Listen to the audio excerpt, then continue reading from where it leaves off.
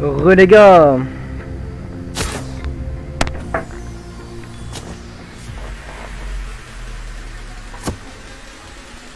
Scène principale.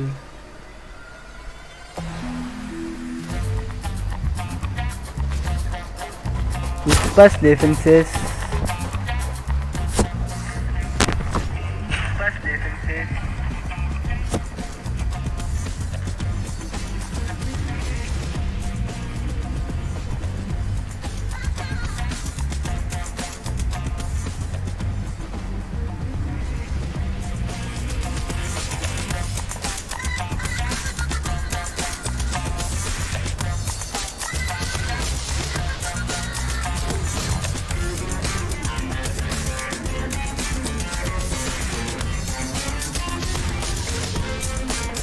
Yo, mettez un pouce bleu les gars.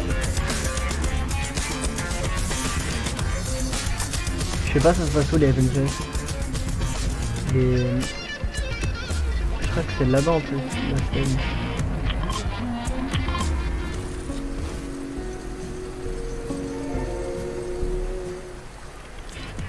Attends, frérot.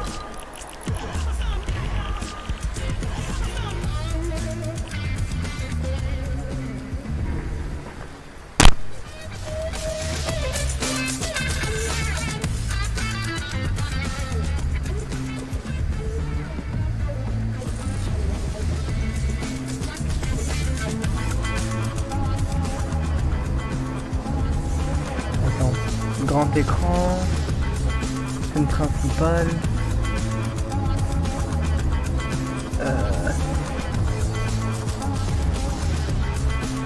Je crois que c'est sur le grand écran aussi.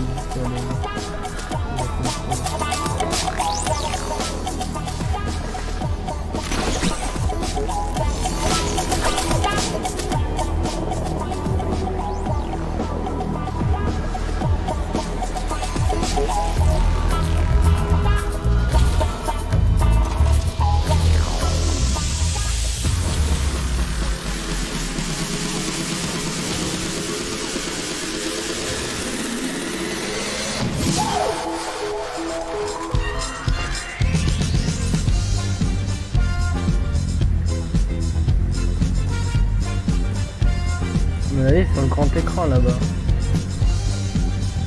En fait, j'en sais rien, mais c'est dans 8 minutes, donc tranquille.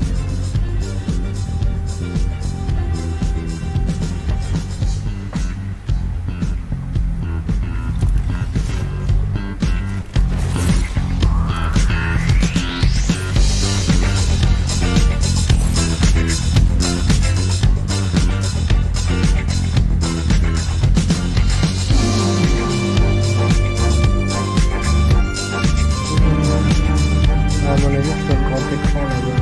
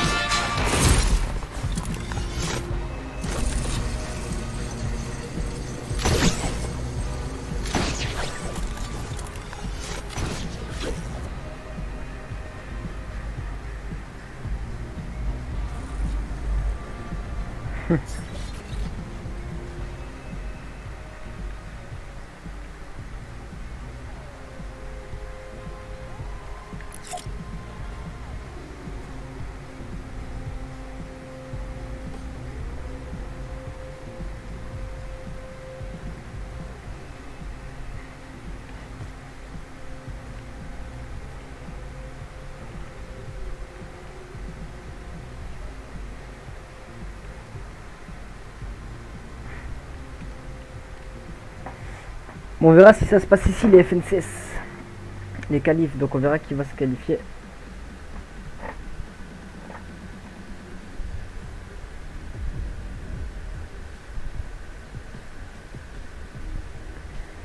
Yo les gars.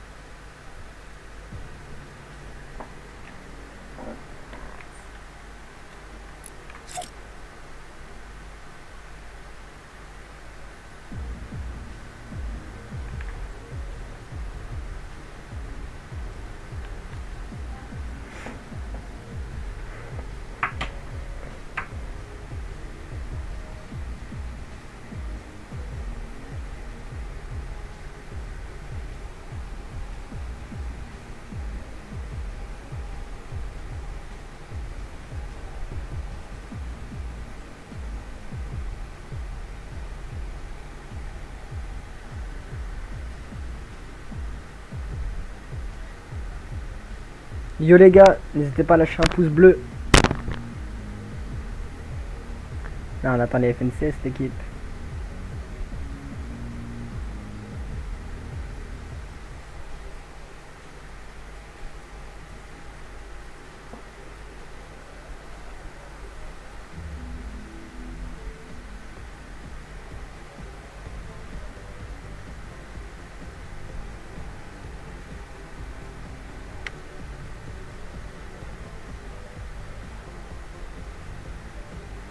Mettez un pouce bleu l'équipe, n'hésitez pas à vous abonner.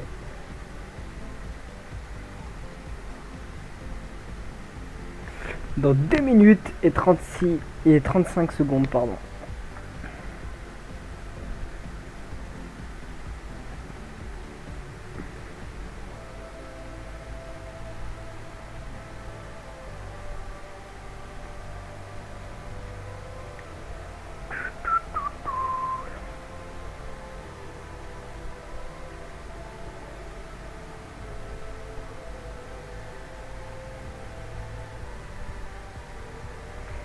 Il a encore 2 petites minutes.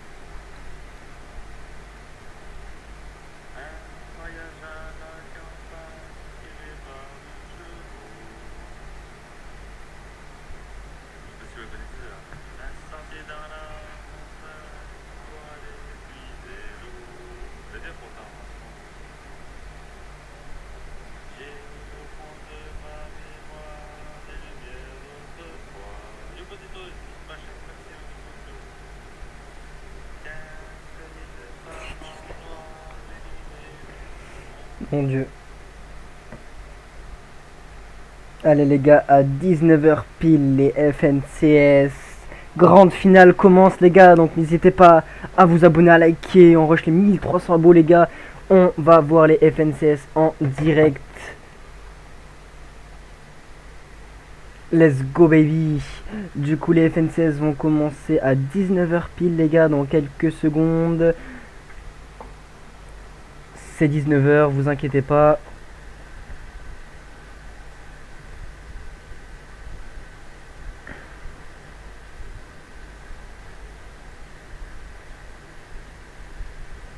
N'hésitez pas à liker les gars, je compte sur vous pour les 3 personnes qui sont sur le live.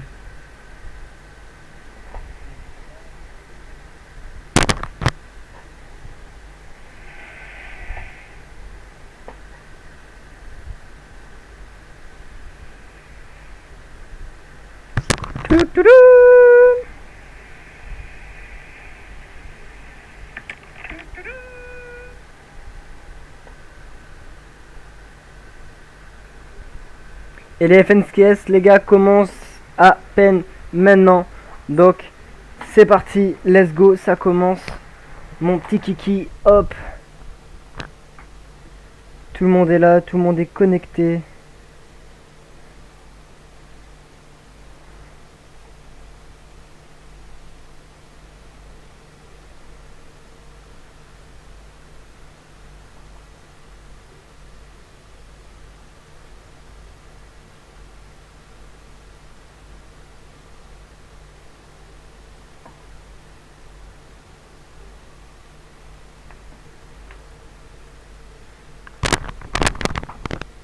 Allez, on va faire une petite danse.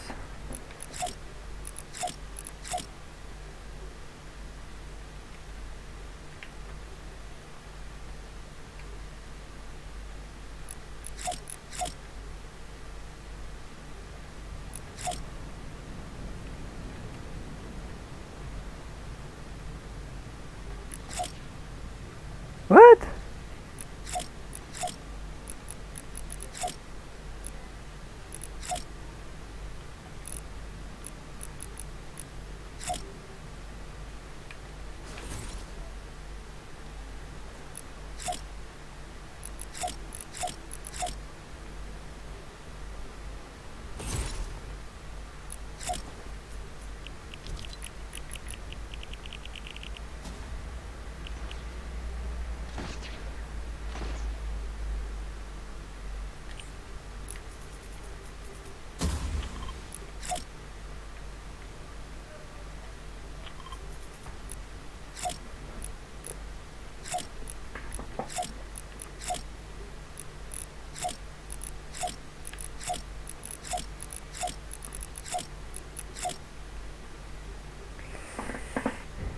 Ils sont tous copyright.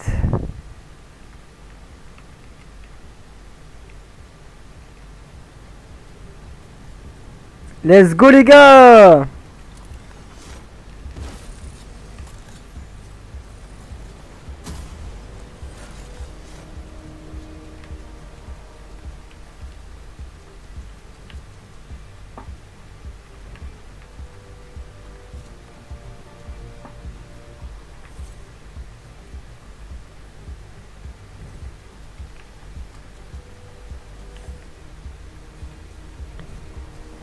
Et voilà l'équipe.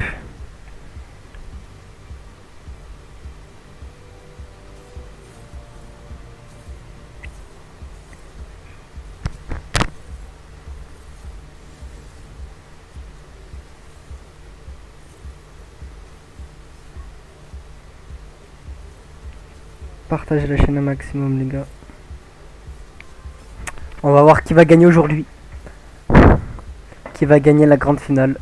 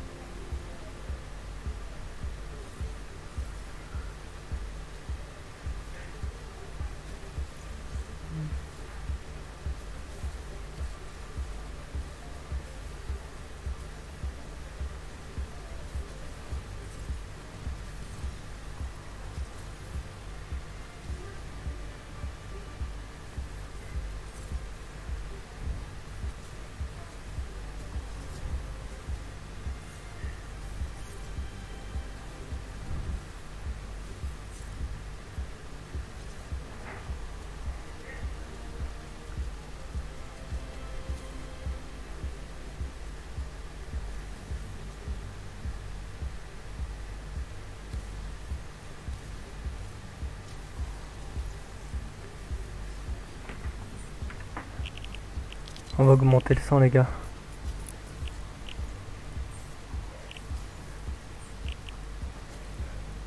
Ah non, ça c'est la musique de salon.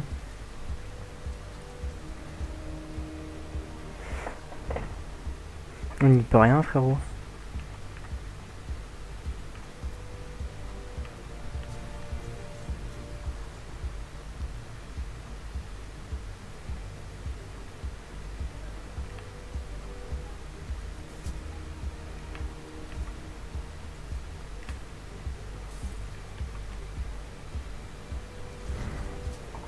Ok les gars, let's go. Let's fucking go. Yo, yo Charles, XD. Yo. Yo. Ça va frérot? Comment ça va? Bah Charles, dis-moi, enfin, penses-tu, enfin, que penses-tu de DFNCS et tu penses que c'est qui va gagner ce soir?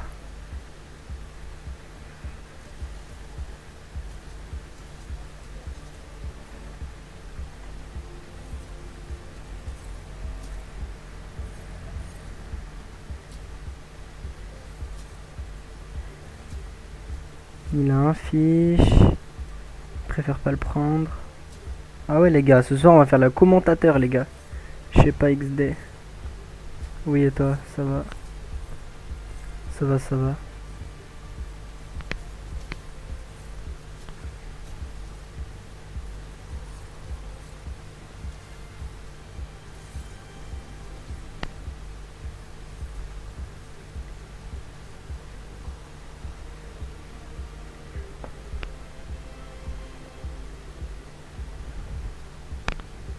Yo l'équipe. Bon, on va voir qui c'est qui va remporter les FNCS cette saison-là, malheureusement.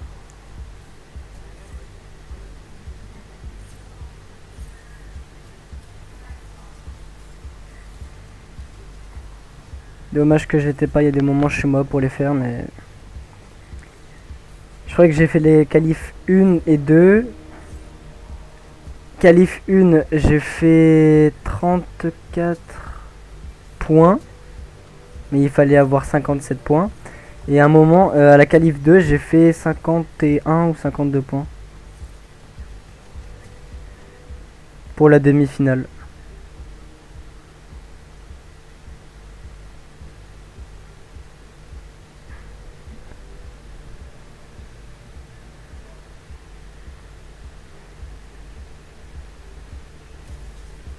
Après il faut avoir de la chatte quoi.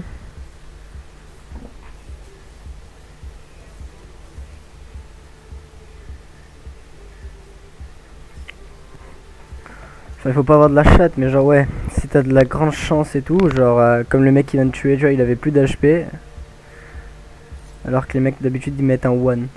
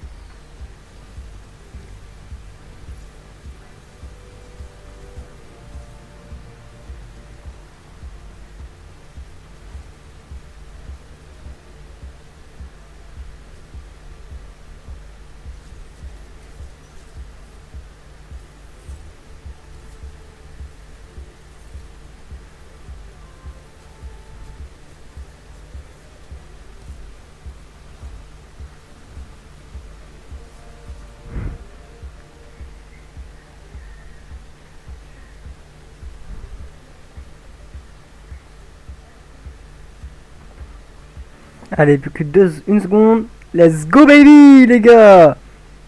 FNCS. What is going on, Fortnite fam? Welcome to the Fortnite Champions Series. After the heats yesterday, we find ourselves. Ouais, en plus je crois que là-bas aux États-Unis ou en Angleterre ils sont encore en confinement je crois. Grand finals. After today, one player in every region will be able to hold the axe of champions high. The hype is here. We are excited. We cannot wait to get into things. If you're joining us at Party Royale, what's up everybody? Thanks for having us. We're here to have a good time, watch some cool Fortnite action, and of course, don't forget to use your favorite emotes, throw the grenades around, purple, orange, whatever your favorite color is. We'll have a great time. With that being said, I'm your host, Zeke, joining us here on the analyst desk. On va ranger la manette sur le teco. Guys, I mean, the hype is so real right now. I mean, I'm between hype, excited, and every other amazing, awesome word because we've been watching along with these guys playing the FNCS solos for so many weeks, and right now, this weekend, today, it's the finale. Yeah, I couldn't be more excited because grand finals for FNCS always means that we get some very, very exciting competitive Fortnite action, and we're going to bring the energy, we're going to bring the fire, and I know these players are too. Oh man, of course, we are going to get into the show, but first, very quickly, do not forget, we are tuning into all things EU. We are going to take a break, and then later on, we'll be back to wrap up NA East on the day. With that being said, let's take a look at the format itself. Yesterday, we saw the heats break down 100 players, but only the top. Si vous vous demandez pourquoi je suis bloqué à 160 FPS, c'est que je me suis mis à 180 FPS, je me suis limité comme ça. Parce que j'ai mis une grande sensi tirée. Quand tu mets de la sensi tirée, genre ça te retire beaucoup d'FPS. Yeah, If you're unfamiliar, you get placement, or you get points for placement, you get points for elimination. 14 points total for placing highest, for achieving that victory royale, and that matters so much over all of everything. But you've got to Top 2 11 points, top 3 10 points, 9 points pour la 4ème et la 5ème place, 6ème place 8 points, 7, 8, 8ème 8 points. Ah, sa mère. Pourquoi tu es là, frérot? Now, of course, what's on the line here? The Axe of Champions will be that trophy that they can take into game and let the others in the lobby recognize them as a champion, but also here $80,000 for first place, and of course. Premier 80 000 $, deuxième 55 000, 45 000 pour le troisième, le quatrième 40 000, cinquième 30 000. Bon, vous voyez un peu. 20 000, après ça descend 10 000, 8 000, 7 000, et voilà.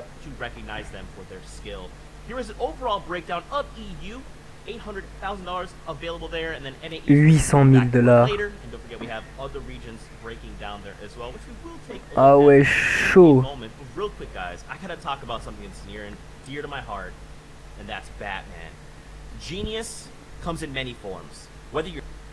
Dangerously funny, les gars, le nouveau pack. Wild plants or flooding the island with your best intentions.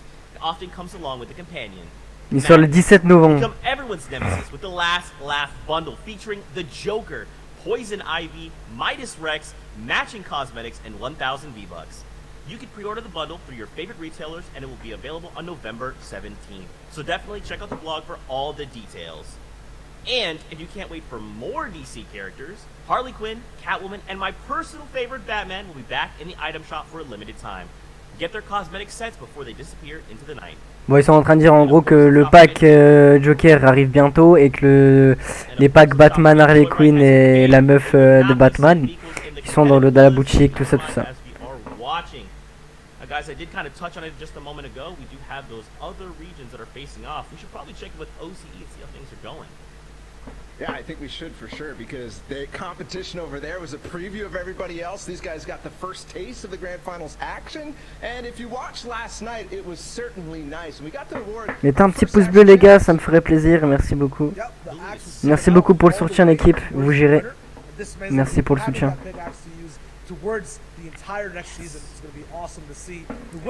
Bon, on n'a pas vu encore les joueurs, mais on va les voir normalement. Total de points 75. Ah, c'est le champion d'Océanie. Ok.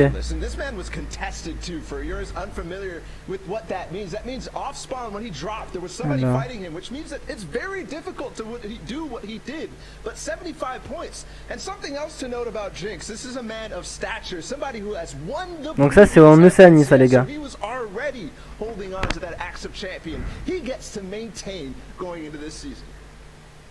Winners stay winning because this ball from second place all the way down to 10th, very familiar names. Reefballs, Asfit, Rax, Worthy all the way up to second, Zore, Leia, Moose, Link at 7th, and then Fresh at 6th, who's been playing so phenomenally over during the day. Had some help as well from chat. Yo Esteban, yo t'as mis des V-Bucks? Non, pas encore. 11ème. Ah ouais. Look how close it was overall. Look at the prize money these guys got broken down. 40 points. Points down to 36. Mountain holding 11th. RBK, I don't know, which is Volks holding down all the way to the 20th slot. Such a close competition, and this is going to be a... Voilà, je crois que c'est les finales Océanie. Des qualifs Océanie. Ok. Les finales Océanie. Du coup, là, normalement, ils vont nous montrer les finales Europe et Asie. That being said, though, Asia also has a champion, Fram #1, holding down that #1 spot, 47 points, no victory else, but 11 elimination and an average placement of 20. 11 éliminations. That in itself is a statement 47 to be made, points. and now he will hold the Axe of Champions high. But it was so close, Zeke. Look at the eliminations, 11 for him over 6 games. That is slightly under 2 elims. And you know what? It counts. Everything matters. Tiebreakers certainly do in this case. 3 people tied for points at first place. That is ridiculous. Unheard of. Haruhiko coming in second and Peter Pan. Unfortunately, these Merci pour les likes, les gars. Merci. Yo. will win the Asia region. Still, another tiebreaker back-to-back, 44 points. Yo, 4 dès ways que through, from third all Trata. the way down to 7th place. That is insane to see. J'ai pas compris. Still, that story continues on the second que tu page. voulais me Asia dire. was so close, so competitive. And as you mentioned, Bola, every elimination Joël. mattered. Once again, Yo, salut mec. down to Riru, Ça va quoi? 11th, 13th place, they were tied. You go all the way down to 18th to 20th. Wildhawk, Bob, these guys were tied too, and it was their individual performance every game that stood out. So remember, every single game you watch, every single play matters the most.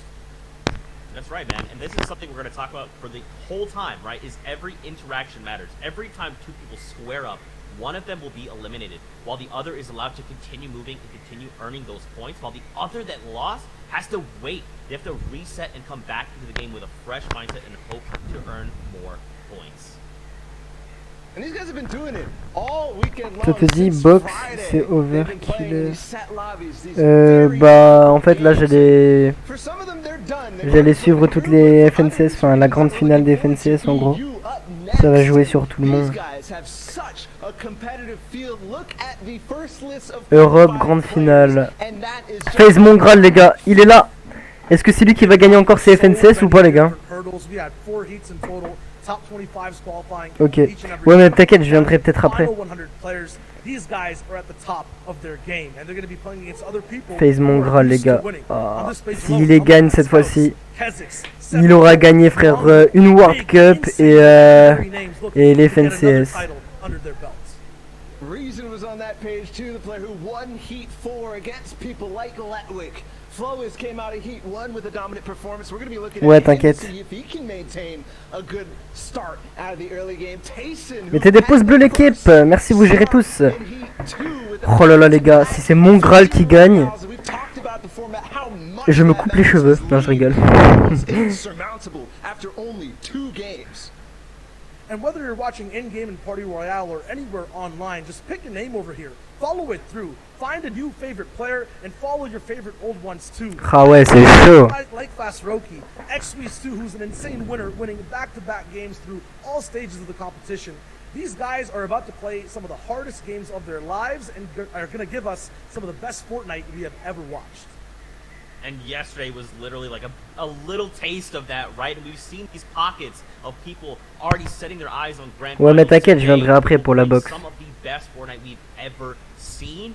I mean, there's no way of knowing. Si tu veux, je t'invite dans mon salon. And hold off strong. Will people go head to head and kind of pull each other back? And at the very end, someone will cross the finish line.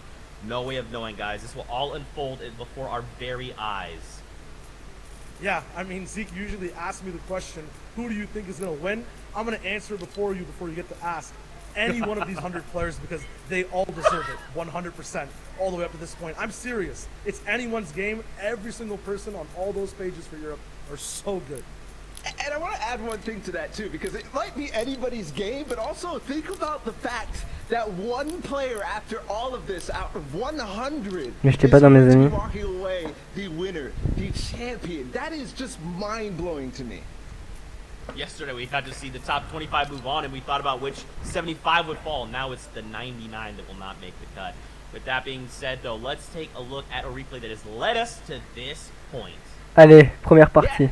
If you haven't joined us on the broadcast just yet, there was 4 heats to play through. Each of those had 100 players. Top 25 moved on from every single one of them. We're watching the winner of heat number 1, and we're highlighting him because he won in a Ah, va bientôt commencer la prochaine partie, les gars. coming out from behind and dueling a lot of other top players, and he did it with style, winning a game with something like 5 eliminations and then taking the lead from there and being consistent all the way through. That's why Advise is certainly somebody to pay attention to. Yeah, the name to remember is Wave Advise, especially anyone having Wave in front of their names. But just look at the way he broke down every game. It wasn't something under control for him at all times. It was always back against the wall, but always found a way through to win every single time. And he was dueling against players like Je t'ai demandé une demande. But moving on into Heat 2, if you missed that one, this was electric. This was fantastic. We C'est toi ça? Tayson's back to back. But he did it again with style too. That's why we have to keep an eye on him going into this. And there's some interesting things about him. We saw a sneak peek about that landing spot, and that's where our previous FNCS Invitational Solos champion came from. His duo partner, Janice. Janice is playing today too, so these guys will have to face off against each other. Ah, il a tué énergie Benfifi. End games, and it's unpredictable as to what will actually end up breaking down.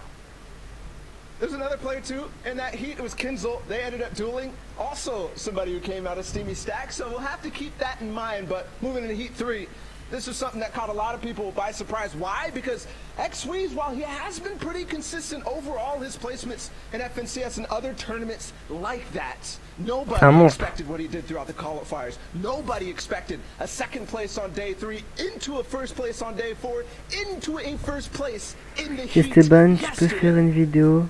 The most surprising performance by far, absolutely, and the most impressive in style. Tu peux faire une vidéo, j'ai acheté le skin Harley Quinn, mais je l'ai pas acheté frérot. And give us a good insight to what shots he likes to take. All these shots always culminate to a win. Just look how fast he is past edits, landing the bullets that he needs to land to be able to get eliminations and then win games close range, 4 people back to back, and he did this in multiple games. And that's not all. While X-Weez might have dominated his heats, there's still one more. Ok. Ouais, non, mais j'ai juste acheté ça. Enfin, on m'a juste offert sa pioche, mais je voulais l'acheter de base de la pioche, mais on me l'a offert, donc ça va. In the next heats, there was players like Reason, and those two have been going back to back against each other for quite some time, starting from the day 1 3 weeks ago. But Reason showed up again, and even though they dueled and took first and second in this heat, Reason seemed to come out far and ahead. The champion of that heat, and for one reason, I think, no pun intended, the Holly Hedges uncontested drop spot. Yeah, with no one fighting you down early game, you have a huge advantage on playing the rest of your game out, going for positions, going for wins. La roquette qui s'est pris. Said though, Reason and Mongrel are going to be able to battle it out once again here today in these grand finals, and it's the final round for these guys to wrap up their story. Ouais, t'inquiète. T'inquiète, je sais, je sais. The note from Reason, he did win back-to-back in heat number 4 yesterday against players like Letwick, who had even Kit Shockwave launcher to try to put him down. He does not care and will go for a streak of 2 back-to-back games in terms of eliminations and wins. So that total amount of points, ridiculous from Reason. We'll have to see if he's in form today. That's the biggest question across the board, right? Who is in form? A lot of these players, they already know the field. They've already scouted each other out, and just like we've done our research, they have too. Now the question is, who will hold strong and who will walk away the champion? With that being said, guys, it is time to get into the first game of the day here in EU. So let's get ready to toss it over to our casters. We've got Clay, Staling, and Sundown to take us through all the action. Gentlemen, over to you. Ladies and gentlemen, boys and girls, Jonesies, Bonesies, he's, she's, theys, and thems, welcome to the first game of the FNCS Grand Finals in EU. And I hope you got your popcorn ready, whether it's literally or the emote in Party Royale, because this game is about to be a blast. I am ready for seeing all the action unfold. I hope everybody's got their favorite emote out, whether it be take a seat, whether they're with their glow sticks out raving. I'm ready. I know you're ready, Sundown. It's going to be amazing. Enough from us. Let's take us into game number 1. The analyst desk set it up so well. Shout outs to Zeke, Bala, and Shao. Première game normalement les gars. Now we're into match number 1. This is it. 6 games to decide who will walk away with that Axe of Champions. Who will be the top player in arguably the most competitive region in Fortnite. It does have the most participants, and there's $800,000 up for grabs here. And here's the initial le monde qui a... And it looks like everyone's sticking true to where they planned on dropping. We have 3 players in Steamy. We've got, I think, only 1 or 2 players there in Caddy Corner, the 4 in Lazy Lake that we've seen time and time and again from Europe. And of course, we've got Rezon and Holly Hedges, and it seems like he may be alone. And one of the best comments I think I saw coming out is, wow, everyone is really scared of Rezon. And if you look at some of those early game drop spots, both in heats and I'm assuming now in the grand finals, everyone stays Première game really les gars, ça va être chaud sa mère. You can see that in the bottom right hand corner on the map, not a single triangle remotely close to him representing another player. N'hésitez pas à like les amis, vraiment. Such a good job over the course of Oh là là. the entirety. Il a 2 hogs.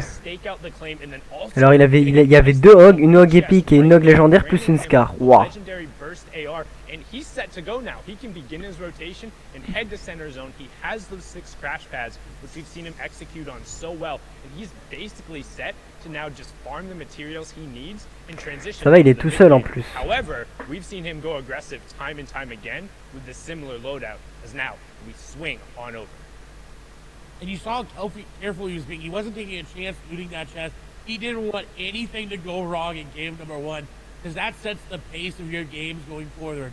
Whether you get out to a head start or whether you get to climb your way back from an unfortunate off-spawn elimination.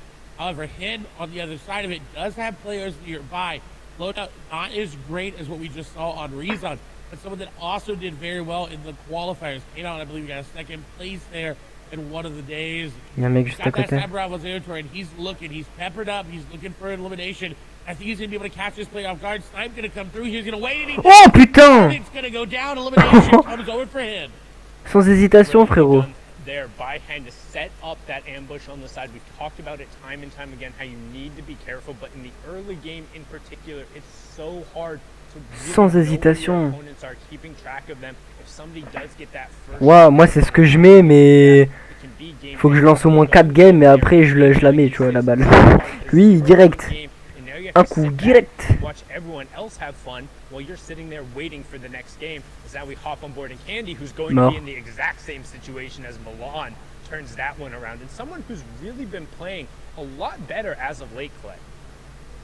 He has indeed. And I believe we have 2 Milans here in this grand final. So we've got a Loft Milan and Normal Milan, but both of them have been playing very, very well and have consistently been making it into that top 25. It seems like almost every single qualifier. So it's really good to see consistency being rewarded, especially with the way the format is. The format rewards those high-placing, high-consistent games. So if you're able to get to top 15, top 25, top 10 every single game, you're going to start to make your way to the top of the leaderboard. And that's what the goal is for the end. We talked about so much yesterday how it's, hey, top 25 is all that matters. Well, here, everyone wants to be number 1. You have to walk away with that top spot. It's a soloist competition. If you want the grand prize in the Axe of Champions and all the clout that comes with saying, hey, I am the best player in my region after the weeks of qualifiers and then coming down to this, and Mr. X, who had a beautiful run yesterday to even get him here, the miracle back-to-back-to-back eliminations, but now under pressure from Rifle, going to get in directly on top of him, but sticking straight to the AR spray. He didn't have a shotgun. That's what we talk about. Those early game fights, he just had the assault rifle and the Il avait mis à 20 HP, je pense, en plus. Demain, tu vas faire une vidéo. Bah, il y a déjà une vidéo prête pour demain. Donc demain, il y a une petite vidéo qui va sortir, un petit top 1 qui va sortir. Enfin, c'est la rediff du top 1, mais vous inquiétez pas. La rediff, elle a un peu bugué par contre. Mais tranquille.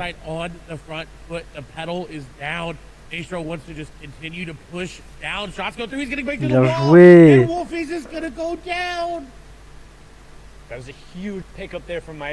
Ça serait bien qu'on tombe sur Phase Mongrel. Vous inquiétez pas les gars, demain petite vidéo prévue, petit top 1. Bon, j'ai pas fait vraiment beaucoup de kills, mais vous allez voir. Par contre, c'est assez lol. Hein.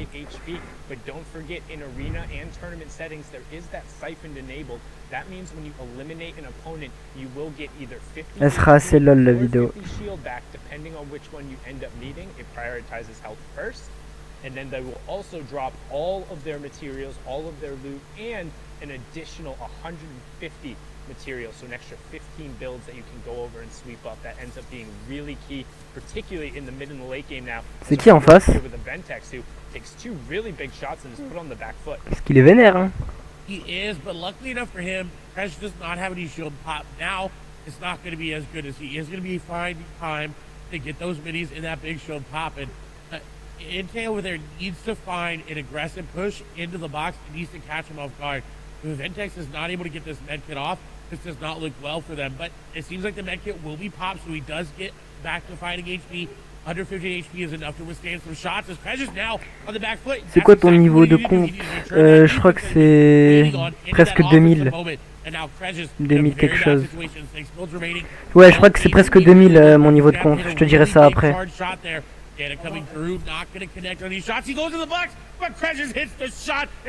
T'es sûr, il est trop chaud. Bon les gars, moi je vous dis, hein, je m'entraînais à fond. Et puis pour les prochains tournois, et ben on fera du sale. Vous inquiétez pas. Donc les gars, moi je vous dis, je vous laisse là sur les FNCS. Je vous dis à tout à l'heure. Je couperai mon micro. Je vous dis à tout de suite. Restez sur le live pour voir les FNCS. Et puis gros bisous, laissez un petit like, abonnez-vous, partagez la chaîne. Et puis je suis sur le live, donc vous inquiétez pas, je vous regarde. Je vais juste faire une petite pause les gars. Et je reviens. À tout de suite. Peace. And you took the words from my mouth. Nebby with an amazing aim there, just getting what he needed to get started. However, someone who is not having amazing luck is Janus right now.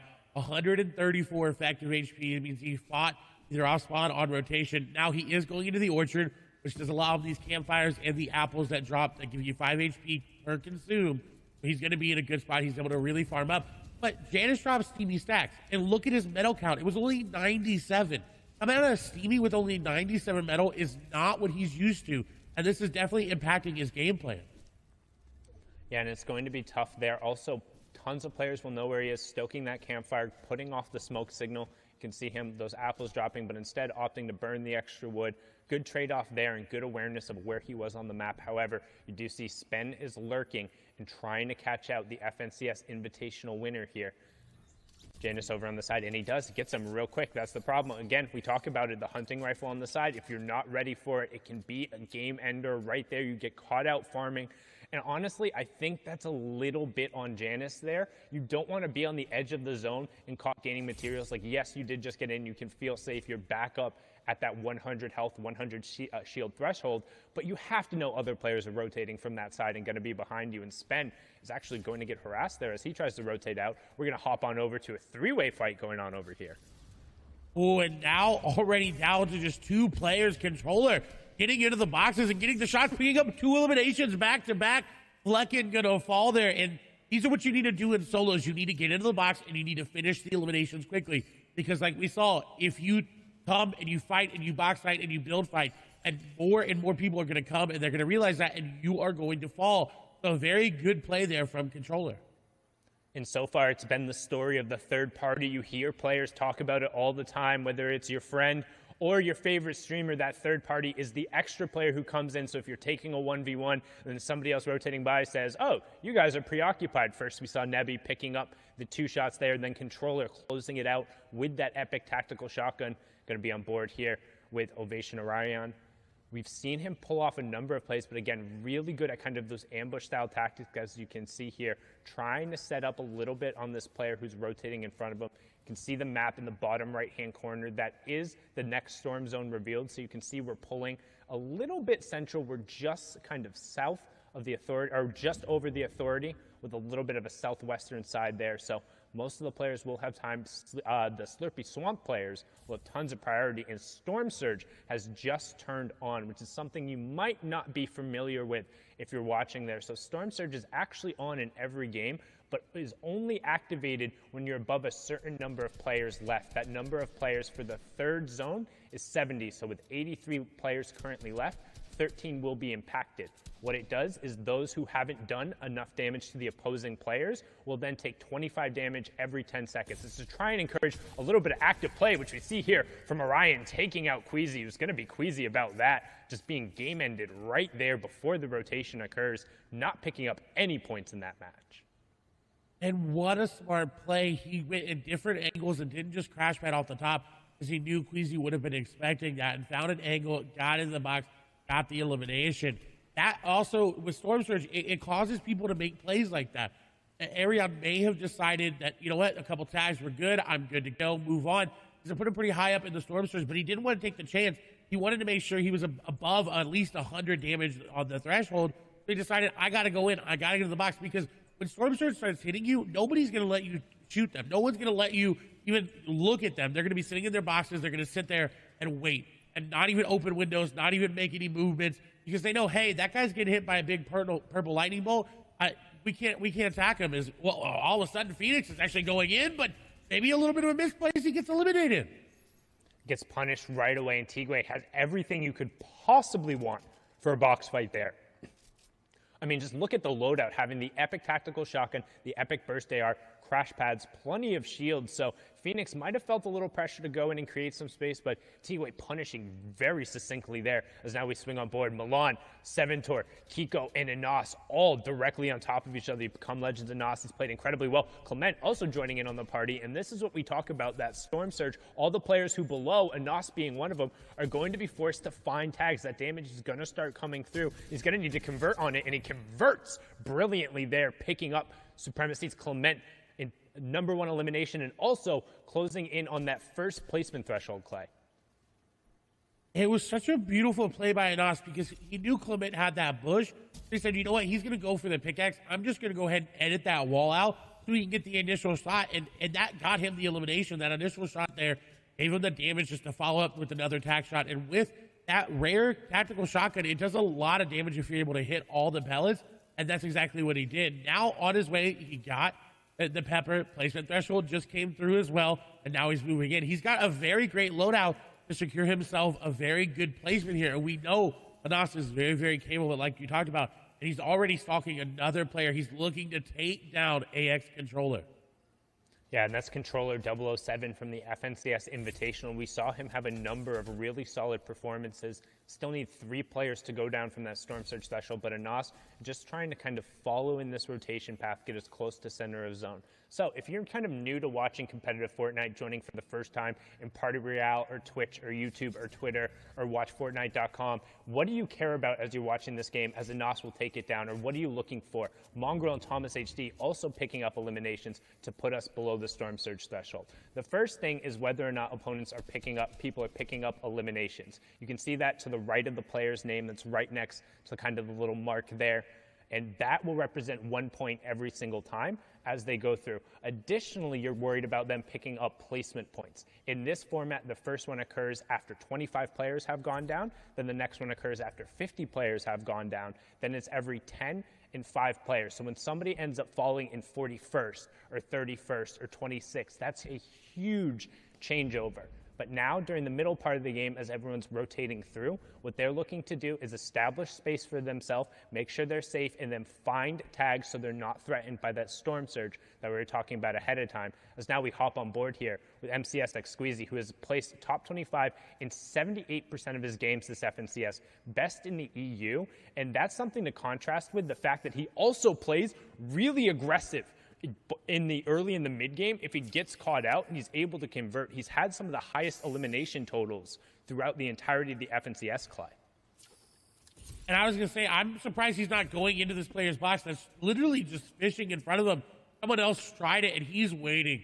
You can tell he wants to get into this box. As soon as he sees that player start to make moves into the other box, or maybe he finds out exactly where they are, he wants to go in. But he's got Letwick right above him, so you can tell he's being a little bit more cautious this time around. In the heat and the qualifiers, he knew he had a little bit of leeway after that great performance that he had. He was able to play a little bit more aggressive and still get top 25, which is insanely impressive. Now, the biggest impact of the game right now is going to be this Kit Shockwave launcher in Thomas HD's inventory. He's already got an elimination because of it. He's also already near the next zone. He doesn't have to rotate very far, which is really good for him because he only has 94 materials.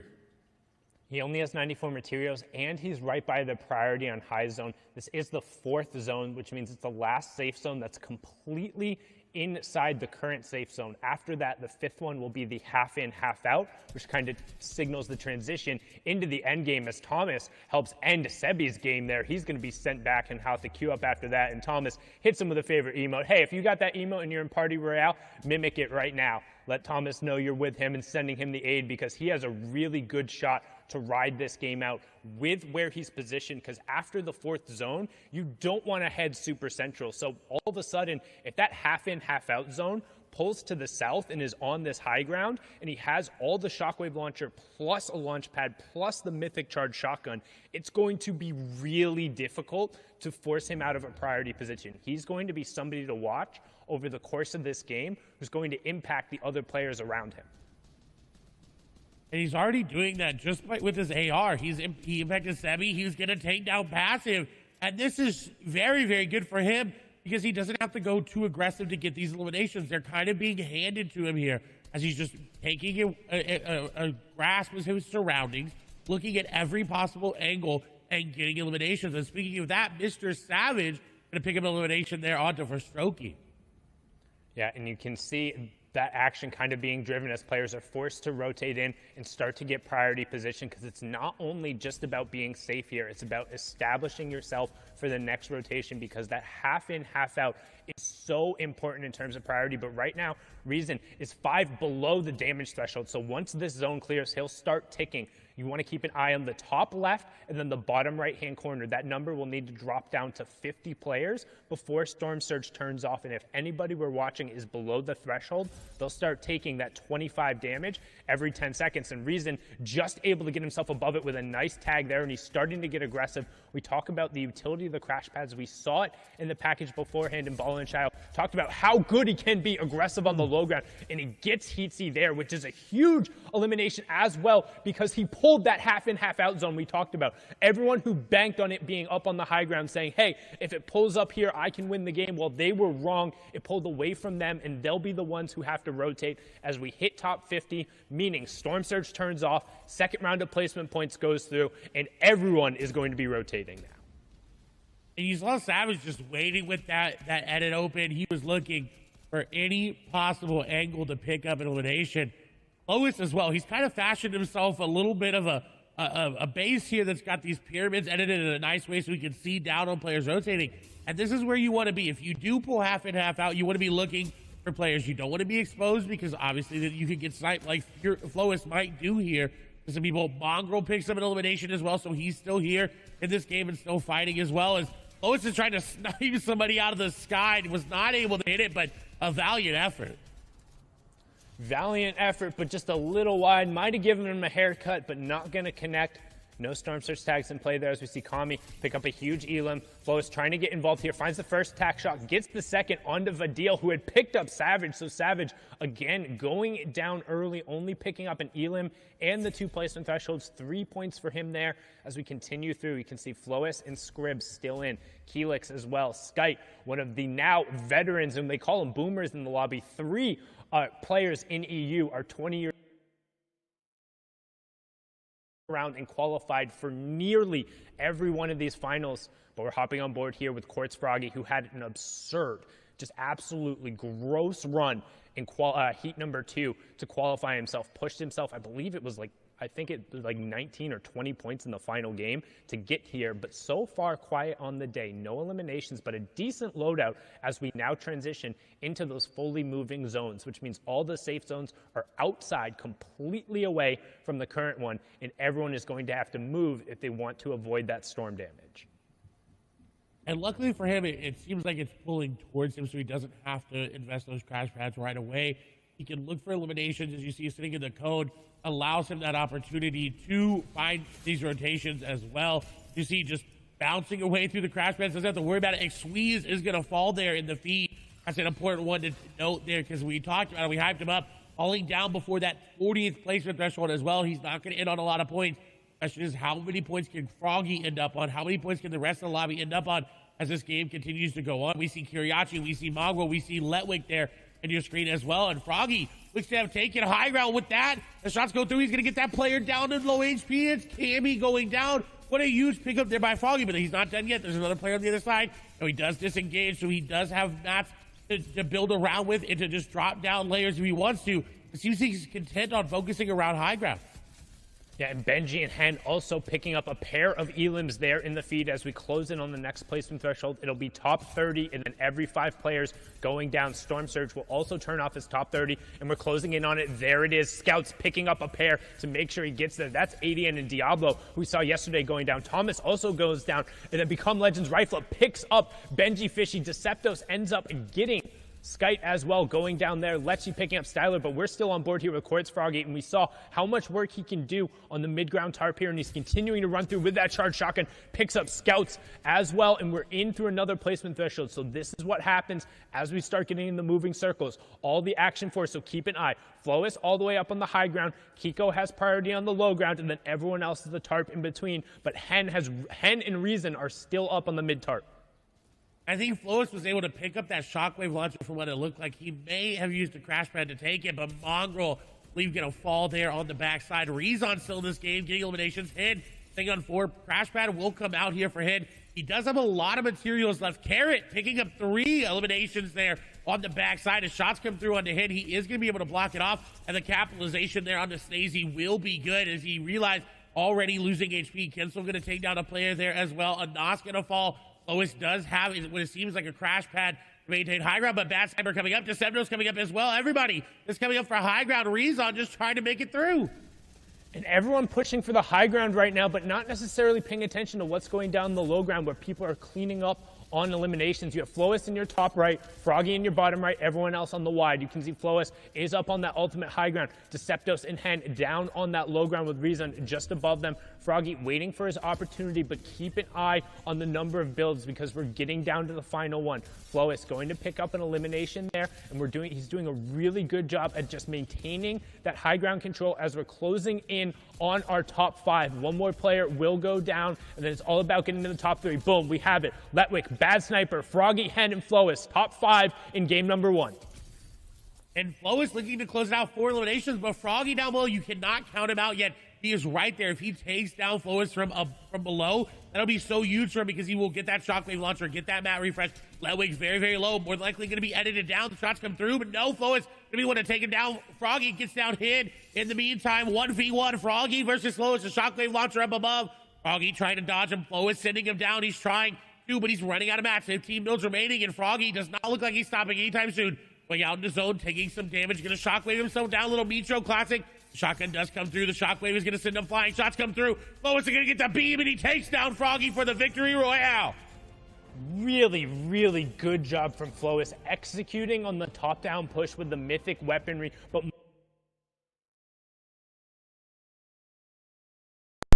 and then finding a gap to launch the opponent out, tracking him, picking it up with the AR. Match number 1 is done. Fury Flois taking home the victory royale, but we'll see where the leaderboard shakes out. We're going to toss it back on over to Zeke, Shio, and Bala. Man, a strong start here in EU, really coming out with a nice flow. Flois finding himself. Alors les gars, guys, this fight between Froggy and Flois, both players walking into that 1v1 with 5 eliminations. The elim and the victory route is going to be that 4-point swing. This is gonna be a good tone setting for the rest of the competition.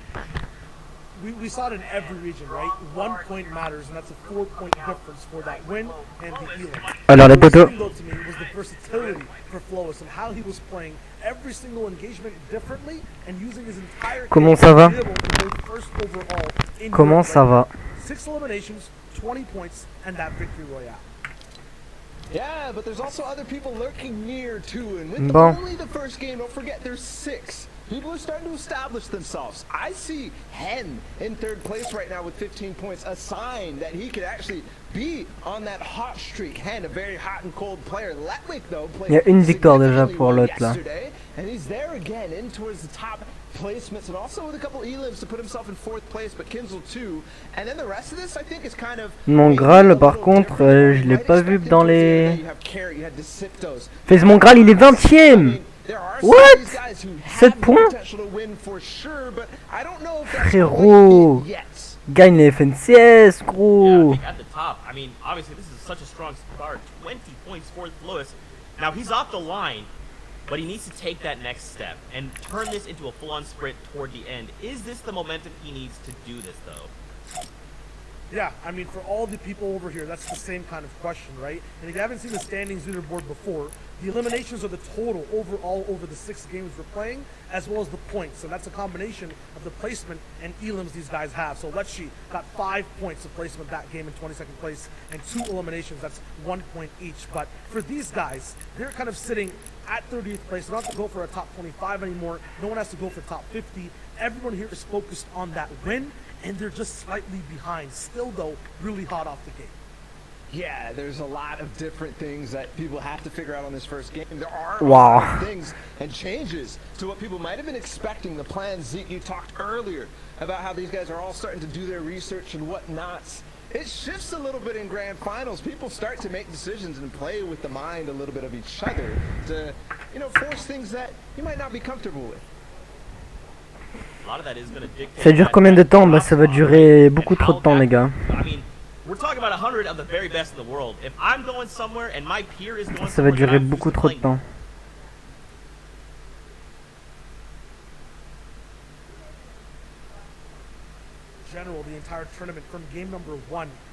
Ouais, je sais pas. Bah déjà c'est la première partie, elle vient d'être faite. Il y a eu beaucoup de morts. Mon Graal il a fait 7 points. Il y a pas mal de mecs qui ont fait 9 points.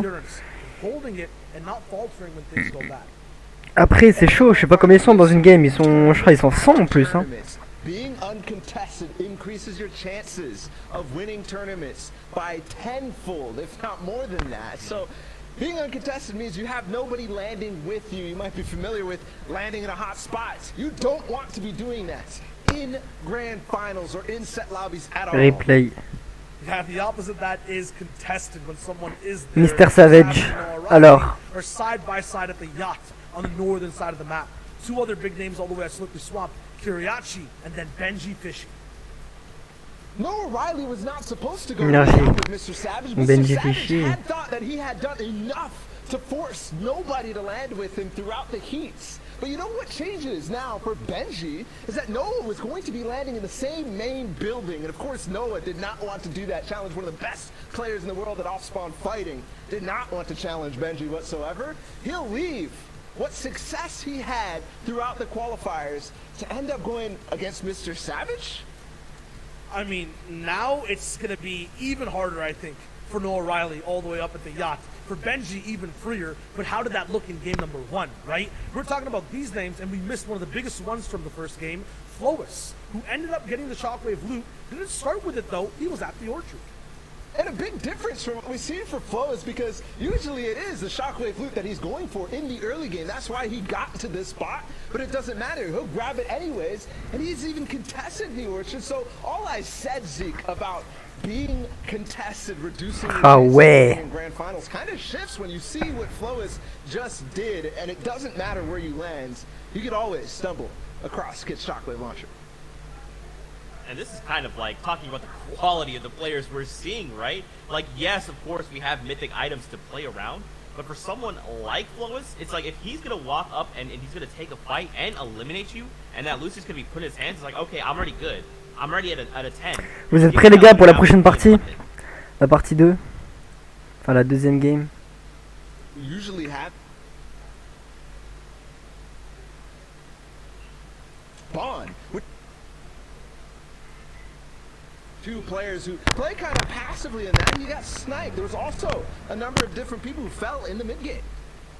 Yeah, I mean, the big thing and the number one word for all these players right now is momentum, right? Flois finding that Shockwave launcher gives them a bunch. Janus getting taken out, as Bala just mentioned, stops the momentum overall, right? So in game number 2, these guys have to find a way to rev their engines faster and then get ahead of everyone else with momentum.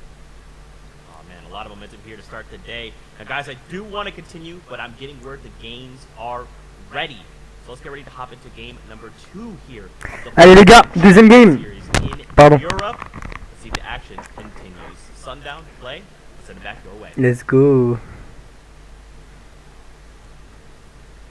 Thank you so much, Zeke, Shio, and Bala. And I mean, I'm just so excited to see, because I'm a personal fan, or like I'm a advocate for the fact that game 1 is a nice way to set the tone, but you really get an idea of how the lobbies are going to play after game 2, because particularly with solos, it's about consistency and who's able to turn over a performance from one game to the next and continue it rolling, and you're really able to see that going. Mon Graal, il est en quelle couleur, frérot?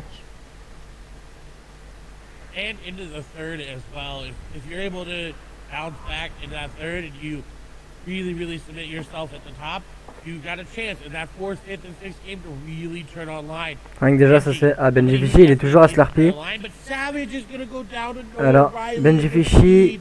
So the contestant happened, and Savage unfortunately falling. Looks like Benji is trying to take down Kiriachi in the time being.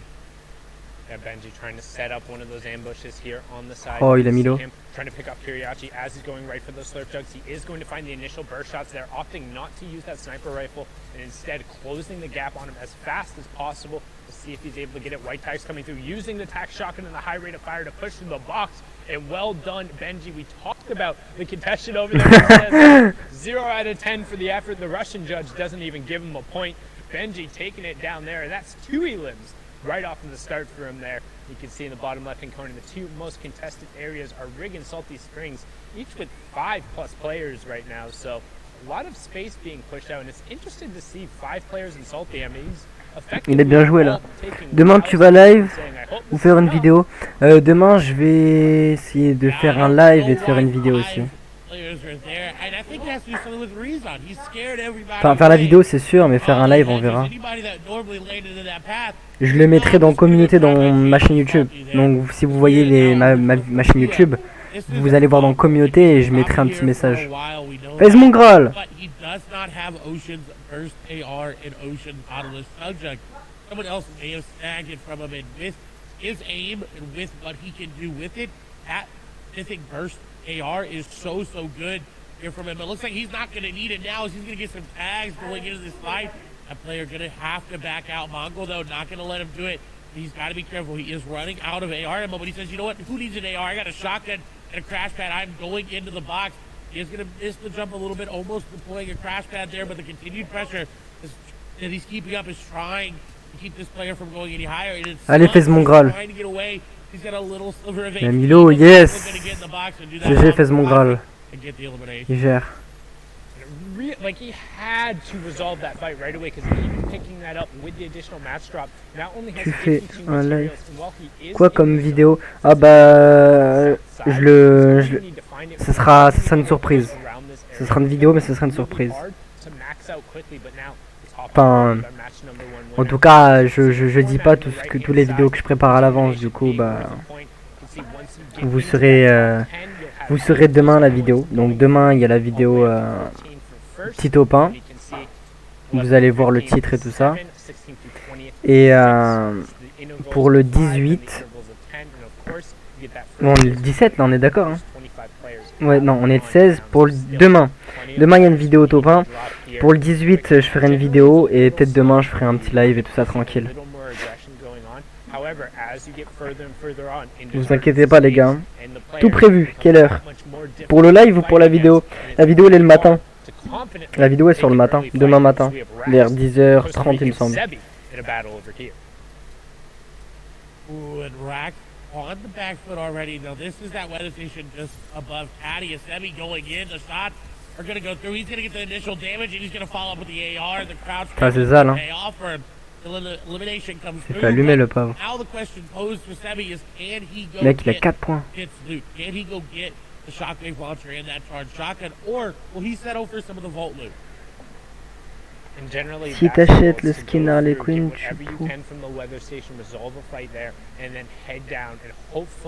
Et par contre, le live, si je le fais, ce sera vers 2h de l'après-midi, 2h30. Entre 2h et 15h. Enfin, 14h et 15h. Si vous voulez savoir.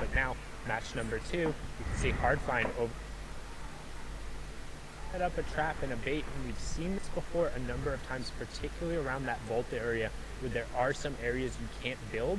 Players look to have just an immediate drop, but Letwick is set up really well in terms of his close quarters combat. Just ouais, si je mets des bugs ce soir, ouais, t'inquiète. De toute façon, je crois qu'elle reste pendant pas mal de jours, hein. Enfin pas mal de semaines. Harley Quinn. Je reviens l'équipe. For an ambush here in a second, but right now both players just farming up. And it seems like they're respecting each other's areas of this authority. They kind of know, hey, he's going to be over here. I can tell by how he's looted. I know Letwick's going to be in this side because I know how he looted from Hardfine's perspective. But what's concerning about this is the players that are around. Parrot is there as well. You got 2 other players on the side. Letwick is playing this very well. He's hitting some things and then he's standing still. Because that's how the henchmen act. They walk around, sometimes they'll hit stuff that's in their way, and then they'll stand still as you see one moving there. On the other side, we've got Wolfies who's in a fight against some Marauders. Hopefully he's able to get out of those. The Marauders are very, very potent. They shoot you, they throw things at you, and they just will try to eliminate you at all costs. And they've got very, very good aim, especially with that hunting rifle. Heureux les gars. The Deadeye Marauder. Ok, merci, tu gères. Got Ardent pretty low as well, 150 HP. Now the Marauders are coming in here. The third party this fight. Sometimes the third party does not always have to be an actual Tu player. offres, t'es le meilleur. Yeah, Tu this is really m'as en difficult because he's ami. allowing the Marauders to go after Ouais. this player. Bah si je mets des V-Bucks, t'inquiète que je pense à toi. Initial damage, but if he goes in, he's got to be careful. You can't look to go in right away with all these Marauders around. Merci pour les 8 likes les gars. They're going to be very, very, very hard to build through and walk through. As you see, the builds are going to get broken. This is bad for Wolfies. He needs to get rid of the Marauders. His shots are coming in down to 11 HP. He's only got 2 builds remaining. Launchpad place. He can't build anymore. Got a player right there in front of him. Sniper shot. Gonna go. Oh. And it does. But he goes. What? Mais tu parles bête. Vato getting picked off there, but the Marauders catching Wolfies out. No builds, no natural cover nearby. Ardent soaking most of the aggression. Him c'est opting to go down. chaud. Ardent will clean up all of that. So good heads up plays by Mon Graal il est pas mort, on est d'accord les gars. Marauders ultimately enacting their Il est pas mort mon revenge there. Graal. And it can be so difficult when you get caught out by them, particularly in the open. The builds that will target those and will try and take them out. You're definitely able to kind of ditch them and get rid of aggro when you're around some of the more natural cover on the map, those houses, the bridges and the stuff that are nearby. But Vato not going to be happy about that, just trying to get a little bit of a third-party tag there, and Wolfie's punishing him right before he goes down. He says, hey, if I'm going down, you're coming down with me, and will also deny a key elimination point that could have gone over to Ardent. So ultimately, he's going to be upset his game is over, but at least he was able to pick up a little bit. He's now back on board here with Flois, and as we can see, he's used to fast starts, placing first with Merci les potes qui restent sur le live, merci les potos, vous as gérez. well. So let's see if he can turn this confidence into something more, as he is over on the northeast side of the zone. Je compte sur vous pour avoir les 10 likes les gars. Around him. However, he has priority on the rotation, but not a ton of materials to really do it. You don't want to be forced to burn those metal and the brick here. We refer to those as the hard materials, because once they get built up, they provide that much more defense for you. However, just they're so much harder to get naturally as you move through the map that Flo is finding Cammy there, and you can see immediately he's going to head over there because he's like, hey, I need those mats, I need those refreshers. When we talk about refresher in the term, this is it, because that's going to be refreshing for him. What a shot and a heads up play by Flois. He desperately needed that, as well as his ammo was pretty low too. Only 74 AR. That's not enough going into an in-game competitive Fortnite game. You definitely want to have a little bit more like Noah Riley here. Again, takes off Mr. Savage and now has the loot to show for it. They got coming in clutch with this loot. He's got this player down though with those tags, but the big shield going to be popped there. Now Noah has to be careful. He wants to go aggressive. His instinct is to push in with that crash pad and get the aggressive play, but that player back up to full HP. He's got to be careful. Shots go through the edit. Not going to connect on the shots there. Noah over the top. Shots come through. A 71 tag there for Noah.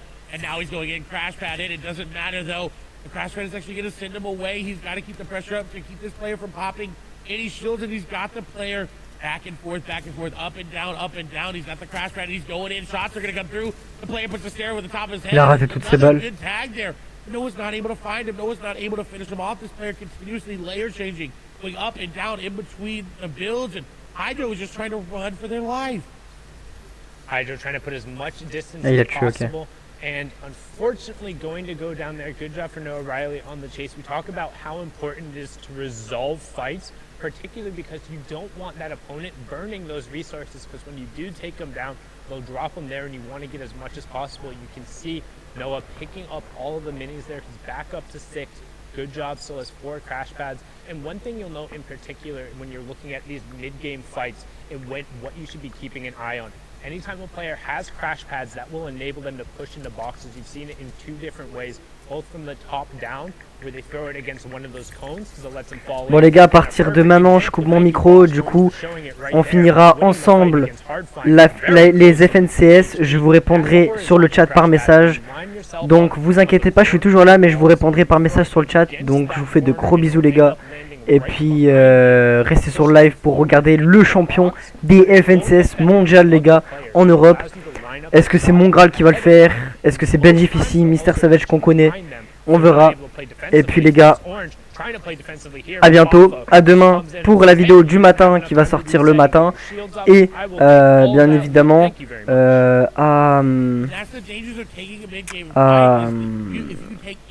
à demain aussi pour le petit live qu'on va faire vers 14h30, 15h, on verra.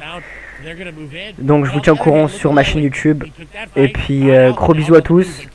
Et puis de toute façon je reste avec vous sur le live. Donc vous inquiétez pas, j'arrêterai pas le live jusqu'à que... Enfin en tout cas j'arrête pas le live jusqu'à que le champion est désigné. Donc dès qu'il y a le champion, on attend un peu et ensuite je couperai le live. Donc vous inquiétez pas, gros bisous à tous, abonnez-vous, likez. Et puis je vous dis ben à tout de suite. Enfin on est encore ensemble sur le live jusqu'à la fin.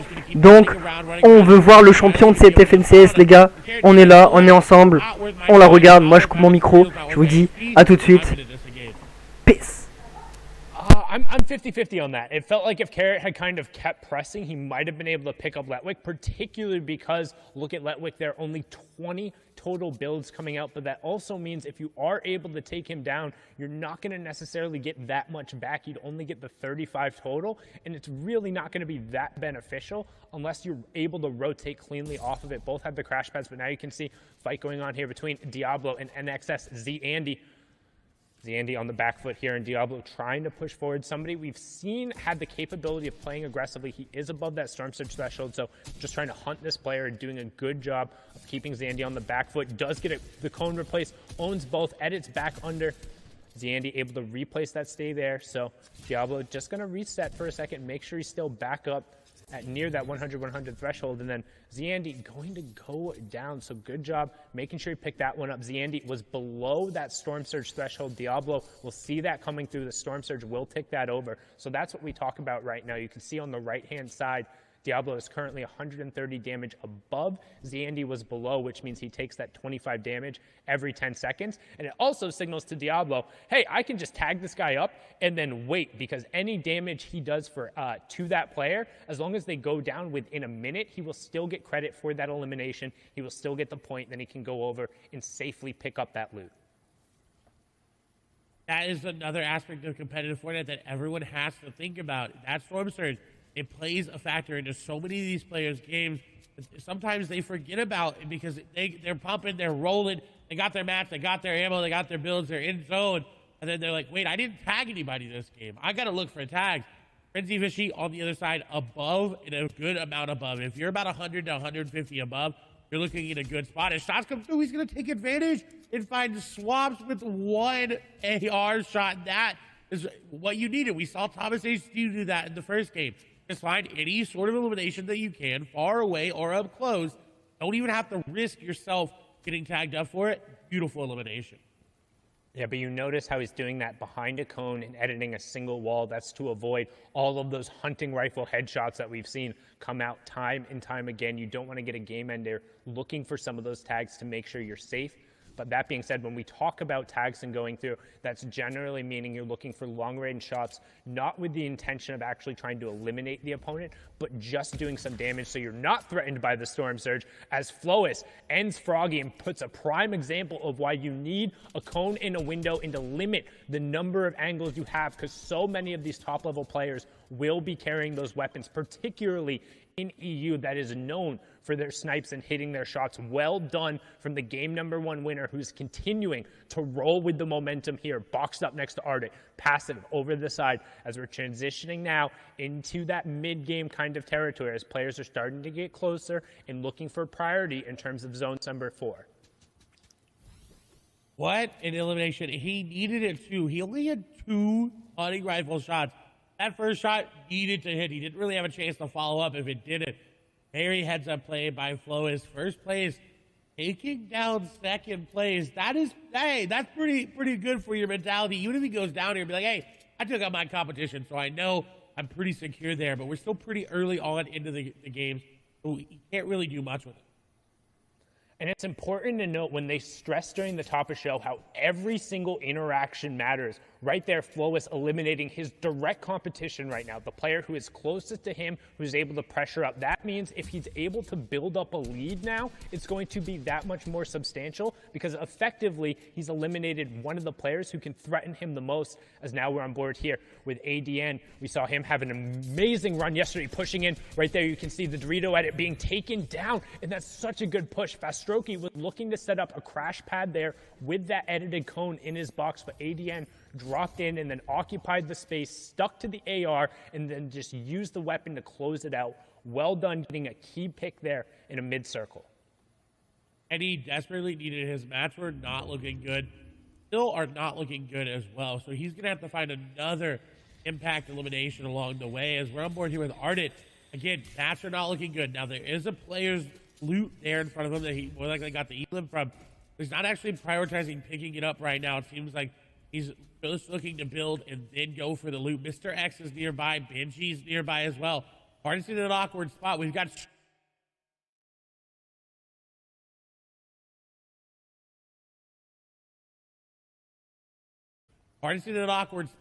Scram in this game here as well. Handy, passive, slick. A lot of players still alive. 61.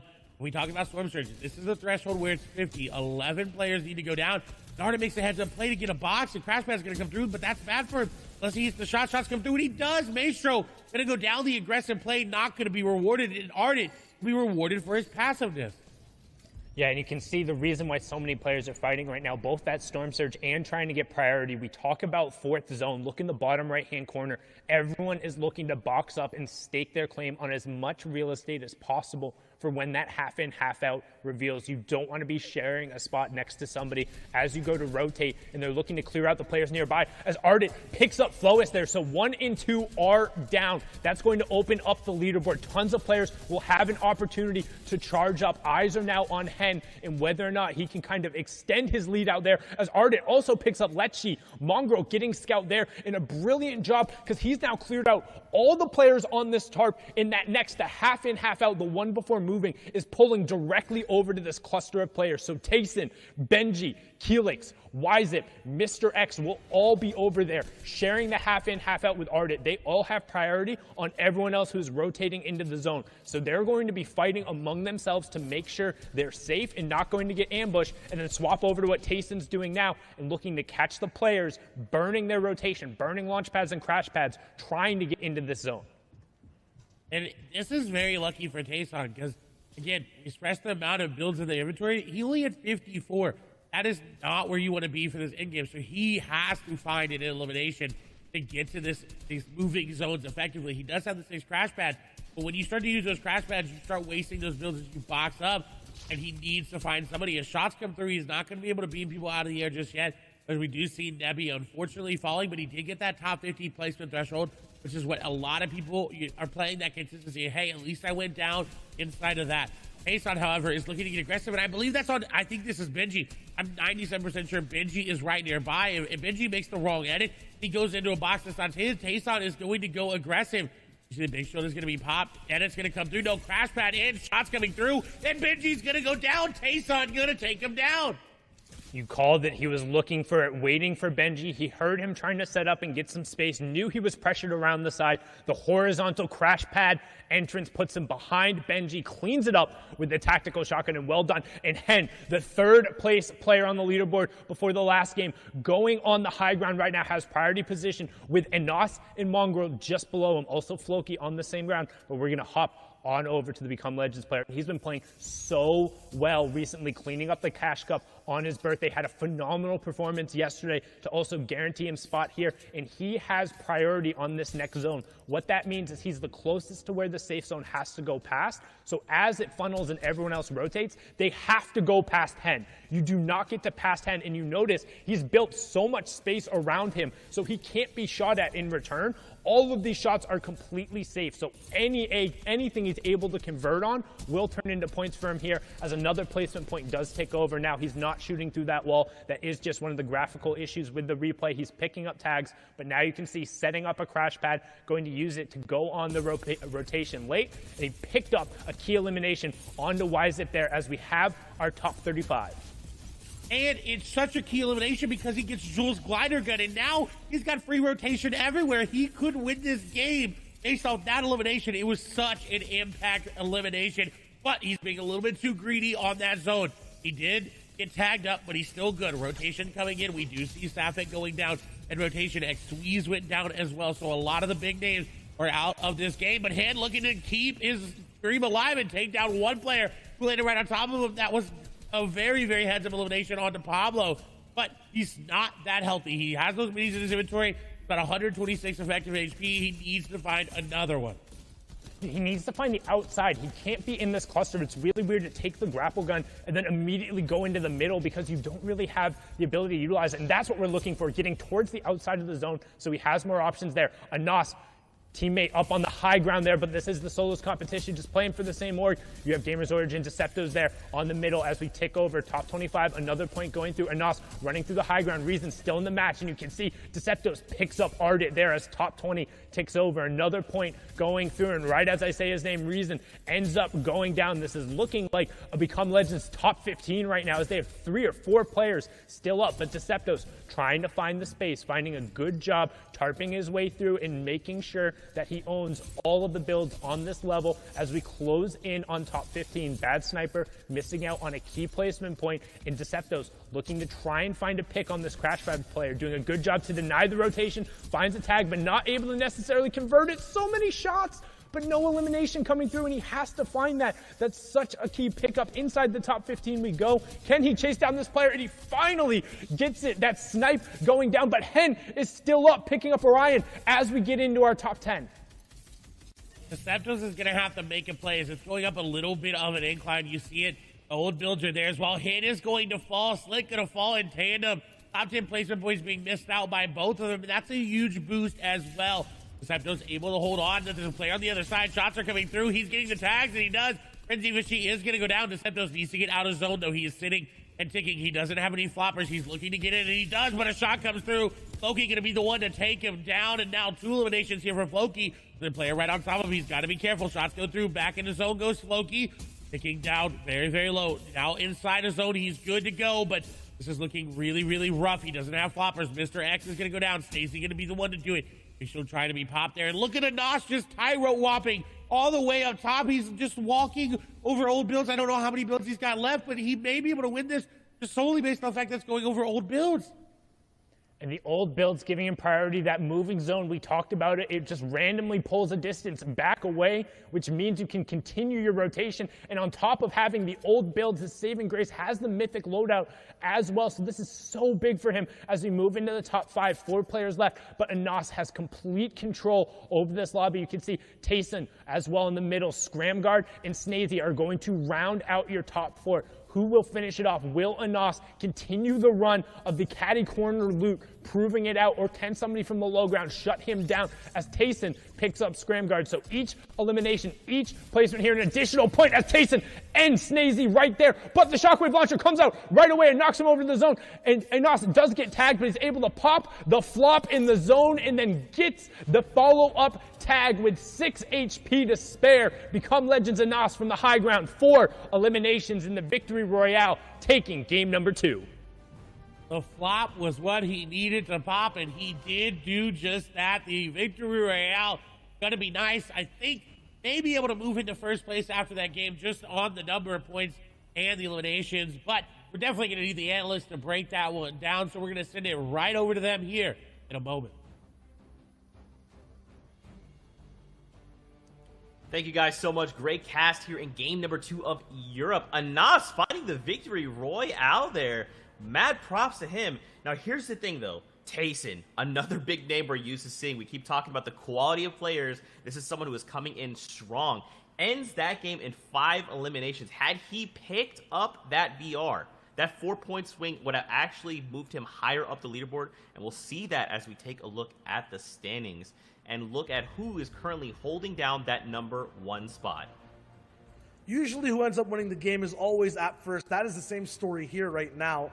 BL Anas all the way up top, Victory Royale, 7 elims, 28 points. But what happened in that game was a bunch of eliminations from top players, changing the standings from 2nd all the way to 10th. And there's BL Hen in second there. Somebody definitely to keep an eye on because he plays 4th in the first game. Not necessarily the biggest boost in points this game. Other names too, Deciptos, who's the king of placing 5th place. The French legend who came out there in the Invitational starting to rise up. But then Tayson, Zeke, you mentioned him. Getting that 2nd place will boost him way up, but he could have done more. Reason still stays around the 9th place mark, but still improves at least in this game. And there, we move on over Letwick, Scramguard, Bad Sniper, Kinzel, Mongrel, Carrot. I mean, look at all these names. Thomas HD, Floki, Frenzy Fishy. There's so much heat coming off of the grand finals right now. Every single person could walk away the victor, and especially when we're this tight, and we still have 4 games left to go, boys. Anything could still happen. There's all these guys at the top making these power moves right now. You're saying look at the names. I'm looking at the points too. You're mentioning that it's tight. It's like a 2-point difference between everyone. They are neck and neck. Become Legend Slicks is here too. Twain's are deets. Like all these guys are playing so well, but they're playing well while others are too, and no one can really break away. Benji, who we're used to seeing in the top 10, at 24th, and from what I'm seeing, he's having good games still. It's not enough though for that #1 spot. It's kind of another kind of slow start for Benji, which I think some people are maybe starting to get a little used to. He always rises at the top, but that might be a sign that it's back to, you know, the old Benji of Grand Finals, the one who does get good performances and is in the top 10, top 15, very solid out of 100 players, but not quite that win that he's looking for. And together, guys, we got to talk about it. More of these powerful plays coming out of these impact players, making what they need to happen, really manifesting this win right here, right now. Yeah, Grand Finals is all about power, and it comes in many different forms. We're starting off with how power struggles on early games off-spawn fights, and Noah Riley, Mr. Savage, they had a big battle down. Noah showed that he was more powerful. And it's all because Benji scares Noah into going somewhere else, but into somebody who might end up struggling because of it. Benji, though, saw a sign of weakness, and because of that, he will pounce, try to grab more space. Kiriachi looking in the background, and Benji knows, and he will hunt. This is one of the best players at fighting in the early and mid game, and Benji is not scared whatsoever. Yeah, power vacuum basically here over at Slurpy Swamp, and Benji gets in the box with style, breaks through, hits a big shot, and shows his power afterwards as well. And is that show of power, is that show of confidence something that we're used to seeing out of Benji? I say yes, but it might be overconfidence as he pushes a fight against one of the best players in the world. Now we're switching over to Flois, and for him, it's a shift. Yeah, for him, he was holding power in game #1, continues to, dropping down Froggy, who was in 2nd place on the leaderboards at the time, but holding power sometimes comes with a cost. He loses it over to Advise, and we see one of our new players who are in that 2nd place slot. 2nd place for Hen after a very good game #1, and follows it up with a pretty decent game #2, a 10th place for him, but a couple of elims to boot. And that will put him where he needs to be if he wants to grab that crown at the end of the day, the ultimate sign of power. He falls in 11th, but that's at least solid enough. Yeah, and this is where power starts for a lot of players in this game. It was Anas who ends up winning, who had Caddy Corner and the Mythic Loot as well. The Shockwave Launcher, Kit's Charge Shotgun too, and he just made power become his tool in this endgame. He became legend incarnate, literally just personifying the organization he's on and using this entire endgame as a playground, bouncing people up, shooting them down afterwards. Look at that two-piece right there. Anas looks so dynamic, and yes, we saw Flois with the hunting rifle, we saw him with the charge shotgun last time, but for me, it was Anas's gameplay, his creativity that really separated him from the pack and showed us his use of power. And Anas, that's kind of what we were talking about at Caddy Corner last time. We saw Thomas there for a brief moment, but this time it goes down. Kit spawns down at the gas station, and that's where Anas is lurking. He had a good game last time in 10th place, but if you want to become a legend at the end of the day, if you want to solidify yourselves among the great, immortalize yourself, you need to have games like that. And Anas and Hen, both at the top of the leaderboards, org mates, and they're standing strong. Both of these guys are definitely looking to break away. I mean, Anas is ahead of the game, 28 points, but Shy, is that going to hold? Didn't hold in game number 1 with Flois. I feel like when Anas gets that top slot, he holds it completely, especially at caddy corner. So I feel like, yes, that's my call. I like it. Quick and concise. With that being said, guys, let's throw it into game number 3 here in EU of the FNCS Grand Finals. Casters, we're sending it back your way to get into the action. Thank you so much, Zeke, Shio, and Bala. Insightful as always, and everyone is looking to become a legend, but right now the Become Legends players occupying first and second. And if you're just joining us, welcome. My name is Sundown, joined here by the fantastic, as always, Clay Stelling. This is match number 3, the halfway point of the EU FNCS Solos Grand Final. And if you're watching at Party Royale and you just dropped in, hit one of those telephone booths, the changing stations. Make sure you get your favorite outfit on, then head on over to the main stage, catch the action out, and you can see where everyone's dropping right now. And if you notice, the yacht only has 1 player on it, so I'm interested to see who that player is. Is it Savage? Is it Noah Riley, who came out on top? And of course, who's going to come out of Cali Quarter on top? That is always a question in all of these players' minds. Right now you can see cutting over the top of the lake, but switching over to Anas, who's landing over towards the weather station side on Caddy. You can see looking to figure out if he's going to be able to go through, pick up any amount of that loot, drop down into this area, see what's going on. As of right now, doesn't look like he's actually going to have a contestant in, but you can see also a number of players off and over just to the southwest of him. So right now, first shot coming out, we talked about those early hunting rifle tags, but not quite going to find it again. Anas, game number 2 winner, current first place right now. And he's in a very good spot to keep that first place, but him right behind him, we've got to keep our eye on that elimination feed for that come up as well. If Hin, only 3 points behind, is able to make a play to start to make the ground up, is Vidil going to get some nice shots there. The Dug Splashers, though, are going to get that player up. The nice edit is going to drop the player down. The edit around as well. He's got him boxed up, but the fish is going to escape as Vidil looking to crash pad on in, using the jump there. He's actually not going to go in. He's going to take the wall and the cone up top. And that was so smart to outplay Advise there. Well done picking up Advise there. We talked about kind of the different types of crash pads and then the variations you're able to use. Him jumping up prevented him from falling in. So then when Advise went to exit the situation, got picked up, and now over to Slurpy Swamp. We watched this fight happen last time. Benji aggressively pushed Kiriachi, saying, no splitting going on here. This is my side. But Kiriachi now looking to be the predator instead of the prey and closing in on Benji as he's hitting these slurp barrels. So wants to kind of resolve this beforehand. And now box to box, how do 2 of the best players in the world close out this box fight? Do they look to take each other on, or are they just kind of trying to disengage the situation? Right now Benji's saying, hey, I need more mats if we're going to go toe to toe. He disengaged perfectly, got up, and is out. I also want to point out 35 of the current players also competed in the FNCS Invitational Finals.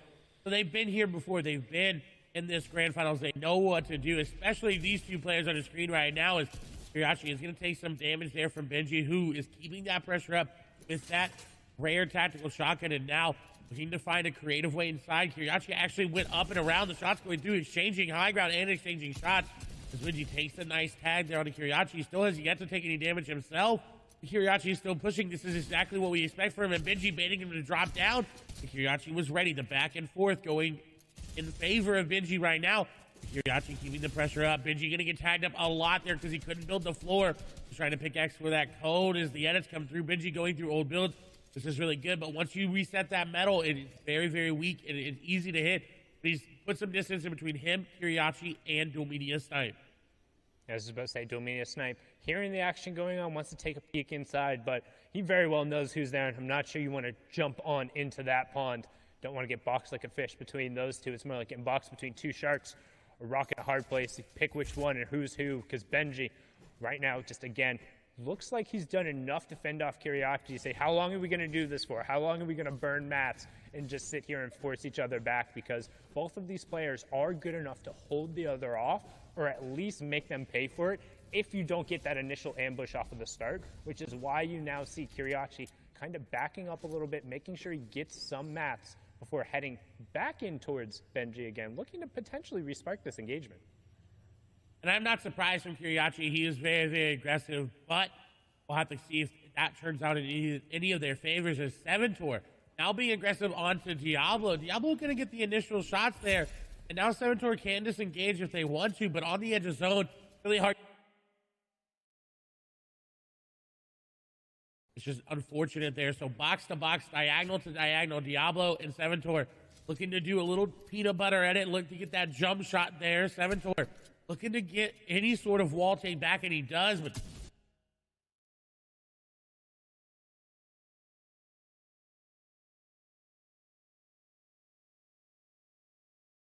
back and forth, back and forth. As he goes in, he goes aggressive with that crash pad, but Diablo was ready for it. Did you see how many edits he had, how many space he had in between him and Seventor? He was predicting that perfectly, but Seventor's ready for the edit. He's ready for Diablo popping up, and he said, you know what, I'll bait the heal out, but I'm going to get that elimination. Yeah, and a really good job from Seventor there, baiting Diablo into something that he had owned and then committed him to the fight, caught him with the builds out, and then following up with the tactical shotgun.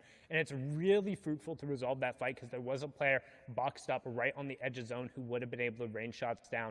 And again, if you are just joining that, there's the format on the right-hand side. You can see first round of placement points coming through, top 75, next one at top 50. Then it's every 10 players to fall until we reach top 25. Then it's every 5 players until you're into the top 3. So definitely want to be making those end games, but also 1 point per each elimination, as Carrot will pick up Phoenix there. Will also get a point, and that's his second of the match.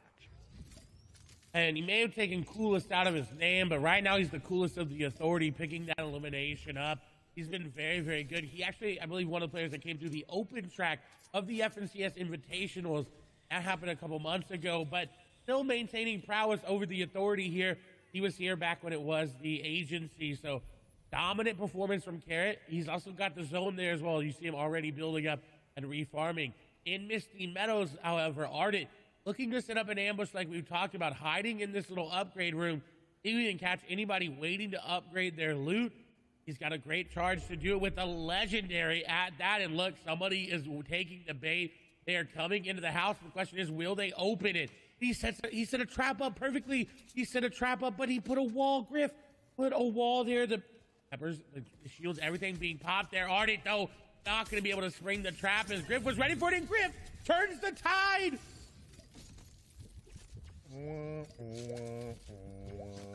Sometimes you set the trap and the bait, but turns out you are the bait and you don't reel in what you want. That's what we talked about. He was looking for a slurp fish and instead pulled one of the loot sharks there. Griff turning it around after a rough game number 2, getting eliminated pretty much basically off drop. Ardent trying to spring a little bit of an ambush there, but instead going down. So good job on Griff, who we saw also had a very, very, very impressive run in order to make the qualifier here, but now on board with E11's Tayson, a player who we saw be super successful in the heats yesterday. The problem is he hasn't necessarily really converted it today. We've consistently seen him towards the top. He was actually 7th coming in, so not doing too bad today, but probably also a little bit outside in terms of the placement that he would be wanting, averaging a top 27 placement and 5 elims total across the 2 games. And I think that may be due to the amount of loot that he's getting. He is in Steamy with 2 other players. It's really, really hard to find all that loot. And you see it in his inventory right now. He does have crash pads, but that common AR is not going to net you a lot of eliminations. He's going to have to find a way to upgrade that, whether that be through an impact elimination or finding one naturally. As it seems like this is the open side of zone, and that meaning there's not that many people all around him. He's got a little space to work with there. Someone who doesn't have that much space is there's a lot of players nearby. Bad sniper. He does have 15 points, a decent first couple of games, but not where he wants to be. There is a player nearby. He's got to be careful with the sniper. And if you don't have it, he's going to turn the beams back onto him, but not going to hit it. He has only 22 above Storm Surge, and that is nowhere near safe. As you see, it already ticking down to 19. Yeah, and that Storm Surge threshold on the right side of your screen there. The number for zone number 3 is 70. So currently 17 players have to go down. Bad Sniper will be starting to look for tags here, but also doesn't necessarily want to overbuild himself too much because he doesn't have a ton of materials and he is out in the open. So if he has a lot of players who opt to end up spamming towards him, it can be difficult. And he's not in the safe zone yet. And now only 4 above. You talked about how kind of that threshold just keeps on ticking. So he's trying to trade some tags out, get himself above. We have Ovation Arion and Smudge closing in on him, as well as 2 players already in the zone and coming back, and this is going to be key. And he got it! Huge tags, and the Elim coming on to meta Shrimzy. Super unfortunate, using the crash pads desperately trying to get in zone, but even with those tags, only 62 above. He's already looking to move into zone and set up for another couple tags because he's going to need it. The 62 above just turned to 60 above, and then it's going to turn to 52 above. And you're going to start trickling down that leaderboard as everybody near you looks to get eliminations. But Bad Sniper maybe looking to set up an ambush here onto Kezix. Will be a snipe nearby Skype there, as well as a sniper shot is going to ring there. Not actually going to connect onto anybody, but Snipe looking to be aggressive on his tags. Again, is above Storm Surge, but not by much, as we see Lechy take down Supremacy's Clement there. Snipe, though, has a very good position in zone. He can rotate to his right or his northeast there to really make a play on that side of zone as shots are going to come through. He heard that sniper shot come through, and that player got tagged up by everybody, and Ovation's Arion is going to fall down. To a single shot going through there, and we talk about it, you miss 100% of the shots you don't take, and it's sometimes worth just throwing the AR bullets over, both for Storm Surge tags, but you might get a little bit of that RNG on your side and pick up the elimination. Somebody else did most of the work, the hunting rifle shot coming through, but he'll be the benefactor there, as Kinzel now is going to put some pressure here onto Flopper Michael. Again, a number of players still under that Storm Surge tag, so you can expect the passive players to push through. Storm Surge will impact the players who have done the least amount of damage to opponents, but Flopper Michael punishing Kinzel there, who was under that pressure, as 4 more players will need to go down before it turns off. Controller 007 picks up Maestro. Gambit's Moaka also goes down, but you can see Flopper Michael also under pressure here. He was the player who had the brilliant crash pad play yesterday. Can he set up another one here and end up converting, as now we're going to swing on over to Anas, get a nice little replay, see what's going on here. Chaining the crash pads, landing directly on top of the player and catching him over on the side. Spen, what are you doing? Cover your back, man. You can't be doing that on the edge of the zone. But Anas pushing himself further out towards the lead. Don't forget, he was in first place with 28 points, now sitting on 30, courtesy of the elimination and the first placement threshold. Very great play from Anas to realize that he was being ambushed here as well. Very quickly got out of the situation. Now Andy looking to be aggressive and looking to push. The shots are still coming through. Anas continues his dominant solo performance. He plays 16 in the solos FNCS Invitational and 9th in DreamHack. And he's recently been turning online, you know, in these last couple of months. It's been really great to see him come into someone who could become a legend, especially after being picked up by that organization. With this disengage, though, it nets him a lot. He's able to refarm some of this metal as well if he wanted to hit that fence there. Refarm a lot of this wood as well. Benji picking up an elimination is good for him. But Anas, while he was in a good spot, now he's getting pinched by these players. And I believe he also had a pretty solid performance at DreamHack Anaheim, flying out to that land and making it to the grand final there, but now hopping on board. Another player who was there, Bad Sniper, though, under pressure from Atlantis' Lechy, trying to get in the box. Bad Sniper disengaging, does have plenty of shields and floppers if he can make the space. However, now in the zone, and that's a 2-tick zone that as soon as it passes over and it closes, it's going to go to a 5-tick zone. So Bad Sniper is going to have a lot of the pressure here in terms of having the chug splashes and having the floppers compared to Lechy. Don't know his loadout, but doubt he has as much heals as that, and going to be punished there. Yep, no additional white heals coming out, so the siphon really beneficial for Bad Sniper there, and he has a relatively clear path to the zone now. You can see on that bottom right-hand corner, only 1 or 2 players who are going to be in his way. And that's always unfortunate, is getting eliminated in zone as you're just trying to rotate through. As Anas doing the same. He's got white heals, but it's only in bandages, and he is popping them this time, but he's got to be careful. This elimination will net him so much. It'll give them loot, and if that player has any white heals as well, it'll be so good. As Andy is staying more healthy than Anas, the zone, once it closes, like you said, 5-tick, and now it goes down. Shots are going through between each other, and Andy's got that flopper. He's going to be able just to outlive Anas here, unless Anas makes a play, but no, Anas going down, and that's number 1 out of the game. Anas being taken out there, the pressure from the storm, the 5-tick zone. Andy eating all the cabbages, knows exactly where they went, directly into his stomach there. Also has the floppers and the bandages as well. So I'm actually going to argue that he should have used the bandages there and allowed the cabbages to tick himself over the top, but instead going to pop that flopper, going to limit some of his mid-game and later game options there, but opting for safety as now swing on board with reason. Relatively solid performance, was in 9th coming into this game, currently sitting on 18 points, and has a decent loadout for the end game. However, a long rotation he's going to have to make here, Clay. And he has no crash pads and only one pepper. He's going to have to get creative with it, whether it be third-partying this site. We did see Scram fall. Rezon just going to hop in, and that's going to be PCH, who is not expecting it. You have to reset those walls. You cannot afford to make those mistakes right now.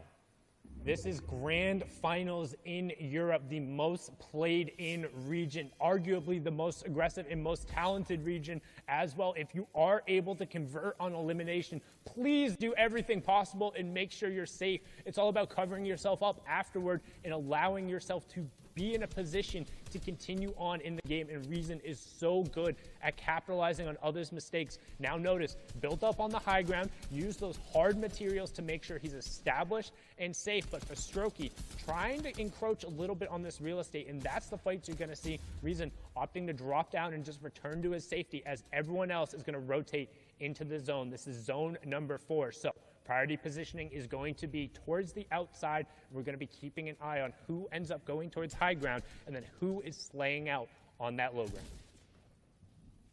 Easy able to make it here. Another player able to make it into this end game is going to be Savage. And with that off-spawn elimination on the Noah Riley, I'm assuming that elimination there, Noah Riley went down early. It's got to be Mr. Savage taking him down. But as you see, that is coming through. Nice and pick up there by Savage, but someone trying to capitalize on him. Scott's coming through. He's going to pick up a double. Heatsy going to go down. Queasy going to go down. The pressure's not done yet. The crash pad's coming in, and the crash pad master, Mr. Savage, going to be able to pick some up there. And he's ready to fight. He's ready to go aggressive, but someone on top of him, going to be bad sniper there, trying to box right and box the box. Steady there as well. Savage really needs to make a play to get out of this. Going up into an old build will get him out for now. And what a phenomenal heads-up play. That's what you do when you get elimination. You realize there's more players nearby you, and you take them out as well. And Exqueezy picking up an elim there. I believe that was on the Helix, but we have our top 50, so Storm Surge turning back off, second placement point going over, and don't forget, this is game number 3, so we're about to be at the midway point. This is a fantastic opportunity with a nos down for somebody else to unseat him and become that front runner. And we talk so much about momentum and whether or not you can hang on and whether or not you can get running. And Froggy, a player who thrives on momentum, finding a key elim there on the backside of the zone, using the launch pad, then getting in on the priority. Half in, half out, now closing in. After this, it will be all moving zones, so it's all about making sure you're safe, finding rotations, figuring out whether or not you're able to get to that next zone, and then trying to punish players around you who aren't doing it as good as you. Lewick looking to capitalize on someone not paying attention to their wall. You see inside the cone, just sitting there waiting. He could crash pad it. We've seen it before. We saw it go against Benji. There's Hidden. He's going to fall as well. Hidden goes down. What a big elimination there. Another player near the top of the leaderboard going down. Sapphic falling as well. Wick is dropping down, though. He knows there's players riding below him, and he wants a piece of the action because he's only got 53 builds. He definitely needs to find something. His ammo lacking as well. 5 shots with that charged shotgun is going to go through in an instant in this endgame, so he has to pick up an elimination. He also does not have priority on rotation as it's pulling away from him. 4 crash pads in his inventory will allow him to rotate, but not as effectively as some of these other players, and he set this trap. He's waiting for this player to just make the wrong edit and go out, but I doubt that they're going to fall for it. Well, he's waiting. He does have priority on the zone. There's a player right next to his box. I wasn't sure if that player was on the cone. He finds the 83 tag and then follows up right away. ADN going down in 41st, misses the placement point, so a huge pick going right there. Mr. Savage still in the lobby as well. We're into the moving circles. That's the late game. You're going to start seeing players burning utility, using all their builds, just trying to get to that next safe zone and avoid fire from their opponents. But you also have to watch out for those sharks and those aggressive players, the playmakers, and the ones who are going to be the ones driving the action as we're on board here with Dual Media Snipe currently below the threshold for the Storm Surge, but that should turn off shortly here. Only 7 players need to fall. Dual Media Snipe will add into it right now, pushing himself above by taking out Griff and potentially finding a nice little upgrade there in terms of his, yep, he will get the legendary shotgun in there as well. And and we're closing in on top 30 as Saventor picks up Nate. And with Snipe's inventory, he has 7 crash pads. This is what you want in this meta. You want to have as many crash pads as you can. As bad Sniper is going to be caught trying to take a shield. Mongo's in this game. X-Squeeze is in this game. Ledwick is in this game as well. We have yet to see Savage go down. Flo is in this game here. Rifla as well. 2 eliminations, 79 builds. We'll see if he's going to be able to get any more. Deceptos is also still up. We saw him there on the wide. That was the player who was in third. He should be able to push up as every 5 players will be a placement point. Reason gets ticked over by Frenzy Fishy. Orange takes out Cartoon. Saventor gets Sebi, closing in on top 20. That's another point going over as now Rifla looking to add his name to that list of the Become Legends players pushing their way up the leaderboard. But Deceptos picks up Wanloss and Savage picks up Z Andy. So still a who's who of top players left, but that's everyone in the lobby as Thomas HD gets another one. Mongo picks up an Elam and Rifla ends Mr. X's run. Skype also getting orange. 2 more players will need to drop before we close in on that top 10 as Saventor also gets Mongo. But the question is, who's on the high ground and is there caddy loot? And right as I say that, Thomas HD with that mythic shockwave launcher. Can we make it? 3 out of 3. Rifla though, bottom right hand corner of your screen. Dual media snipe, top right hand. 5 Elams for snipe, 3 for Rifla. Thomas on the high ground and the wide on your left. And Thomas using it so well, but Rifla is doing just as well as he's being aggressive there on to players of leave. That's going to be a squeeze in the box as he is going to get the elimination there. Thomas may have the high ground right now, but Rifla is putting on a show. Snipe as well, 5 eliminations. Ludwig going to get taken down there by Vadil. I'm going to take down another one as they're going up the mountain. He's reloading that shotgun because he's going to need it as crash pads going through. 6 eliminations there for him, 4 for Rifla in the bottom right. Thomas still on the high ground. We're going up a mountain. Keen needs to get up. So does Skype, very low HP. Skype's out of builds as well. He's more likely going to take over to the zone as well as Keen. Rifla, very, very healthy. Crash pad up for high ground. Thomas HD going to take it for now. Don't mean to snipe though, being aggressive. He's going for it. He does not secure it. Thomas HD in zone, not as healthy as Dual Media Snipe now.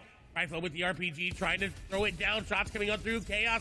Pain gonna go down. Skype gonna be the one to do it, so he stayed on through the mountain. The HP wasn't enough, but Snipe with 6 eliminations, player right on the edge of his box. He's gonna take down Skype, and now Snipe versus Thomas versus Rifla. There's RPG's gonna go through. You may have Kid Shockwave Launcher, but I've got a shotgun for you, says Rifla, as he takes him down. 5 eliminations. Rifla versus Dual Media Snipe on the low ground. RPG, Kid Shockwave Launcher as well. He's got too many things to reload.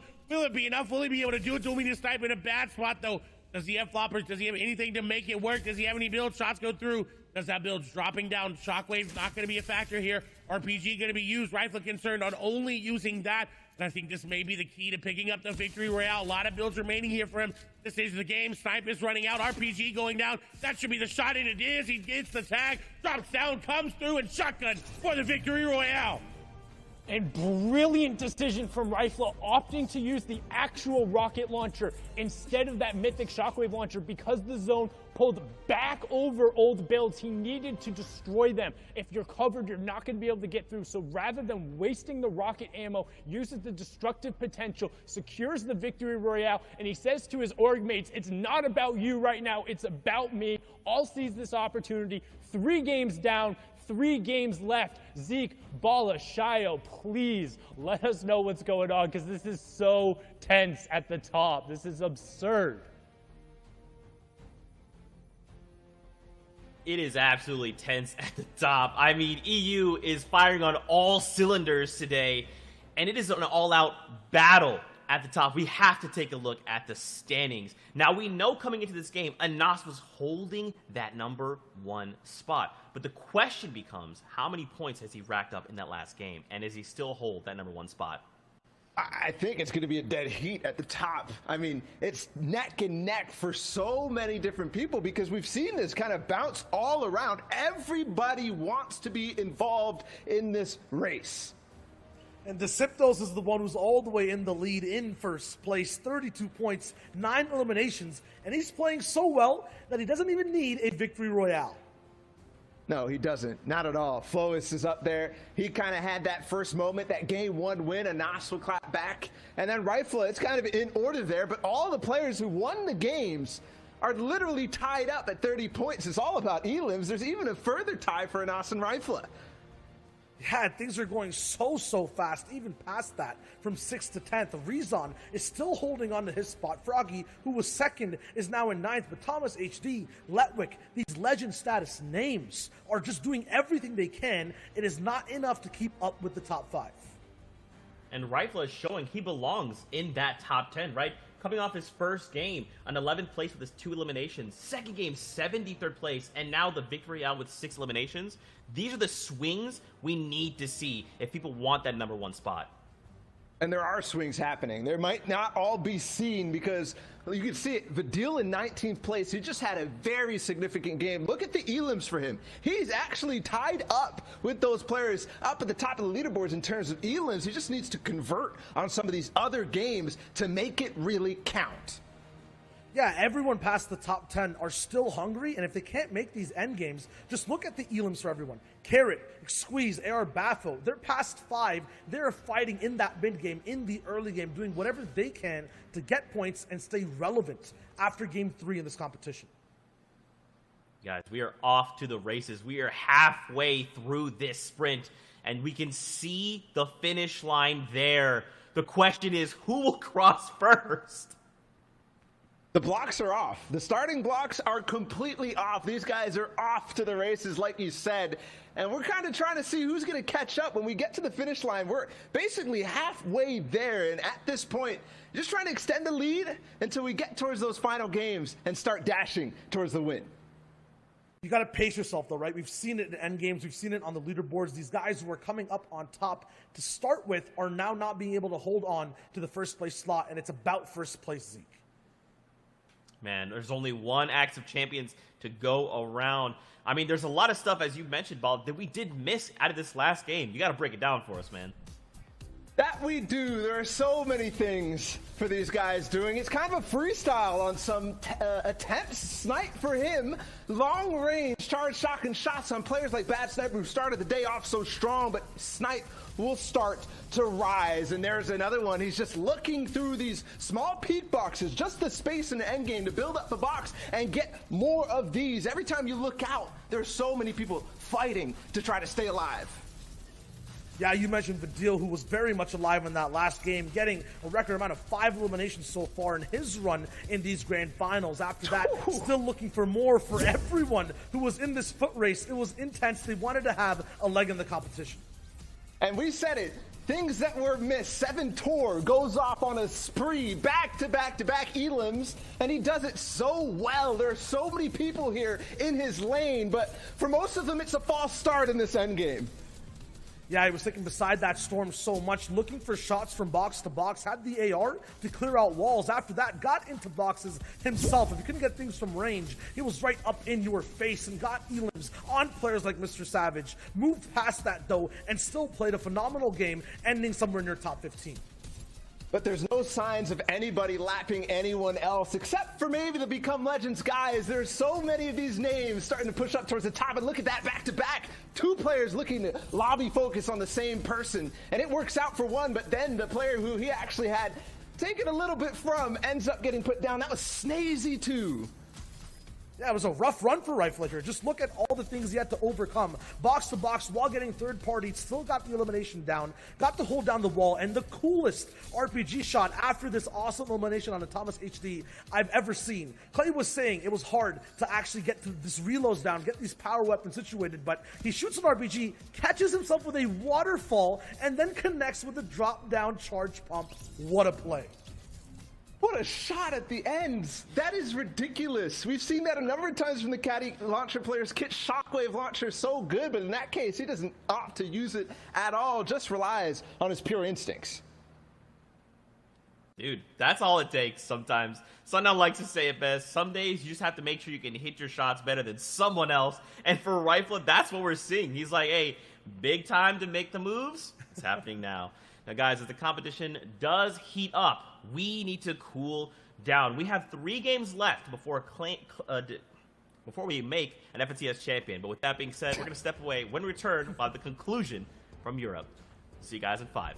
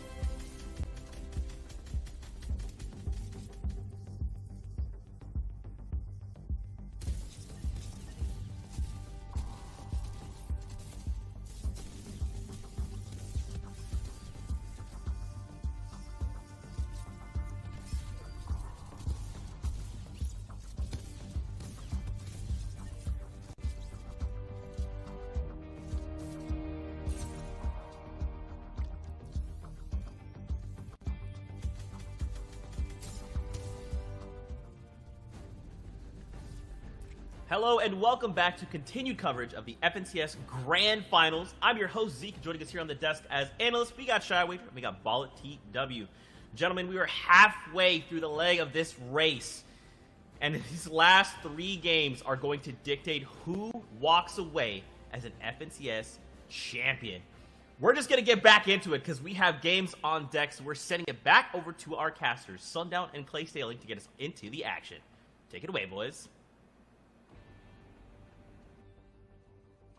Thank you so much, Zeke, Shio, and Bala, and welcome back, everyone. This is game number 4 of the EU FNCS Finals. 3 games have been down, and we're also jumping a little bit into this one so we can stay up to date. Clay, what do you think of the action so far? It has been tense, and it is going to be a nail-biter coming into this game. As we saw, the top is only separated by a few points, and there was a 3-way tie there. The third, of course, it all breaks down based on tiebreakers, but our Victory Royale winners are in 2nd, 3rd, and 4th. As Deceptos is in 1st with no Victory Royales. We're hopping on board here first, though, with Thomas HD. He was able to get Shockwave Launcher and that Mythic Charge Shotgun in the inventory. Will he go aggressive in the mid-game, though, however, is the question.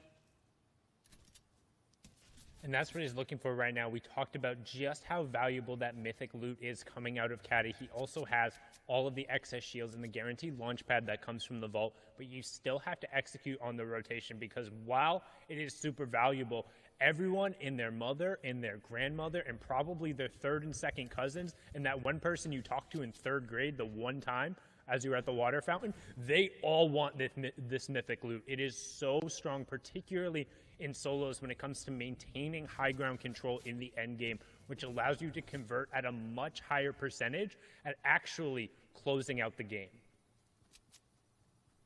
And Thomas is no stranger to doing that. We've seen him do it before many times, but today, winless on the day. There's still 3 more games for him to get this win, but getting tagged up in this early portion of the game is hard for you and for your loot because you have to invest time, you have to invest math and those shields to use it there.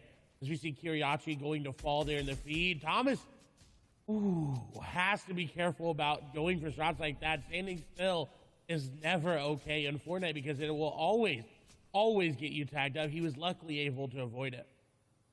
And Thomas HD knows all about that, known for being one of the best and most accurate players in Europe, particularly with those hunting rifles and sniper rifles, and able to punish the players looking to throw those shots in there and to rack up damage for Storm Surge. That's what we talk about when it's all about the tags going through there. But now we're going to take a look at a quick little replay here there as Flois will be able to pick up an elim as he's going through here, but then I believe he fell right after that.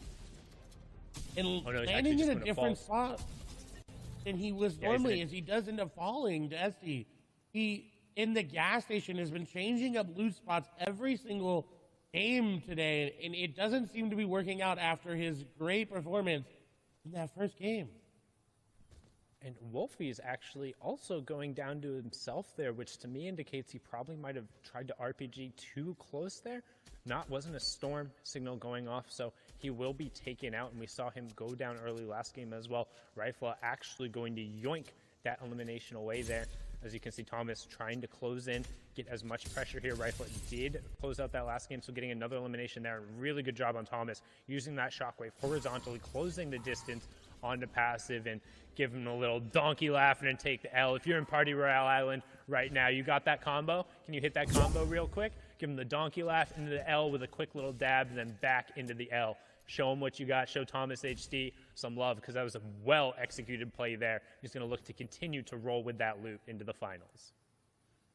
And while Thomas is dancing, Mongrel falls on the other side of the map as well.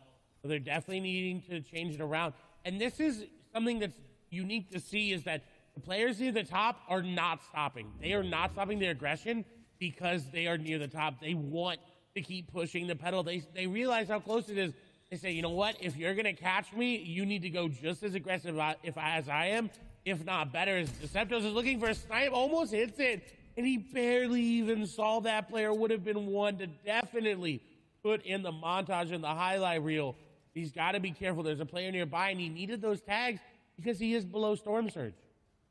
24 below, 27 below, so it's going to continue to drop. You can see 77 players left. Once the storm does close in, that Storm Surge will come into play. Don't forget that is 25 damage every 10 seconds. And with only the 3 minis, that's very rapidly going to pick through, but he should have an opportunity here. There's multiple players rotating in front of him. Still 5 below after that 32 tag, so not quite enough, but might have a nice little ambush opportunity, especially with those 3 crash pads here. However, he needs to be careful as there's 2 players here, and I think one of the players has to be below Storm Surge because they're in the zone and still pressing really aggressively. And a nice heads-up tag there by Deceptos to get another tag for that Storm Surge. He's hopping the box. He's done with it. He says, you know what? I don't want to wait anymore. I want that tag. And with that elimination, he secures himself a placement point as well as the elim point going into that top 75 placement threshold. Yeah, and a good job. So huge impact elimination there. We talk about tags, which is when you're just trying to land shots for some damage, not necessarily looking to convert, but a massive conversion, which ends up being 2 points because the placement swing puts him well above the Storm Surge threshold. So their number 1 place, not going to be threatened by that, going to get a relatively easy transition into the mid game after getting the resources from that elimination. But now on board with Bafo here, slightly off of the top 15 pace in terms of 20 points, but more than capable of picking himself back up, and he is well above that Storm Surge threshold now. And oh my lord, the legendary pistol going to work. Ovations Arion going down there, and we've talked about just how strong that weapon can be and why these competitive and top players are opting to pick it up. It's because in the most recent season, all of those assault rifles have had their headshot multipliers change to be 1.5. The pistols, on the other hand, still have a 2.0 headshot multiplier, which means due to the higher rate of fire, if you're able to be accurate and find 1 or 2 headshots like you saw in that situation, you can convert into eliminations on a really consistent basis, and sometimes even better with the AR. But now back on board here with Thomas, and the reason we're watching him is we're checking that loadout. He's the one with Kit's mythic loot, has the launch pad, and we've seen just how destructive it can be in all of these late game scenarios. And Thomas has been mastering it so far, but he does get tagged up again. This is not good for Thomas. He's got the shockwave launcher. He's got a lot of builds, but he's running out of heals as he's going to get a nice beam, and we'll see him shockwave here momentarily. No, decides not to. As Carrot seems like he ran out of mats or was just in a bad situation, and Thomas capitalized yet again. And we've seen this in the first game. We saw him get mid-game elims. But this is the first time he's been able to actually get an elim and get the loot that comes with it. So that's going to be really good and really scary for these competitors. Because if he's able to pick up any minis or floppers there, he's in a good spot. Someone, however, not in a good spot is Arden, as Hin takes him down very, very low. Arden's going to have to make a play, but there's no play to be made there from him. Yeah, and the storm was on his back, forcing him to rotate through. Hen also good job dropping down, picking up whatever he could get there, because you notice not a ton of materials coming over just below the elimination counter to the right of his name. You can see the total number of builds he has available as it does start ticking down. So only about a third of the maximum available, because when you're in the competitive mode, there is a mat cap. It's not 999 metal, 999 wood, 999 brick. No, you can only carry 500 of each, which ends up equating to 150 total builds. Is now we're going to switch on over to an initial replay here of Hen putting pressure down towards the fight and getting kind of this first damage onto Ardit, and it's just like a really good job making sure he's closing this out. And you can see, because the storm is pressing up on the back and Ardit doesn't have the supplies or anything to really get past Hen, he's just forced to go, and Hen faking that he had rotated and then turning around, a really good job picking up that elimination. As now we're going to hop back on board with our current leader, Gamers Origin Deceptos. And we're to Holly Hedges. That's really good for players like Rezon, who have not had to move this entire game as it's coming to a close here. He's got a good position in zone as well, as we see a lot of players go down. Storm Surge will be a factor in this next zone as it starts to close. We only need 10 players, however. A little bit less of the players alive, as this was a harder rotate for some players to make. Deceptos, however, is in first, is not slowing down at any moment in time. Constantly looking for tags, constantly looking for picks, constantly looking for anything he can to continue to spread his lead even more, because he was only in the lead before this by 2 points. now will definitely be in the lead by at least 3 with that elimination, but that's not going to be enough for him. He wants to be 10, 15 points, however many more he can increase. That's what he wants to be, and he's actually following the path of Rezon right now.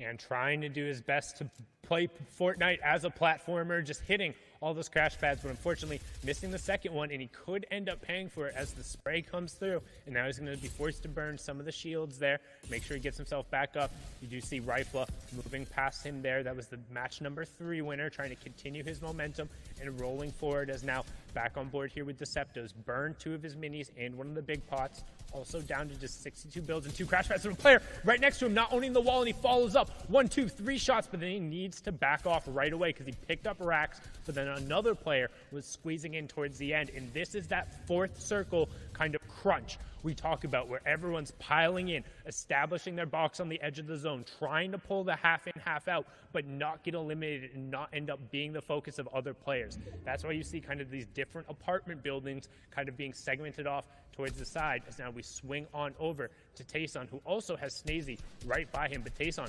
currently throwing some great shots and in an awesome gatekeeping position. And in a very good spot because there's no one really looking at him in that area.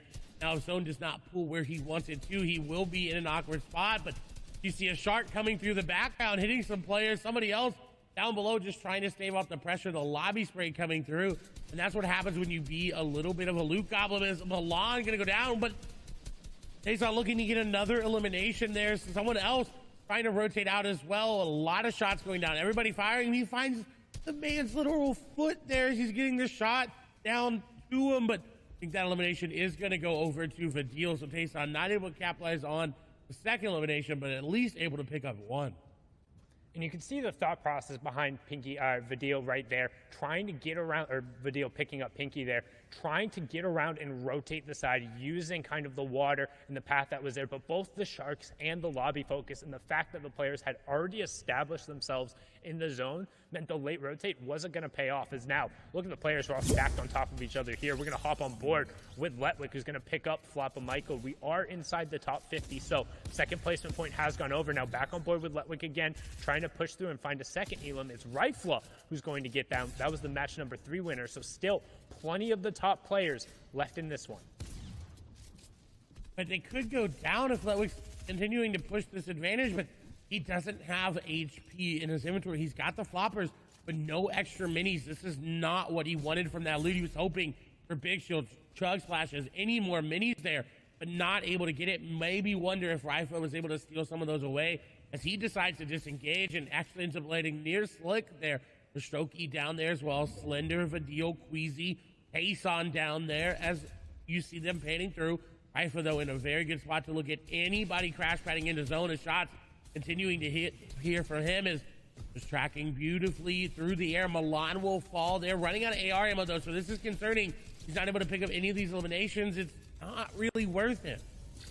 Yeah, he's desperately looking for the siphon because he doesn't have a big pot to take himself over. This is the half in, half out zone, so he's just trying to keep the players from rotating in. But as you see in the bottom right-hand corner, pretty much everyone has already made it right to the edge of the circle. So once we move into zone number 6, aka the moving zones and the late game, it's all going to be about the rotation priority. This is the late game, match number 4. All of the top players are still in it, so keep an eye on that top left corner and who's taking down who, as all of them are capable of winning this game and closing out the victory route. 40 players remaining. The zone's going to close here, and we'll have the first reveal of the moving zones. You can see Rifla, Deceptos, 7 Tor, Steelix, Bion God, all the players directly on top of each other. Floki, Thomas HD, Vato, so many players stacked right towards this edge, and nobody has priority on the zone.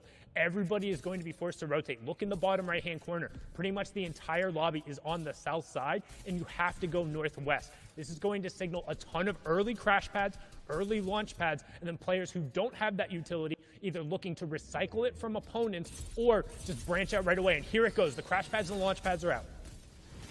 Rifle choosing to just launch instead of recycle because he doesn't want to rely on that volatility that is the Fortnite lobby. You see, looking around and scouting everything that he can. He wants as much information as he can. SMG is out. We haven't seen any SMG plays here in competitive Fortnite because not a lot of players are prioritizing it. As an RPG is going to come through. Rifle going to take a lot of damage, and I don't know if he's going to be able to get out of this one. 29 HP. He does have mini shields in his inventory, and you see he did get out, and he is going on the aggression. He has to go forward, and he needs to realize that he's got to be careful. But he also needs this. He desperately needs to get elimination, challenging high ground there, and now dropping down. And MCS-X-Squeezy has just picked up a huge elimination. Deceptos going down. Anas also going down. X-Squeezy got picked up right before that, but the two top players are now out. This is Rifle's opportunity to stamp it. Hen is out as well. That's another player who is top 6 going into it. All of the legends are dropping, and Rifle is saying, it's my opportunity to shine. He won match number 3. Can he turn it around? He picks up Slicks as well, saying, I'm the best of us right now. I will prove it. 39 points. Top 25 going through another placement threshold, but can he execute from the low ground, now hopping up into the mid ground as we get a look at the wide and everyone else rotating through, but back on board with Rifle. Already 4 eliminations and pushing for that next placement threshold at top 20 as Janice picks up Thomas. Shrimsy also going down, another point ticking over, and that's around 40 for Rifle. This is really good to see, but he's got to keep going. He can't get stuck in the zone like this. That's exactly what's happening. He's being held out. Shots come through. Not able to connect on him, and he's going to tick over the zone. 41 points is what he's finished on for this game. So anybody over 41 or close is going to look to challenge. Janus on the high ground. Ludwig in the mid ground. Tayson there as well. Smudge and Snazy, Vadil, PCH, and Scrib there. That's your top, 11, 10 players there. As Janus is looking just to spray everybody. PCH rotating through that second high position, looking to get anything going there as Interact is hiding behind Ludwig there. We get a lot of wides coming through as Janice is trying to pressure down there. I believe with that pistol there, or maybe an AR, doesn't really have much to work with. It seems like because his HP has not increased. Is Tayson going to get tagged on up? Smudge and PCH added. Scrib trying to make their rotation through. Slender on the low ground as well as Stacey. PCH is unfortunately going to fall. Interact going to be there as well. Vadil right now on your screen. 3 eliminations, looking to make it more. 9 total players remaining. Got Craftsman, got Floppers. Scrib is going to fall there. Vadil trying to rotate with the last little bits of mats that he's got, and he's got enough hard mats to make one more box, and then he's going to have to make a play. As everybody making plays down below, he's just trying to hold out. He doesn't want to drop down right away. Stacey going down. Nice shot there on the Tayson. It's a mythic loot there, but he's not going to be able to pick it on up. Everybody falling. Fudge going down as well. Floppers being popped here. Does he have enough HP to pop and make it in his zone? The Floppers are going to help him. Ludwig going to go down. He was up there near the points as well. Janice maybe able to take this. The FNCS solo invitational winner doing very well, but look at Vadil. Just floppering in zone, trying to mini up, trying to get prepared. As Slender is going to go into the zone. The shockwave launcher is here. Janice going to lose high ground there to Vadil. Does he have enough HP to keep it? Does he have enough mats to keep it as well? Vadil dropping down, shockwave being used. Everyone being flown. Janice is still there. Shots coming through. Vadil going to miss, and unfortunately Slender going to take him down. Now in a 1v1 scenario, Janice launches himself into zone. Oh no, this is not what he wanted. He didn't want that, but shots go through. He hits a lot of damage, and now the HP is back in his favor. Slender has to make a play. Shockwaves being used, and I don't know if there's enough shockwaves left in the game to give Janice the win, but he's got the HP. He's got the shotgun shot. He's got the pressure, but can he find it? Can he find the angle that he needs? He's going to have to drop down sooner or later. The zone. We've got one more, but Slender notices that and gets the jump up dub. Slender with the 4 eliminations in the victory royale, 25 points coming out and executing from the low ground. Janice unfortunately not able to close it out with the shockwave launcher, but a good defense coming out from Slender there. And 4 matches are down with just 2 games remaining. Who will walk away with that #1 spot in Europe? Zeke, Bala, Shio, break it down for us. Let us know what we're looking for. There's a lot of things that we are looking for, and right now there's actually some we have yet to see, and the leaderboard is going to help uncover what it is we're missing, because there's a shark hiding in the shadows as we are running through this race toward this finish line. Boys, first off, big congratulations there to Slender. I like the victory royale, and I like the defensive route he needed to take there to keep Janice away from getting that win. Absolutely, and now we're going to be looking at the ramifications of that game and what it's going to look like going into the final slots over here for Europe. For the standings, in first place, is it someone new? What's it going to be? No, Rifla is still holding on to that top spot. 41 points in total, now almost leading the pack, right behind Vidil in eliminations, has that win in case of the tiebreaker, but he is dominating game after game, so consistent. But the two players I want to highlight, because what we're talking about consistency, these guys are converting the most. Rifle has actually had a second or third zone fall, which actually pushes his average placement way out. And if that happens again, that is dangerous. Whereas Desitos and Letwick, they've only had one game where they've fallen out of the 4 in around the top 40 area, which is actually converting on a little bit of elims, but otherwise too, they're pushing deep into the top 10 on every game that they make it into that end game. So that is very, very crucial looking forward. I think it's going to be a duel between Desitos and Letwick. I mean, they are pulling away from the pack. Look at the top 3 down to top 10. You're looking at an 11-point differential. And don't forget, Flois was the first winner on the day. He got the first victory royale. But we see this a lot, right? Whoever starts strong, they tend to fizzle. Still though, like everyone always has this expectation that it's possible for these players in 20th place, in 30th place to bounce back up. I would usually agree, but after watching EU today, it is the same players we're seeing alive in endgame. When we say these guys just need 7 or 11 points, that means getting to the top 10. And for a lot of these guys like Steelix, Snazy, yes, they're playing well, but are they there consistently? That is the big question. Yeah, that it will be. Bad Sniper, 21st right now. Mongrel also middling around 22nd. That's not where these guys want to be going into the final 2 games, but there's still a chance. We all know when it comes to 6-game grand finals that the final 2 games mean so much. No matter what, these guys want to get better than anyone else around them and want to place higher. So all the way till the final game, the competition will stay high. We got to think, man. 2 games left. It's wild to think we've been doing this for like 3 weeks now, and now we get to look at the conclusion, see who will hold the Axe of Champions high, and after 2 games, we'll have a new FNCS champion. Now, guys, we were kind of talking about players, the shark in the water, and it's none other than Desitos, who is finding himself in that 2nd place. We haven't seen him much on broadcast, so what has this guy been doing? Yeah, I mean, I thought it was going to be a group effort here, but 100% we'll break it down in just a sec. Desitos has basically been going, as you said, Zeke, through those shadows, right? He's been playing around other players and how, you know, kind of pop-offy they've been. They're kind of showing overall exactly what they can do and break down in front of everyone else. And while they're taking the spotlight, that's the word I was looking for, Desitos is operating in that background. He's getting everything these players are not looking at or seeing. Yeah, there's so much to actually consider when getting into Desitos' game plan because, like I said, he's converting on these end games. I want to find out how. I want to find out where this man is dropping and how he's actually transitioning into the end game because, like I said, it's so important, but these are some of the things we miss. Him in top 10 right here, 2 eliminations, and he still makes a couple count. While some at the top, like Rifle, might be having a little bit more impact in terms of elimination, he's making it count for placements.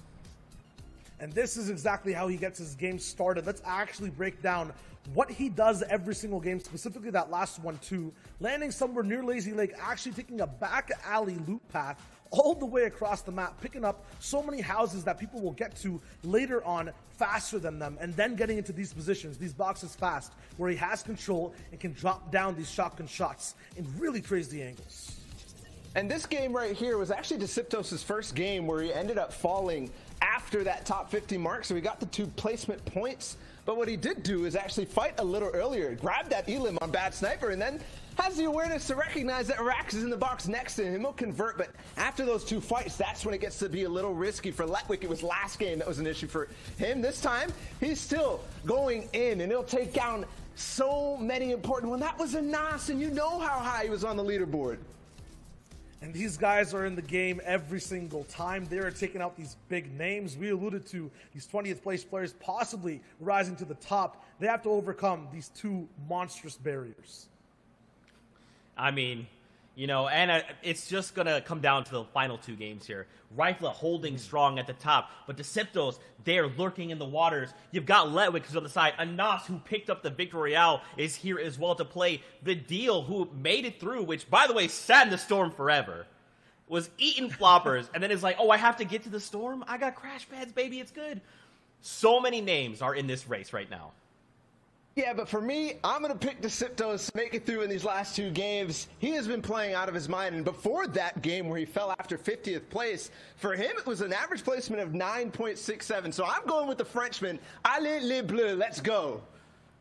Okay, I'm going to pick a Rifle to stay up top. I feel like being in first is a big deal, and he can hold on and stop these two men, no matter where they're from taking that top spot. All right, I'm going to The Deal because he has style points and I like style.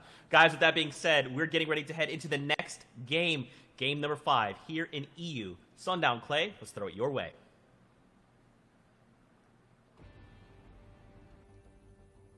Thank you so much, gentlemen. And with just 2 games left to go, it is tightly contested at the top of the leaderboard. You see Rifle currently holding a 4-point lead just over Deceptos and Letwick, but plenty of people within striking distance still. We've seen time and time again those victory royales worth right around 19 and 20 points, so anybody can make a play. But Clay, if you're going to make that play, it has to be right now.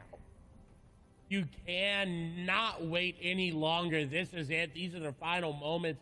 There is one more game, but there's not enough points on the lobby for you to make that play if you wait to the final moment. So you need at least 2 games to write the miracle run, the miracle story that we've seen a lot of players do.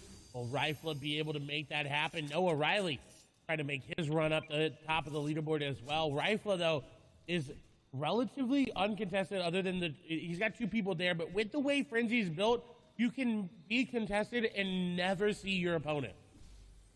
Yeah, there's so many opportunities for you to break sight lines, get through. You can also see Llama tagged up. Llama 210 over there. Chat calling it out. Everyone, there's plenty of opportunities to get through. A Rifle is going to be super thankful for that. The Llama coming through is such a big influx of not only materials, but key end game items that really enable you to go through, especially getting that launch pad. But now you can see engagement going on over here with Supremacy's Floki and Flecken. Who will be the better F as they fight it out here?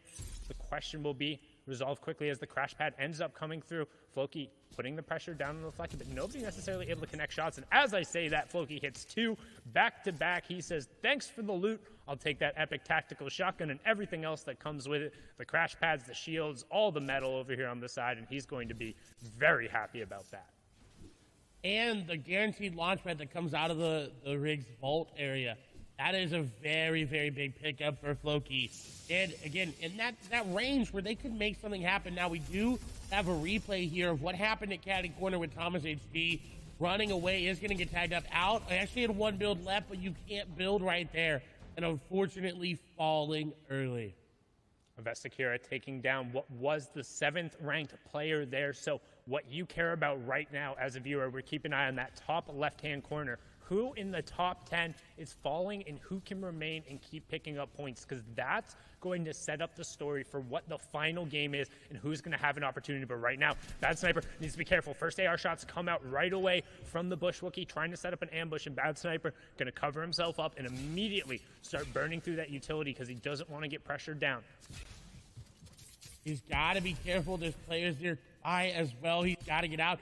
And this is Kiriachi. This is kind of what we expect from him at this point, just going aggressive and going into boxes where he definitely doesn't have the advantage, but his aim is going to be the advantage there for him. He does hit the floor there, but not able to keep tracking Bad Sniper there. The third party comes in, but he's not phased. Shot comes through, and he does end up hitting it. The crash pad going to be used. That player going to get in the box and going aggressive. Bad Sniper, though, is actually going to pick it up, but what a turnaround! Great job from Bad Sniper executing and finishing that one out under pressure. He needed that to stay in the running and to stay in contention just outside the top 15 right before that, but hopefully going to be able to potentially make a push. But still a tough day for Kiriachi, somebody who is either really hot or really cold, and right now sitting at only 7 points after 5 matches. Well, he's looking ice cold.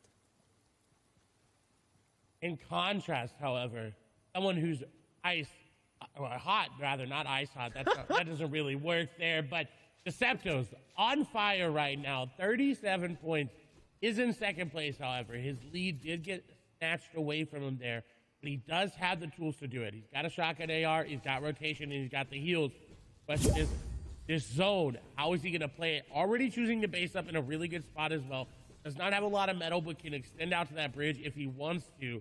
And this is what happens in these last couple games. If you're near the top, you base up very, very early because you don't want your game being affected by any little thing. That's the goal, is just to make it into that mid-game, transition yourself, avoid those early games. And if you are just joining us, whether it's on Twitch, Twitter, watch.fortnite.com, YouTube, or in Party Royale, welcome. This is game number 4 of the EU FNCS Solos Finals after 2 weeks of competition and then heats. This is the top 100 players battling it out, and they have 2 matches left to stake their claim as the best player in Europe, walk away with that top prize pool and also the Axe of Champions. And right now, Gamers Origin Deceptos is in second place, just behind Rifla, who we saw take away match number 3 and have a solid performance in match number 4. But right now, he needs to be careful because we've seen what Flois is capable of, and he's right nearby him.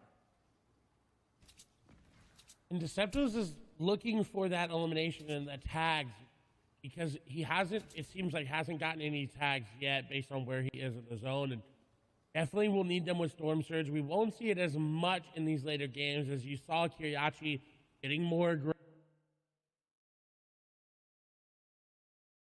Other players are going to start to need that pop-off game. They need that game to really set them apart. That's what they're doing. But we've got another replay here from Ledwig's perspective, as he's on the back foot running away from a henchman, as well as another player there is going to look to try to take down Jules. And unfortunately, you can't take down Jules when there's a Carrot lurking nearby. The coordinated spray there between the henchman and Carrot will take down Letwick. He was third place going into this, so still plenty of room for others to move up the leaderboard. But hopping on over with Hen, who was 6th coming into this match, trying to keep an eye on who's on the top of the leaderboard. What are they doing to set themselves up? Because again, this is the second to last match, so if you're going to get going, you have to move now. And with top 75 ticking over, that's 1 point for everyone left in the lobby. You get a placement point for outlasting the first 25 players, then you get a placement point for outlasting the next 25 players, so that's top 50, and then after every top 10 until you get to the top 25, and then it's every 5 players until you're into the top 3. So right now, Hen just trying to settle himself up, make sure he has plenty of materials. He's in a good spot to rotate after this, but he is very far south on the zone. So if zone number 2 does pull northward, it can be a little difficult. However, he's looking to just potentially find tags on rotating players, and he's going to find one there. And he needs this because he came into the game down, I believe my math's correct, 7 points there. That's a lot of points, especially with the low amount of eliminations that we've seen Hen get. Not really one to be up there in the average elimination category, but he's got it. We got number 3 went down, number 7 went down. And in 6th place coming into this game, has got an opportunity to really solidify himself. I know a lot of people who saw that performance in the qualifier where he ended up getting 2nd place and were like, oh, that's not the Hen that I know, but an ambush being set up shows that Hen has got the ability to do it, and you can't build a wall there. He's got to be careful. Snipe, unfortunately, forgot about that, and Hen took advantage. The quick reaction time for Hen going to set him apart. Another elimination, closing the gap. But the point I was trying to make is that Hen is here. He is turning online. This is where he can make his name become a legend. And that's what he's looking to do in a really good job. We talk about how the best players in the world, not just in the region, but at the absolute highest level, not only are they capable of winning those early game fights and rotating in the late game, but they're so good at manufacturing eliminations, setting up these ambushes, and finding spots to take advantage of their opponent. Notice how Hen was crouched beside the side of the wall. In Cartoon, we talk about taking advantage of rotations there, using the epic sniper rifle, catching Benji out in the open on top of the authority, and sometimes that's all it takes. No warning, nothing whatsoever except the whizzing of a bullet, and then all your loot dropping down to the ground. Waves Cartoon taking out Energy's Benji Fishy, the fan favorite, the World Cup qualifier, arguably one of the most consistent players in EU, but he's struggled time and time again when it comes to these grand finals FNCS situations. We saw it back in Season X with MMB, where they kept getting ambushed over and over again, and it's proving true today. But right now, our #1 player, Rifla, under all the pressure in the world and only those 2 minutes to get himself back up, and Scram is not letting him heal up at all, not relenting, trying to pressure down and give everyone else a chance to catch up. Rifla's got to make a play here. Scram is 200 HP as Rifla can crash pad it in. The box goes through. He's not going to be able to crash pad out, and #1 is out of the game. That's really good for Deceptos, who currently in second place right now. Not only is it good for Deceptos, it's good for every single player in the lobby. Letwick is down in third. Rifla is down in first. What does that mean? It doesn't matter how low on the leaderboard you are. If you can convert a victory royale, that's 14 points without the eliminations. Traditionally, we've seen at least 4, if not 5. That's a 19-point game.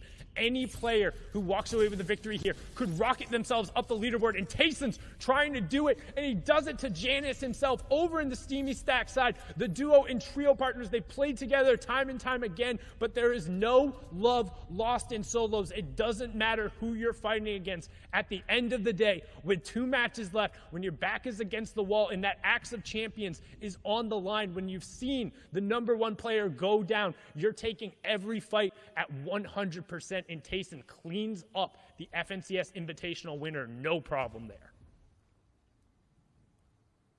A beautiful display of skill there from Ason. Says, you know what, all is fair in love is war. I'm taking you down. I'm getting it. Just a reminder, there's $800,000 on the line here today. One elimination could separate you from a certain placement threshold on that overall leaderboard, and that could be the difference between some big amounts of money. And so no one wants to go out just sitting there not taking engagement or having to think about, oh, that one elimination would have put me there. Deceptos, however, in second place right now, but first place, third place, seventh place are all out of the game. Anas still in the game from what we know, Vadil still in the game from what we know, and Hen still in the game from what we know. There's still a chance for him to be challenged, but this is great for Deceptos, because if he can just make it to a top 5, he's already going to eclipse the points that Rifla had. So any eliminations and any placement past that will be so good for him. And you can see what Deceptos is doing right now is he's hanging out inside of his box, and then he's editing the cone in the top. What that allows you to do, as opposed to other structures, you can see out the top of that cone. You can kind of scout out the information around you. He's trying to figure out where the priority is, and once the zone does reveal, he's going to move a little bit more inland from that outside. He knows he doesn't want to be right on the edge, but he also doesn't want to move too far center, as he wants to set himself up for that 4th and 5th zone positioning. As now we're going to swing on over the farm, and a number of players here, Lecce, Ardit, Mongrel, and Noah Riley, all posted up right on top of this barn, and also right on the edge of that next safe zone. He's got a shockwave launcher that has been doing very well. I think 3 out of the 4 games the player has won with actually using it. That last game we saw it actually get defeated there. The question is, will Noah be able to reign supreme with it? With only 27 builds, I don't think he's going to be able to do it. He's got to get this elimination down below. Dropping through the rafters, though, will give him an opportunity to get a shot, but it misses. As a third party coming through, Noah Riley suddenly finds himself in a situation he does not want to be in, and the quick edits out will return him to the high ground, but there's not much to work with here. He's already farmed it all out. Yeah, and he's going to now start breaking those builds. You saw they were already damaged, just trying to get as much wood without actually converting over, but he is quite literally right on the white line of the zone with so many sharks in the water right around him. You saw Mongrel saying, probably don't want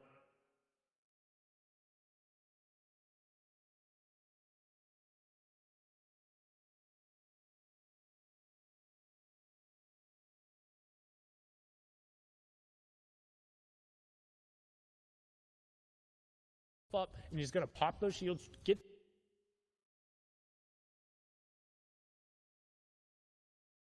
off to use the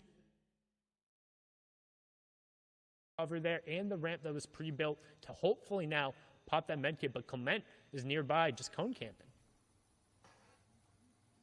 That was too close for comfort there for Noah Riley. Got that Elam, but not as many matches he was hoping for it, and hopefully able to continue his streak going through. But now we're on board here with Rezon. Same kind of situation. A lot to work with in the inventory, but not a lot of matches. And look, he's looking to set up. Oh, crash pad into the top. Will he get in? No, the cone's going to prevent it, but he's all the way in. He doesn't care. This player being a little bit too careful with their builds, and they wanted that drop, and they're not going to be able to get it as Rezon going to get the drop on them as they're continuing the crash pad. Crash pad in, trying to get the player out, and shots go through, and PCH going to go down yet again. Really good job from Reason there to hound that fight out. Saw all of the excess loot that was coming in there. Knew if he was able to close that out, he'd be able to just kind of advance himself into the game. And notice too,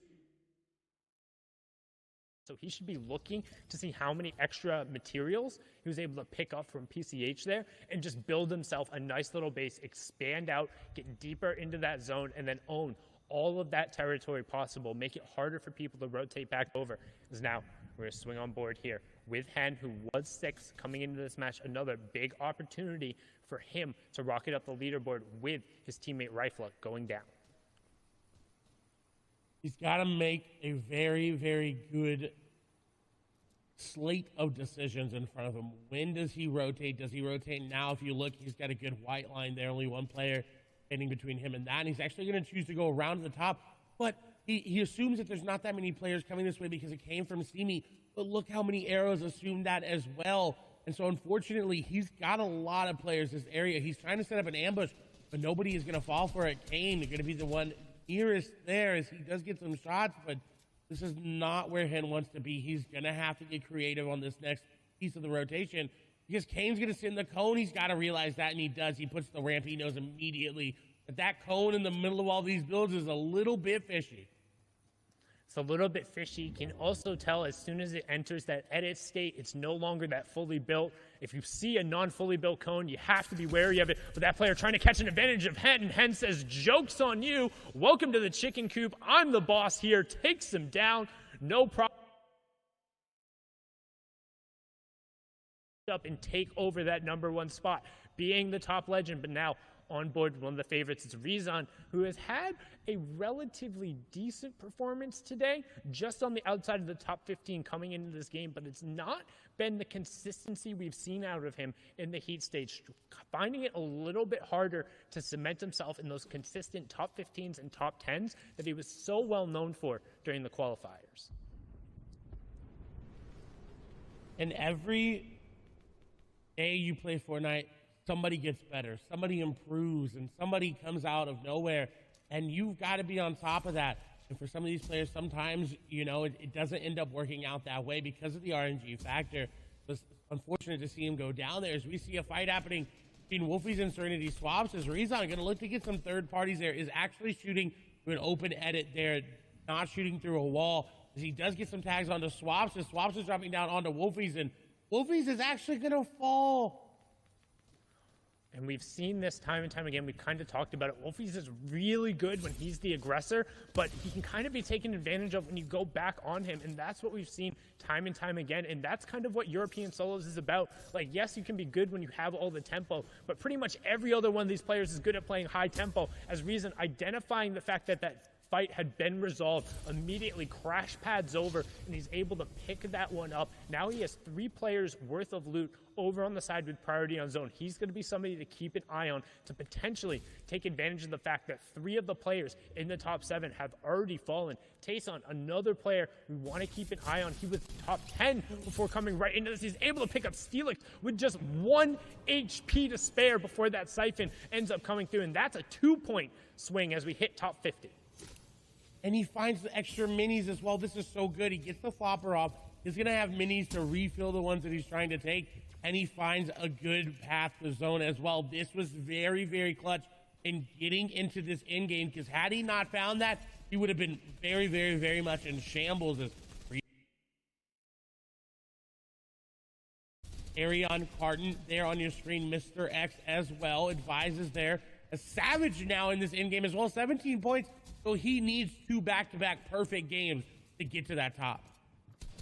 Yeah, and it's somebody who's very good at executing in the mid and the late game. We've seen time and time again 100 Thieves, Mr. Savage, and we've also haven't seen as much as we did before. The peppers in play. When you eat those peppers, you get a huge move speed boost, and it lasts for a minute. So when you get in these late game circles, it gives you a lot more options and a little bit more versatility when you're in these fights. And right now, Savage doesn't have one activated, but using that crash test dummy, hoping to avoid an explosion right here and potentially be the one to cause a little bit of demolition derby. Gonna drop in the box, finds the first shot, finds the second, can't quite convert. Right now, 5 HP, and he gets taken down. Mr. Savage, 17 points, going to be on the outside looking in when it comes to contesting for the top spot. Both him and Benji, 2 of the fan favorites, effectively eliminated from that Axe of Champions competition. But want to know who's not? E11 Tayson up on the high ground right now, just raining shots down in that full built metal base, and then using the ramps around the side to cut off any angles on players who might punish him. And a great hip fire shot onto Smudge, then converting afterward, then right away popping the crash pads and trying to head over towards that player to potentially scoop up whatever he can get as we close in on top 40. That's placement points going over in the next rotation, moving out. And what a start contrast where we saw him on the low ground, had high ground all of a sudden, and now fragging out is getting elimination after elimination on 3 now, looking to pick up number for that player. No shields remaining, no builds remaining as well. That's going to be Young Bob going down. Tayson now looking for elimination number 5, not going to be able to get it. He's got a good amount of mats as well. 2 crash pads remaining in the inventory, so he can make it into zone number 7 and 8 as it pulls away from him. He's going to look for any eliminations that he can, but he decides, you know what, I'm going to get ahead of zones, then look back, because that is the best way to find these eliminations, as players are not paying attention to the head of zone. And you can see top 25 ticking over. Hen does go down there as well. There's a player who's contending towards the top. But Tayson, the winner of Heat 2, trying to push forward and cement his spot. He has now tied Rifla, who is the leader coming into this. This is his opportunity to take over the front spot. And notice what he's doing so well is he's tarping out and he's using the full builds and he's staying towards the front part of the zone. And then he doubles back right here looking for picks. This is something when you have execution, you have space, no one else is on your level, you turn eliminations in by doing this, because he knows he's safe and he can continue moving on a horizontal level while also harassing his opponents. Top 20 ticks over now. Tayson going to continue contributing there. 43 points for the E11 player.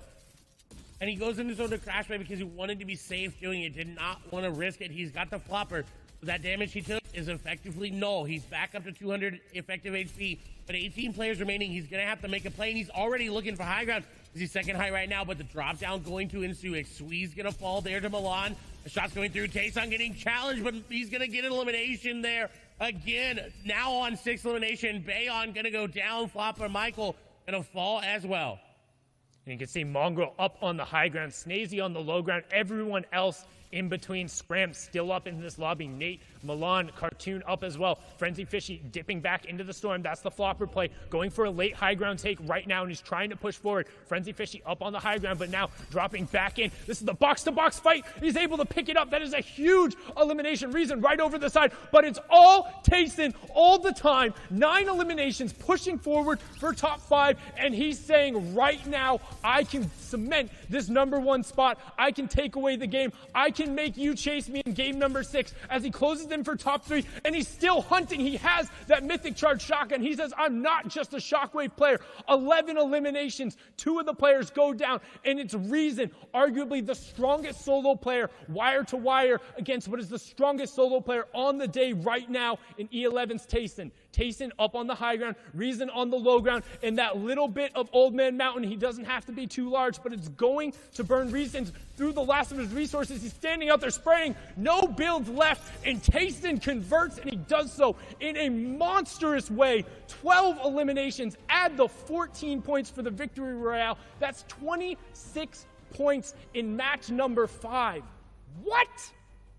What an insane performance from Tayson. The lead has been blown out of the water, and now it's just going to be about who can play catch-up. Can Rifla do it? Can Deceptos do it? Or will Tayson take game number 6 as well?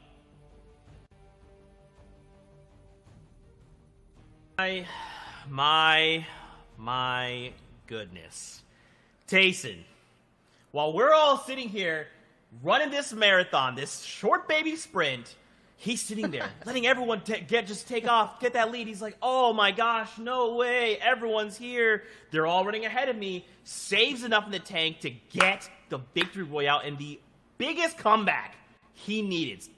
Ball, what is going on? It was clinical, man. It was absolutely clinical. It felt like every shot was connecting, and he was making all these quick decisions. There wasn't a time in there where he paused, where he took a second to breathe. He didn't stop at all. Foot on the gas, and he takes it all the way up to the top. What a performance from Tayson. I feel like there was one person on his keyboard and a separate person on his mouse because he was playing movement and aim perfectly, Tayson. And that's why I'm going to say he's 100% first place right now, holding stuff off from everyone else. The question is completely right, though. Who can catch up to him? Because he's a pack leader by so many points. Oh, my goodness. And there was definitely some instances where this opportunity arose. We always think of EU, the winners, ending up coming out in the last two games. But something else also interesting is that Tayson won Heat 2. And if you think back to FNCS duos and FNCS squads, both of the winners of Heat 2 in squads, it was Red Rush, Drobbin, Snappy, and Wakey. In duos, it was Andalex and Nate who ended up taking that X of Champions. Now, all of a sudden, it looks like it might happen again. It's his destiny. It's Tayson's destiny to win this entire tournament, this entire region, and it's been decreed. The question is, can anyone flip the story, flip the switch? Rifle, Deceptos, Hen, Reason. It's their last game to have a stand, have a say in it. XP's Thomas, I mean, if Tayson can do it, if he can be at this spot, 20th place, 30th place, and shoot all the way up, any of these guys could too. And they all had the capability. Again, we talk about this quality factor. These guys have made it here. They have fought through the gauntlet. They have what it takes to cement that win. They just have to make it happen. One game left. We thought it's all, Rifle is at the top. There's no way. And suddenly Tayson said, no, everyone stand aside. My time is right here, right now. And that's what these guys need to do. And don't forget, in the Invitational, it was Janice, Tayson's duo partner, but all of a sudden it seems like the skills have transferred because Tayson has not stopped this weekend. He stands above and beyond the rest of 16 points. But if you looked at that top leaderboard, there was a big question, right? Because we were saying, oh, it's Deceptos, oh, it's Rifle, oh, these guys, Latwick has an opportunity. But I talked about conversion last time you guys saw me.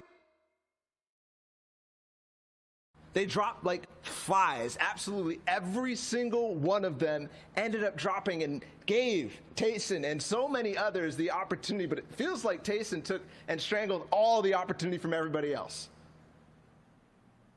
That is how it goes sometimes, man. We keep talking about it. Those guys at the top, they have to hold on. If they can't, this will happen. Yeah, I'm going to give you my natural reactions to what I thought this game would look like. Wow, Anas, I'm so hyped and ready for you to be playing this out to get all the way back up to first. And here we go. He gets taken out. Past that, it's fine. We have more predictions in the top 5, right? Letwick, he's there to hang. He's at authority. He has the power and control. He's waiting for shots and making sure everything's looking good for himself. But he gets beamed out too.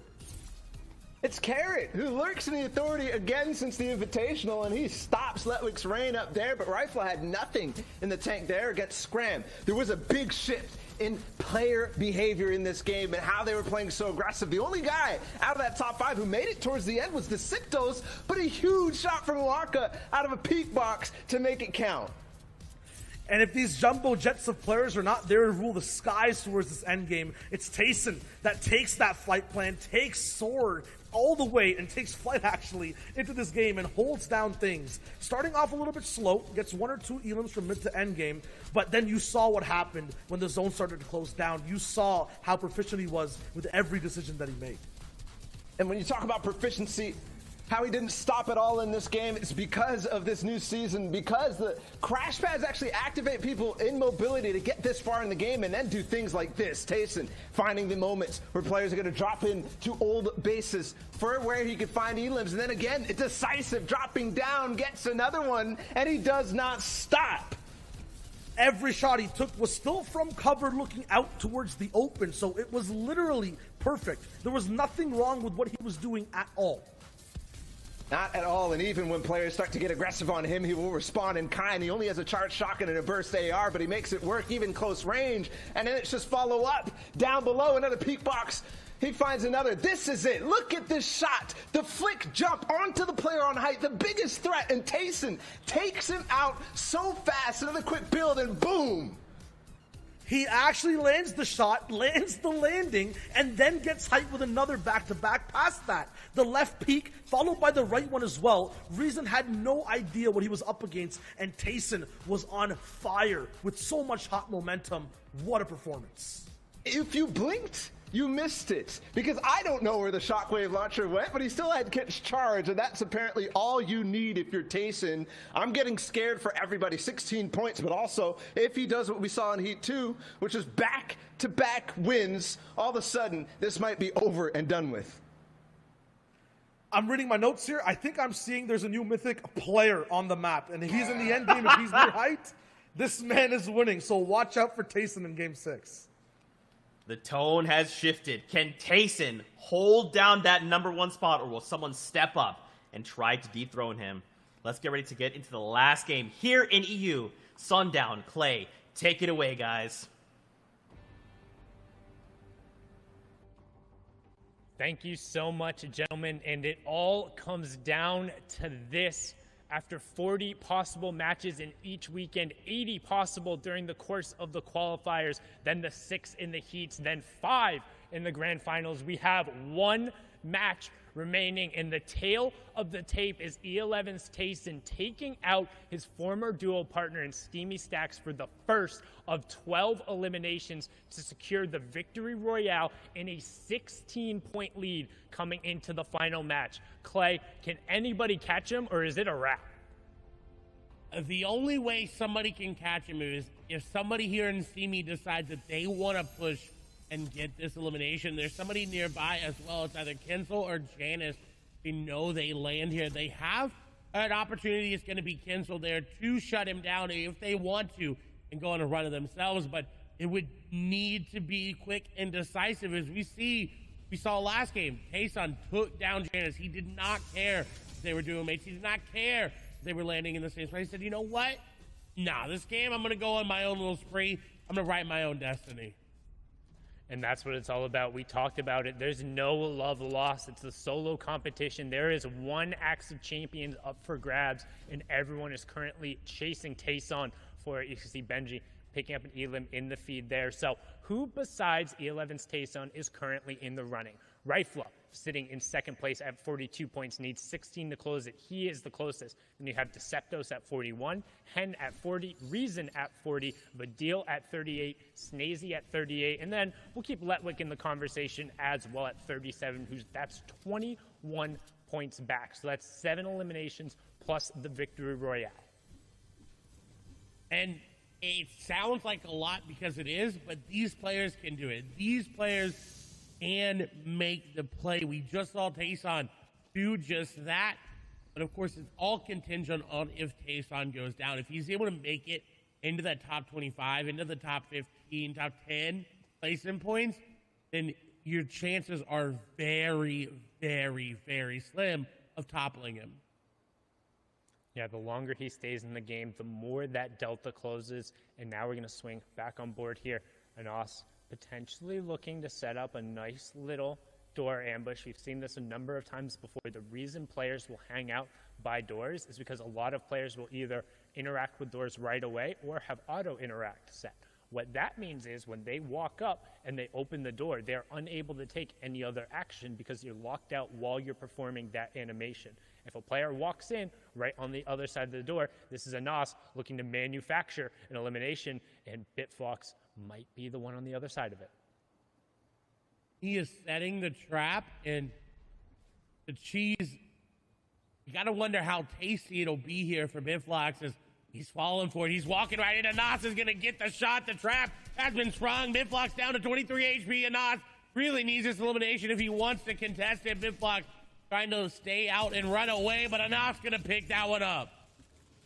And that's so good. We talked about it last game. We talked about doing everything possible in your power to set it up, to be successful, to manufacture these points when you need to climb that grind and get up and catch somebody like Tayson, where every single point matters. We can see some early shots coming out here.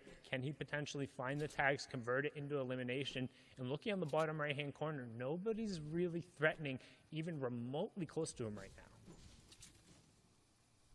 Indeed, and this is what you want if you want to get that first place. He says he's just going to get gifted an elimination on the handy. And that's so huge. Every single point pushing him that much farther up. And it reminds me so much of Booga during the Solo World Cup when he threw a couple of rifle shots there in the final game, was able to pick up an elim, and he just laughed to himself. Tayson got to be laughing to himself right now. If you're in Party Royale, hit him with that hee-haw emote. Let him hear the donkey laugh, because that's what Tayson has to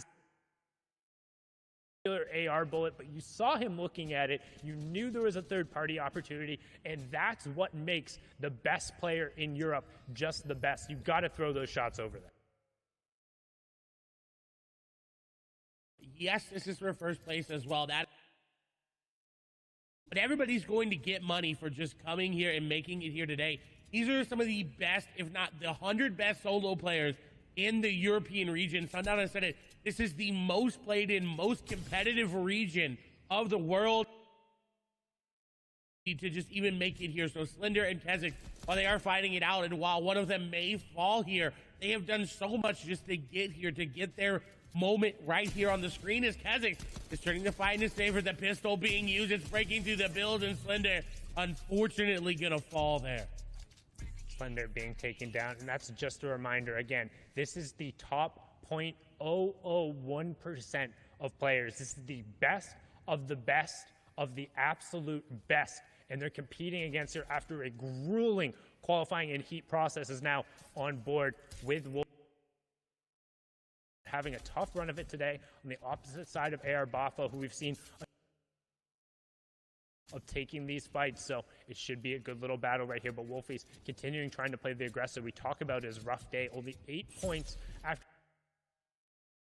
sent out here, wants to have at least some form of a stamp on this game, even if it is just as a spoiler. But with 5 HP, the young lord from the UK will bow out of the competition at just a measly 8 points coming over. And AR Bafo is someone that has kind of come into that WT role and kind of taken it over for a lot of these players.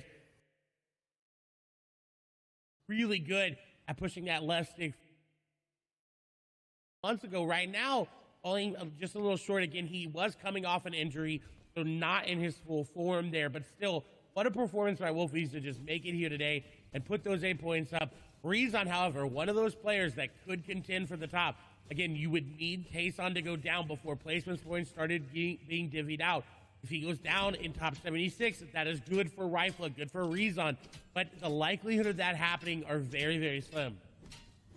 Especially because we saw Tayson early on grab whatever loot and mats he can and then just sprint towards the center zone. That first round of placements will be falling over in with just 4 more players going down, so a little bit quicker of a pace here. As you can tell, everyone trying to push it a little bit, get a couple of eliminations, get a couple placement points, try and move your way past that next player, maybe get a pay upgrade. And if you're hanging out for the first time watching us in Party Royale and you're not necessarily used to competitive Fortnite, first of all, welcome. Thank you for joining us. You might be wondering, hey, how do I get involved with this? How do I play in these matches? How did these players get here? Well, the first step is to go where you'll be able to earn hype, which is different levels of play. You can end up getting into contender, and then you're up into champion, which will allow you access to different tournaments depending on where you're ended up placed. That champion level, which then grants access to certain cash cups as well as the FNCS.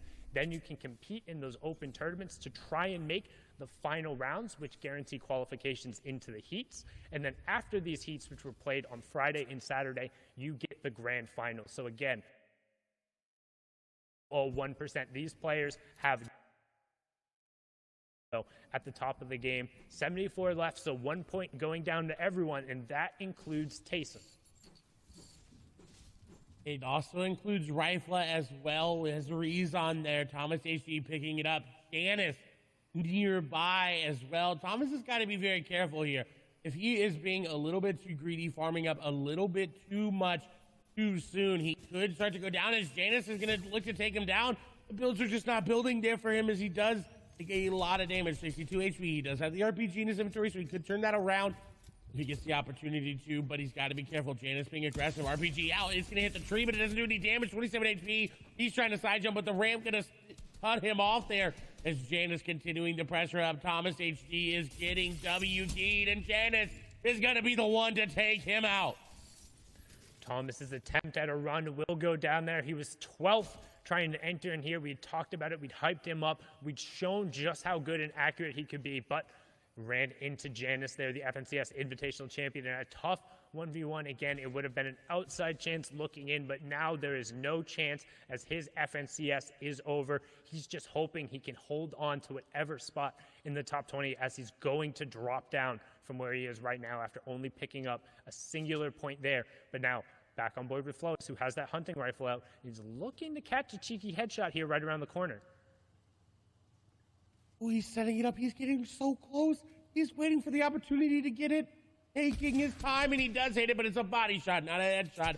Unfortunately, that will give him the pressure, though, that he needs to do. He's got the crash pad, set it up, into the box. He goes with that player new, and the diagonal box out going to come through, and Flowis not able to capitalize on that elimination. He was so sneaky when it mattered the most, but unfortunately, only the body shot coming through from him, but he gets tagged up by a third party, and now the player he headshot, or the body shot rather, is gonna push him. It's going to be Kylix going aggressive, and Kylix needs elimination as well. Move into the upper echelon of prizing, and Flowis is just looking to try to make a run here. Flowis 23 HP, ticking down. Cashback comes through, and Kylix is gonna come out on top. Tries to enter the bounce house, but unfortunately a little too much for that one. Got a little rowdy. They're going to kick you out. And it was Kylix who was the bouncer, pulling him out, ending his FNCS run. No attempt for heroics here from Flowis, but peeking back on over. Again, Tayson, match number 5 winner, 26 points in that game overall. Currently had a 16-point game there. You can see Tayson now holds the largest lead between first and second all weekend so far, so it's just an act of holding on. And even then, if he goes down here, it's going to take a heroic effort from somebody in the top 10 to not only convert on a victory royale, but pick up a number of eliminations to even come close to matching that 12 elim victory royale we just saw. And currently sitting on 60 points, it looks like this might be a victory lap for him. It looks that way indeed, but he's set up in a very awkward spot. He's got a player held out of zone.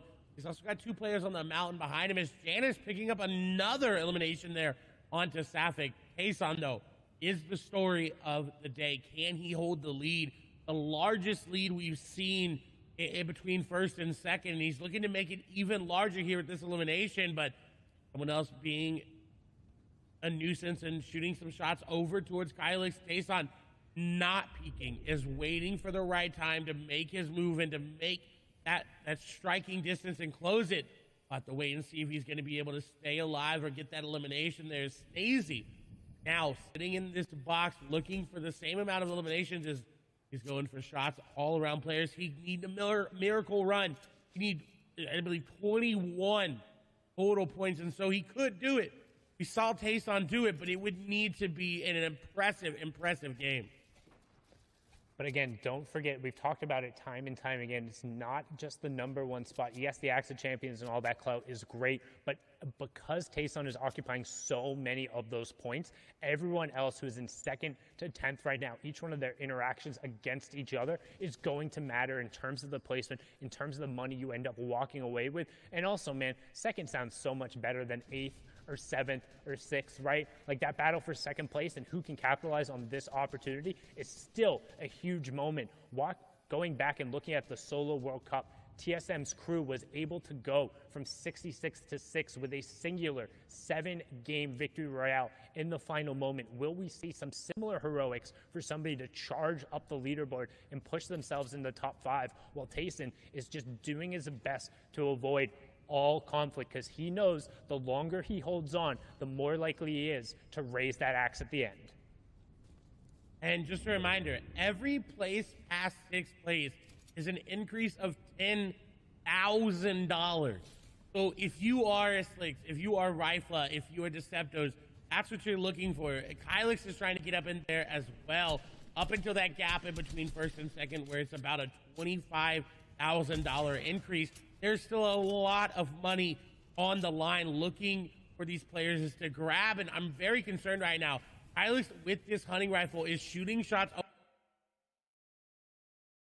Does not get out of the situation. Kylix should get the snipe onto him, and the pressure is coming through. But will Kylix hit it? Will he hit the shot that will end Tason's run? His shots are coming through. 129 effective HP in a very bad spot. Everybody knows he just got tagged up as well. Will he be WQ'd by Kylix here? The pressure come through, and Kylix is going in. The crash pad's going to be used, but Kylix is very low HP, 66 HP there. Tason may be too aggressive here. He's got the hunting rifle. He could go for a little snipe there. If he does, it would need to be perfect. He's going to look for it. He's going to look for it. He takes him down. Tason is down at 60 points. Tason smelt blood in the water with Kylix pinned against the outside of the zone, but Kylix says, let's open up the floodgates. Let's give the opportunity for somebody to have that heroic moment. Number 1 is down. I repeat, number 1 is down. E11's Tason has been taken out at 60 points. That's the line we're looking at. Can anybody possibly catch him? Who's in the conversation? It's going to take the victory royale and much, much more. But all of a sudden, this game has so much more tension on it as the victory lap has been canceled early. He pulled up, and now Anas doing his best right there, picking up an elimination, but he has a long rotation to go before he gets into the zone. And Cardin and Kazakh are not going to let him get there easy. They're not going to let an easy rotate come out. So he does have crash pads and launch pads there. What's concerning for Anas is the amount of AR in his inventory. Now, if he knows that Tason just went down, if their feed showed it, and he doesn't have that anonymous mode on, Anas is going to be very, very, very hungry for placement. He's just going to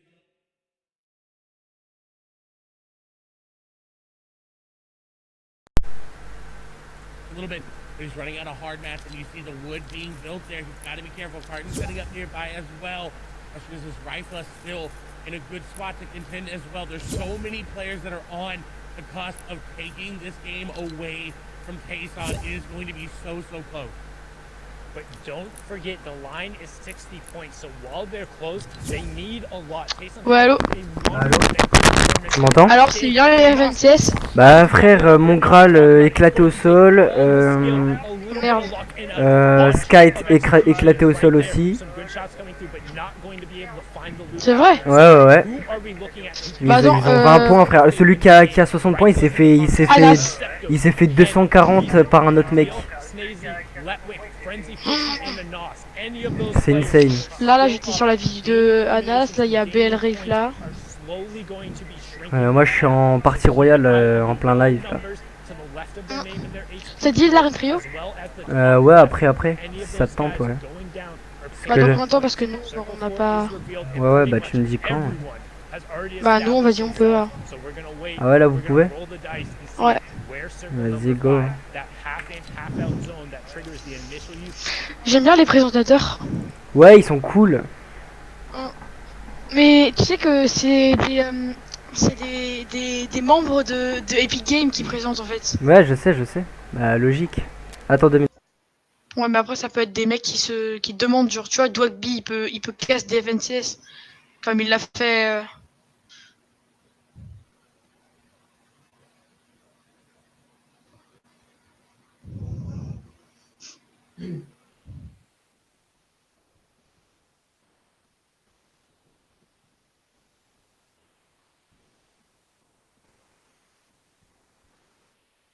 Il y en a un, il est un peu gros, il est trop drôle lui. Ah, il est rouge, je crois, avec une barbe.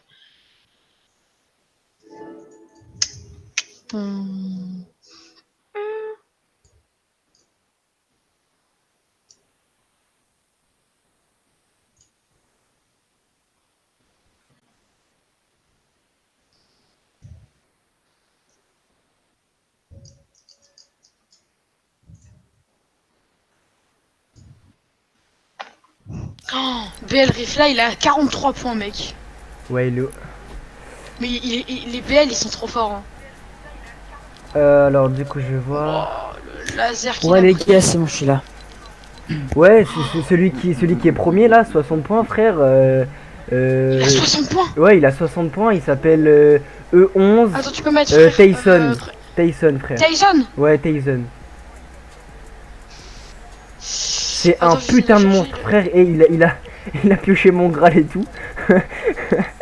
Oh la honte. Parce que j'ai débranché mon micro et tout, tu vois. Et genre j'étais en train de regarder, frérot. Voilà. Ouais, c'est Non mais attends, c'est insane. la Face mon Graal là, il est en game. Il y a Benji mon Graal et Squeezer qui sont à côté, mec. Non mais attends, le pire c'est qu'à un moment, tu sais, il y a mon Graal, Mister Savage et Benji Fissi, ils étaient côte à côte, tu vois. Et en gros, devine quoi? Mon Graal il fait les 2 kills. Mon Graal il a fait les 2 kills. Non, vraiment. Sérieux. Mettez prêt, les gars. Vas-y. Je te Ah mets oui, c'est chef. vrai. Et il faut que tu me mettes chef, Ouais. je crois.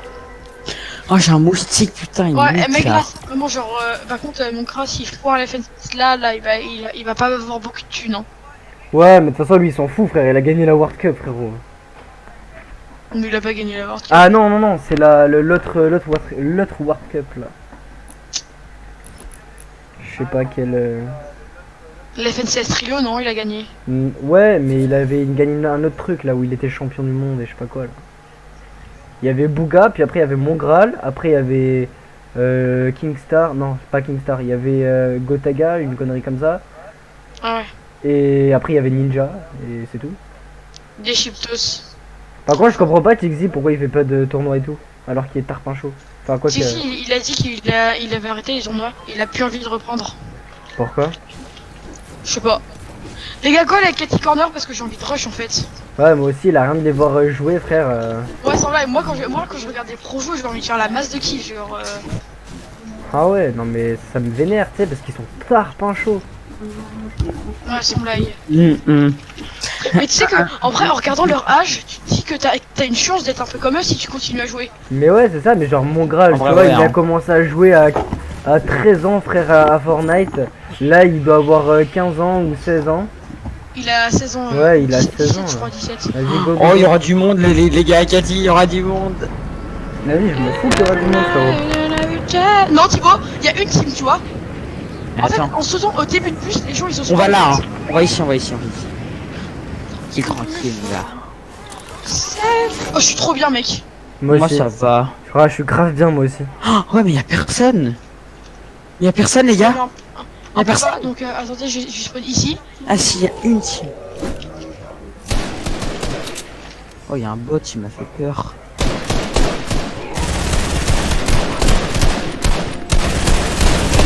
J'ai pas de shoot.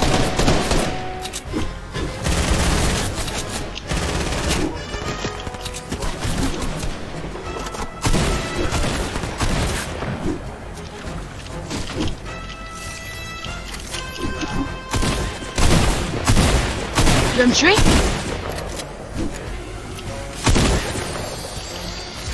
J'ai 3 balles de peu. J'ai un kit. Moi je le veux bien. Les gars, ils Tire. auront le lance-grenade et tout. Oh, Hein. ouais, bah, il faut vite y aller, hein. Je suis une bulle en fait. Allez, let's go. Attends, j'emmène un bot ici. Bouge pas, j'emmène un bot. J'ai un sniper, je vais essayer de viser. Bon, j'ai pas de shield, hein, par contre. J'en ai là. C'est bon, j'en ai Vas-y, un. reviens. J'ai un bot, Il y a j'ouvre des les mecs qui coffres. sont allés en haut, hein. Donc, ils vont venir après. Venez sur moi. J'ai largué un pompe vert.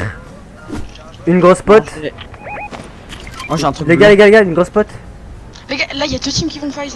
Non, mais les gars, il y a des grosses potes et tout. Ah là, vas-y, j'y vais. Bah non, moi. Attends, je sais pas. Tiens, une mini-pote. Quoi? Ça arrive. Là en haut, il y a un pompe truc bizarre là. J'ai des splash. Oh, on est trop bien. Vu ici. Ils vont au coffre, Go les attendre, vas-y. Non, mais là, en fait, ils y sont. Mort.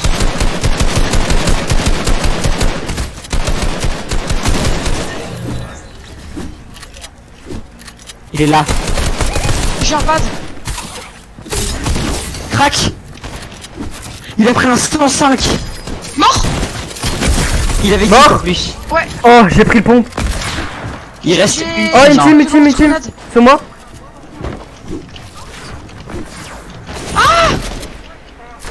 Il me met toutes ses balles. Crac, hein. C'est qui m'a envoyé à Bon, Bablouette, ouais, non, mais frérot? ils sont Eh, y'en a un, connus, il m'a éjecté, frérot. C'est qui m'a éjecté? Lui, il est crack, lui. Putain, fais C'est moi, chier. Oh putain, je vais tout remonter, frérot. Je suis avec Samy. Ok, yes. Vas-y, go, Bah, go, super. go. On se taille, on se taille. Thibaut, désolé, mais on peut rien faire.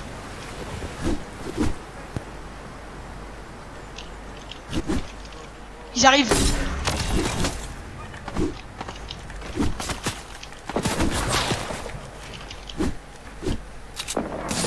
Aïe! 105.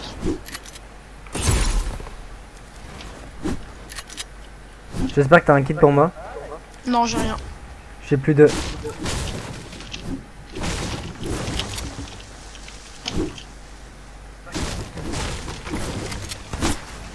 Sur moi, sur moi.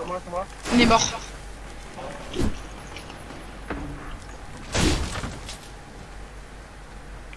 Oh. Je suis mort, mec. Essaye de te cacher, frérot. Moi, je me campe là, je campe. Clairement.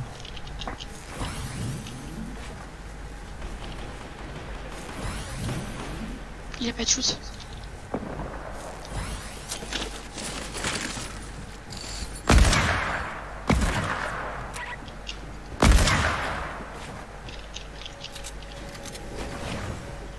Ouais, ils sont tous sur moi là. Tranquille, essaye de te loot et aller au loin. Moi j'ai un J'ai bon. une idée. Je vais tourner. Je vais aller au coffre-fort de Katy Corner. Ouais, en- t'es pas en con. par derrière. Vas-y, vas-y. Ils arrivent sur moi, les mecs. Je suis mort. Je suis mort. Mais tous ils sont là. Tous ils sont là en fait. Ils t'ont fini direct, instant. Ouais, ils m'ont fini direct.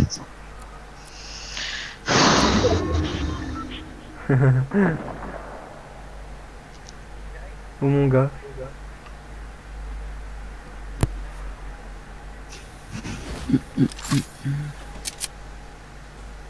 Là, ce que je suis en train de faire, frérot. Mais en fait, tu peux faire quoi en vrai là? T'as pas rien à faire. Hein. Je fais quoi? Bah, je récupère du métal, tu vois pas? Ça récupère du métal? Bah ouais, regarde mon métal. Ouais, mais ça récupère R. Hein. Bah, ça te donne un de métal. Tu sais comment je l'ai su? Parce qu'aux FNCS, il y a un joueur pro qui faisait ça. Du coup, bah maintenant, c'est quoi? Bah les couilles. Allez hop, on fait pareil. Mec, en vrai, t'es bien, t'as le pompe. Hein. Ouais, ouais.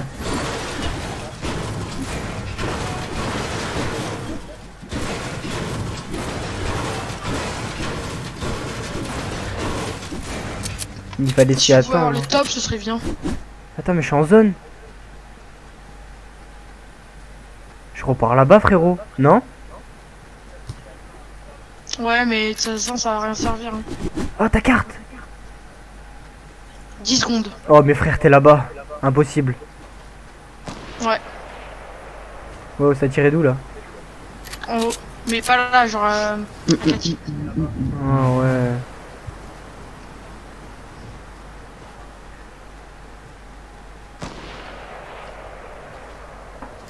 J'ai encore 3.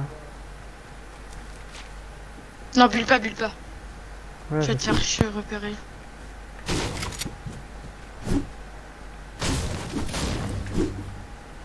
Faut que tu te caches.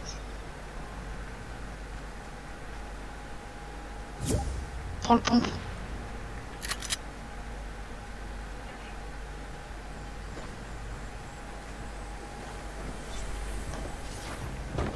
Bouge pas, gros. À ta droite. c'est au-dessus.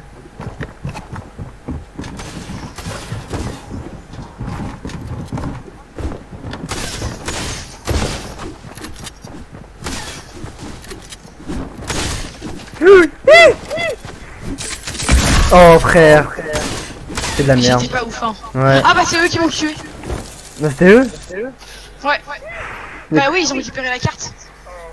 Comment? Mais comment?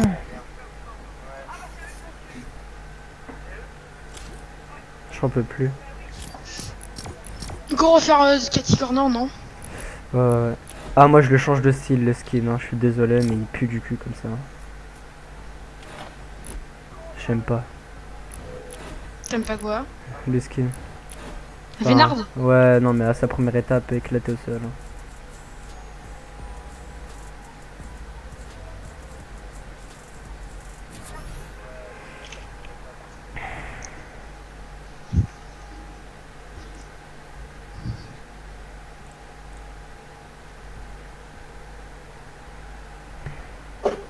Demain matin sur Twitter ça va full spam. Ouais, champion du monde, sont pas les couilles. Mais non, mais gagner la FNCS c'est rien, enfin c'est pas comme la Coupe du Monde. Ouais, mais c'est D'ailleurs, quand elle même une devait coupe se du faire, hein. monde. Hein. Au final ils la font pas? Si, ils vont la faire, je crois. Hein. Ouais, mais avec le Covid ça va être chaud, non? Bah après, dis-toi, regarde les mecs là, ceux qui travaillent chez Fortnite, tu vois, ils sont encore chez eux en train de faire des lives et tout, frère, alors que...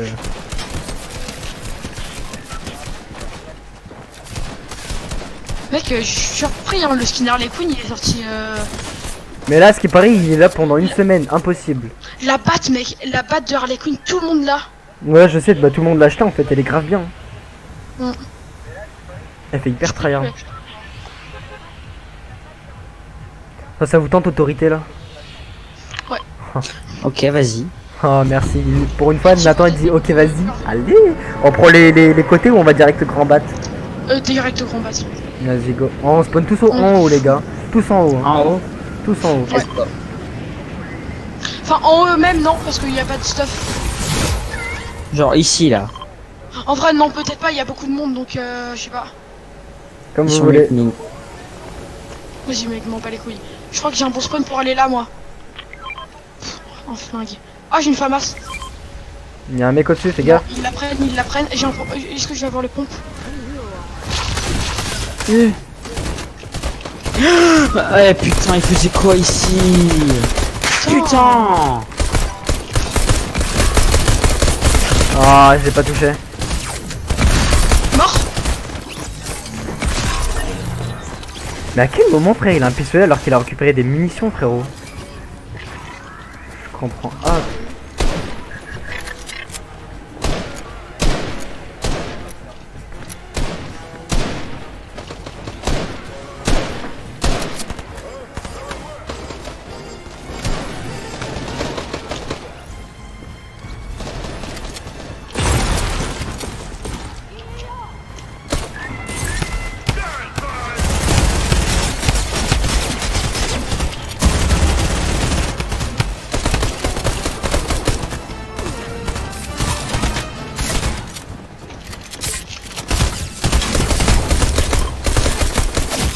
Ouais. Mais what?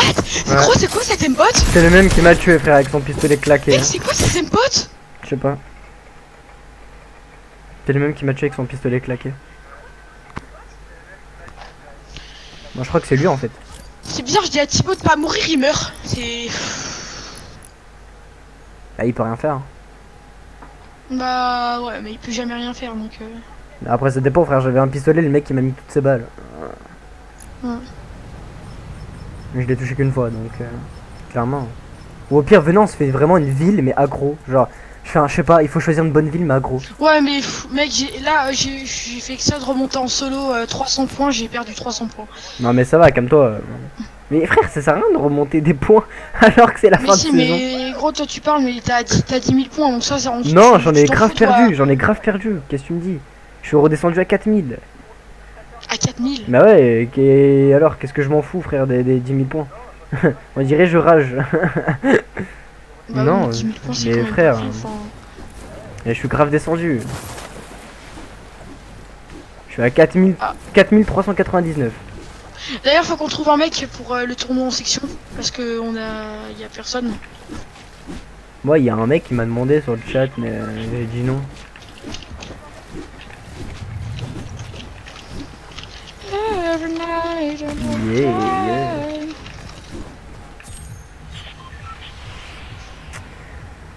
Sans moi ça me fait rien de perdre.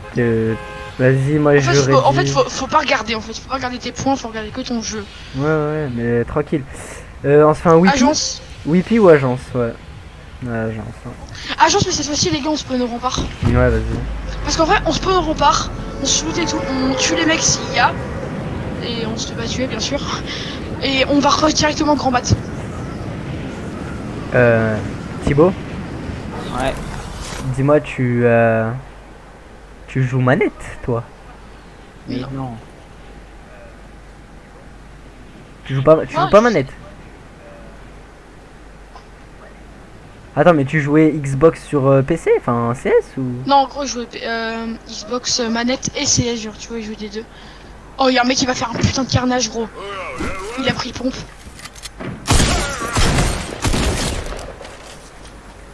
Regardez sur moi. Mort. GG, moi j'ai... Moi j'ai tué un mec, enfin un bot. J'allais dire un Ok. mec. Je suis con, moi. Je suis grave con.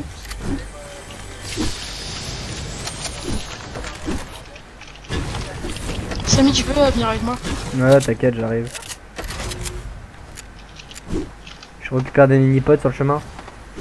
23 shield. GG. Ok, y'a un mec qui arrive sur moi. Il y a deux mecs sur toi, Il a un flingue. Fais gaffe, frérot. C'est des ghouls. C'est les... Il a un pompe. Mais mec. Ça me fait chier.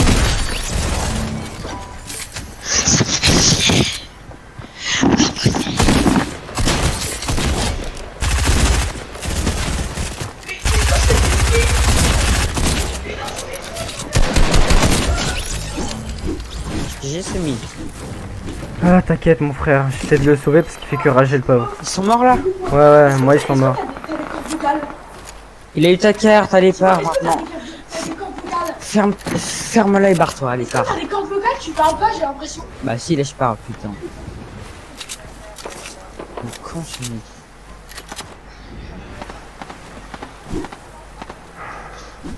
J'ai lavé ces deux putains de grosses boules de merde.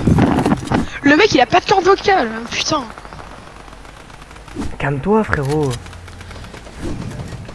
Viens avec moi, Thibaut. Oh mec, tu peux Ouais, raise là, j'avoue. tu peux raise instant. Tout le monde en fight. Et maintenant. Tu pourras me donner ta P90 ou pas? Ouais, Ou ton air? ouais, tu veux. t'inquiète. Il y a des mecs au coffre. Ils vont arriver hein. T'as du shield.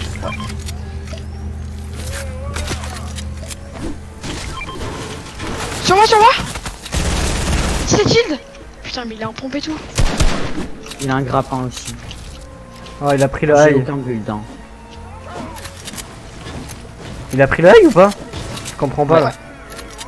Les gars, il y a la grosse pote tout seul là. Bah ouais, il faut la prendre. quelqu'un peut me la lancer, please. Je peux pas parce que si je sors, il me laser. Et il est parti. Mais non, il est... Ah, mais il était seul. Ok, il y a un pompe, faut que j'aille le chercher. Seul à mettre autant de pression. Ah, ils sont pas allés au coffre.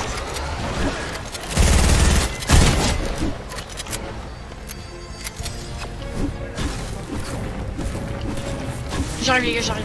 Putain, mais c'est quoi ce malade là, frère? Il prend tout, là il se barre.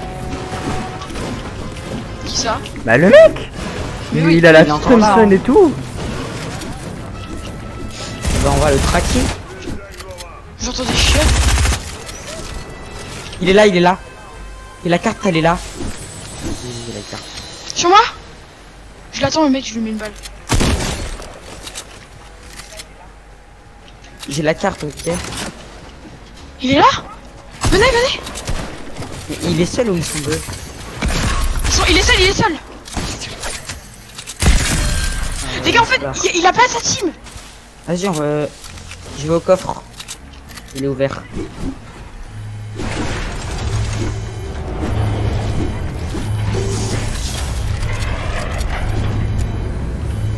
T'as eu la carte? Bah oui, je l'ai eu. Elle était par terre. J'ai une scarlège. GG, j'ai un pont bleu. Hog ici, Scar.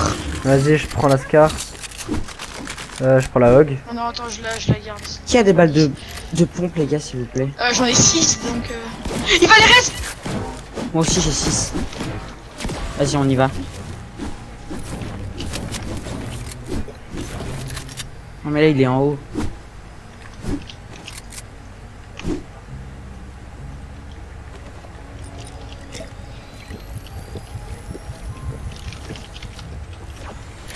Vas-y, je prends ça.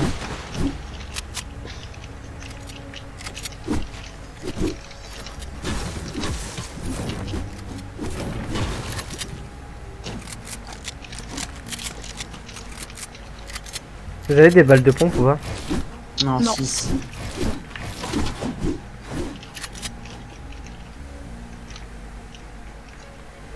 Oh, une grosse. Vas-y, je la prends. Je monte sur l'agence, les gars. Y'a des mecs? Ah non, c'est des bots.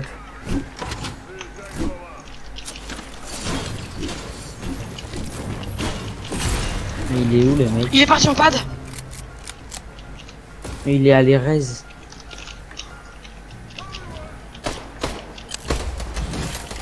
Ça tire, c'est vous? Non, non, Non, non. non, c'est oui, c'est Thibaut. Sur moi? Un sniper. T'es où? C'est un bot. Non, non, non.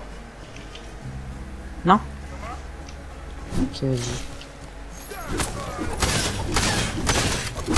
Ici, il est là, le bot.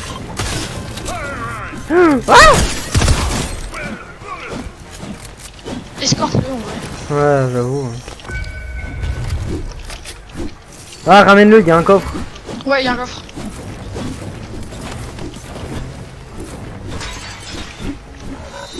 Laisse Thibaut, laisse. Ah non, c'est Sony. Là, tranquille, j'ai la mini-pote. Si tu veux, je prends la mini-pote. Hop. Ouais, vas-y, j'enlève ma P90. Les gars, en fait, c'est trop bien, j'ai une scarlège avec un pompe gris.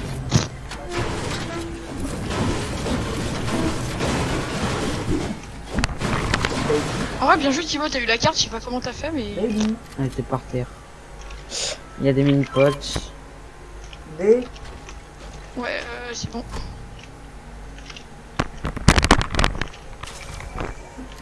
Allô? Ah ouais. Allô. Oui, bébé, tu me rappelles? Ah, il va. Bah, 2h24, oui. Ok, ça va. Je t'aime.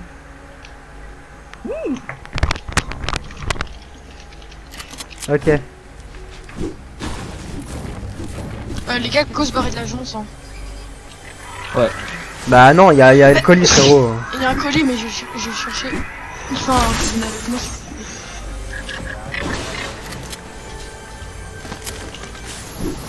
Oh, j'ai 3 grosses. 6 mini-potes, 3 grosses. Si là, ma... 12 Là, mini. je vais aller là. Deux grosses à côté, gros. Je vais juste voir s'il n'y a pas des zones de pêche. Eh les gars, Ouais. sur moi. Je crois qu'il y a un mec sur moi. Un mec? Ouais, il campe. C'est pas possible. Je sais pas. Attends. Bah, mec, si depuis tout à l'heure t'entends des bruits, c'est qu'il y a forcément un mec, mais. Mais non, mais mec, C'est chaud, je suis quoi. pas parano. Non, il y a son père. Il y avait un truc. Non, il y a rien. Tranquille. Bon, les gars, venez, on se barre parce que je n'aime pas trop c'est l'agence quand. Voilà. Bon, on a lavé tout le monde, c'est déjà pas mal. J'ai un tactique bleu. Oh putain, mais j'ai pas de build! Ah ouais, bien le farmer. Hein. Je farm! Je vais me faire laser par une team, regarde. Moi j'ai 200, 400 et 300. Non, j'ai rien du tout. Non, j'ai 1, 1, 2. Je vais me mettre full flopper. Et voilà.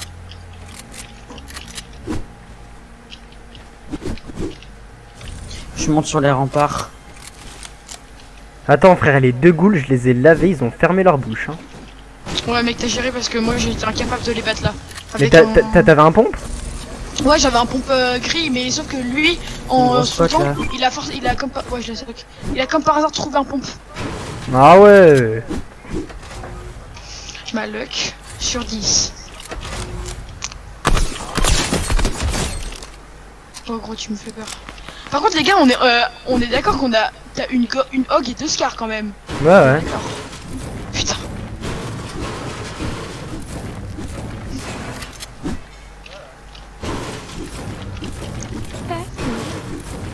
Et le loot, il est où en fait?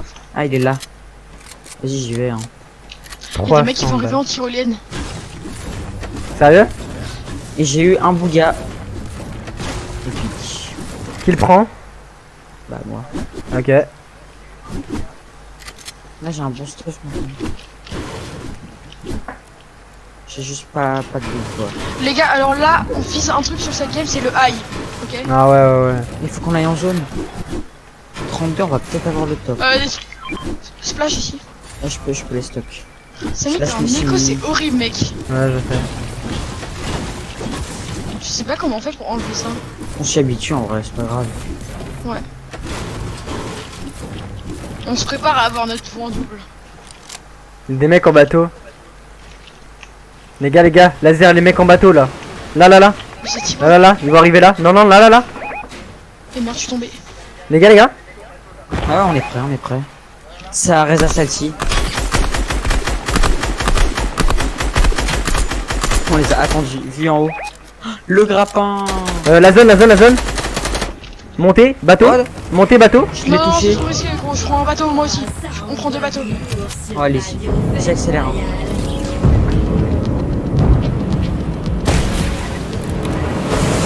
Ils sont là, les gars, ils sont là, tirés. Non, ils sont pas là. Parti.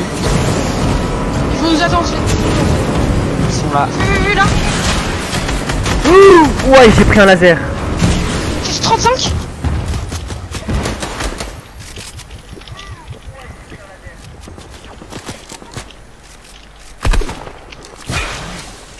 C'est les mecs de je sais pas d'où.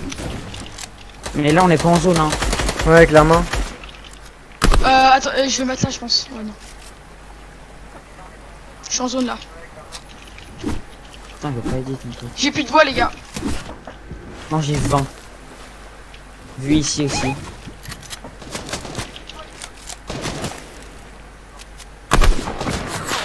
Ouais, il voulait vraiment me tenter à la cara lui. Ah, mais moi j'ai 2 pads en fait. Attends, tiens. Tiens, ici. Oh, il m'a touché.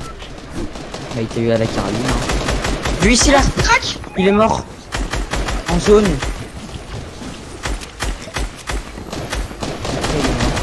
C'est le grappin, il a crac. One shot. On tire, vas-y, en full. Mort. Vas-y, on Je y va. pète.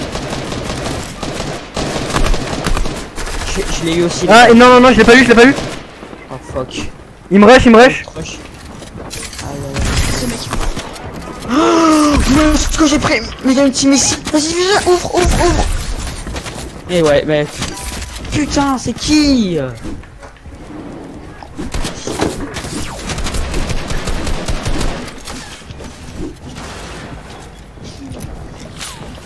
Help me. Ah, mais t'es mort? Ouais. J'ai eu sa carte hein, par contre. Le mec il a juste pas monter là. One shot. Ah, j'y peux rien. Ils avaient Cathy.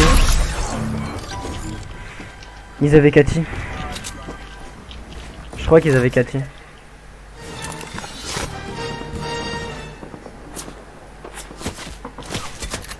Là derrière.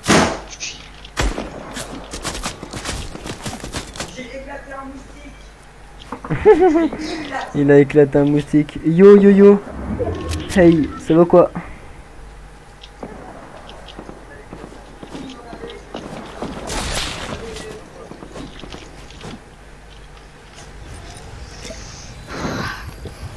Oh, j'avais perdu full point, frérot. Est-ce qu'on a eu le top ou pas? Et ouais. Non. Pas encore. Oh, le stuff que t'as là, Nathan, il est bien. Ouais, mais il se prend des balles depuis tout à l'heure, miskin. J'avoue. Et là, il a plus de shield. Ouais. En vrai camp, hein. Mais il bouge pas. Ouais, mais... Voilà. Encore 20. On n'a pas le top là. What the fuck.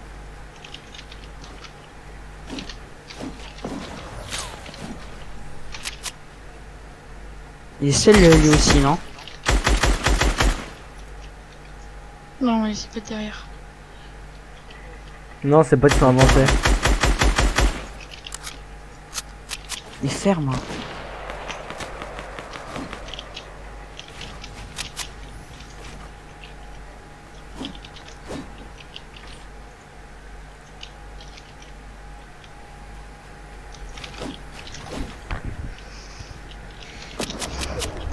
Oh, Oh, let's ça go. la zone. Essaye d'avancer à l'arbre, non? Il est où l'arbre? Juste là, le gros. À gauche. Et tu le farmes en même temps.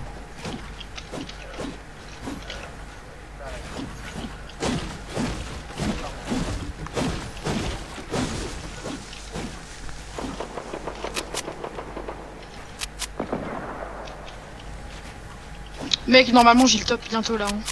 Bah j'espère. Non, on est 20, top 19 je crois. Ok, eux ils fight. Entre le top 19 et le top 18 je crois. Ah, ça se fight. Il y en a un KO là. Dans pas longtemps.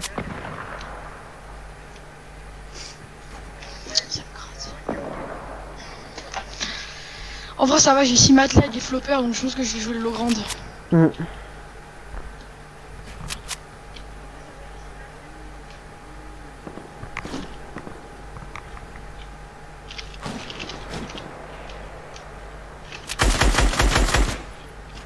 On sait jamais, il y a peut-être un mec sorti de zone.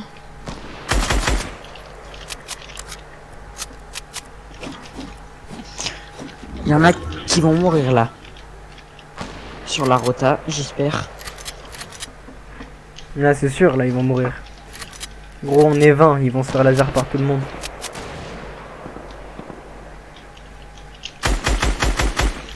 Je suis en bot. Lui il se fait focus par tout le monde. Mais il est tout seul en plus je crois. Hein. Et ouais, vas-y tire hein. Et les autres ils vont Je sais pas tirer parce que aussi. eux là j'ai peur d'eux là en fait. Ils sont plus là hein. Là il y a Ils sont personne. montés par Hein. le bas, ouais. Ah bah en vrai je suis tranquille là, je suis dans mon petit coin. Ouais. Par contre si la zone elle est à l'autre bout de moi, bah je suis mort. Mais personne ne meurt, c'est quoi ça?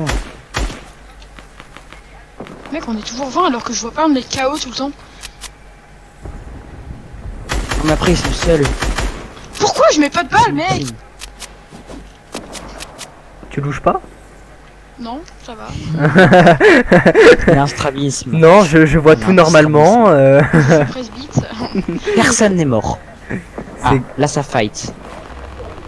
Ah voilà, qu'est-ce que je Vas-y dis bouge, il fight. Il faut que tu bouges maintenant, maintenant. Mais c'est pas par là qu'il faut aller. J'avoue.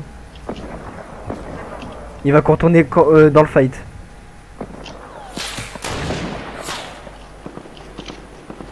Je te vise à droite hein.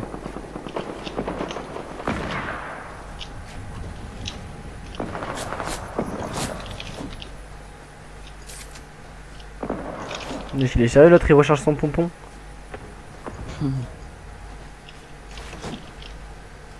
Oh putain, il y a Kid et tout, ils arrivent hein. Non, Kit il est là-bas, Kit.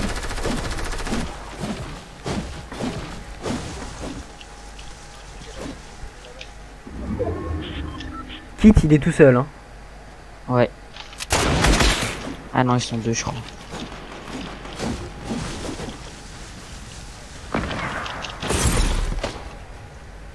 Nickel ça. Il y a personne qui est mort. Ah, Lui il a pris une sale balle lui.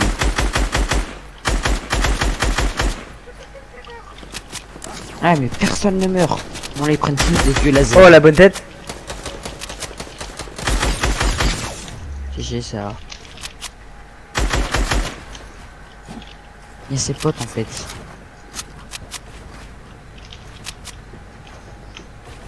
Allez, mourrez là. S'il vous plaît. J'arrive en pénurie de build. On peut encore Thibaut. Oh merde. T'as la zone.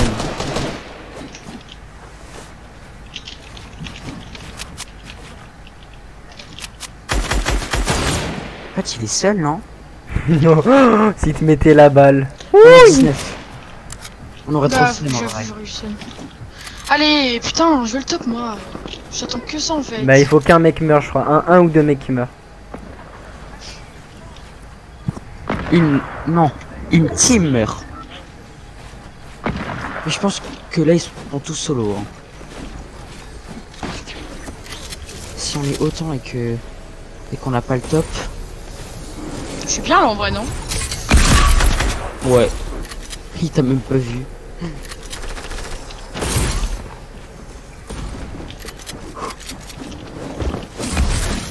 Nathan.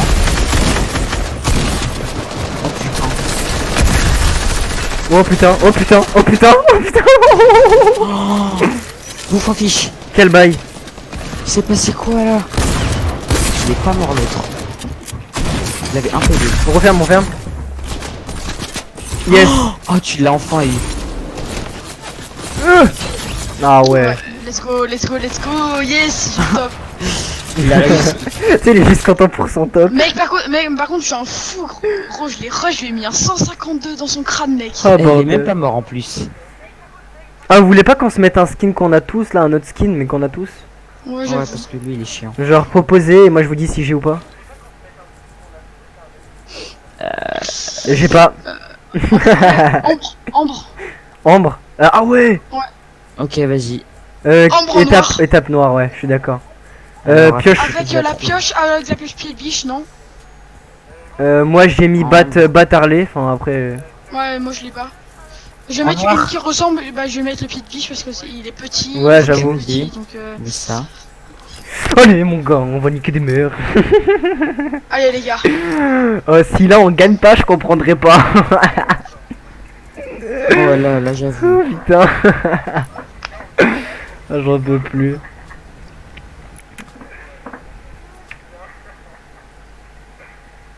Bon les gars, je vous dis c'est tout pour ce petit live, j'espère que ça vous aura plu, laissez un petit like, abonnez-vous, je suis désolé je dois arrêter le live parce que voilà, hein, les FNCS on saura le vainqueur demain qui a remporté le plus gros cash prize en gros, donc je vous tiens au courant demain, gros bisous, et puis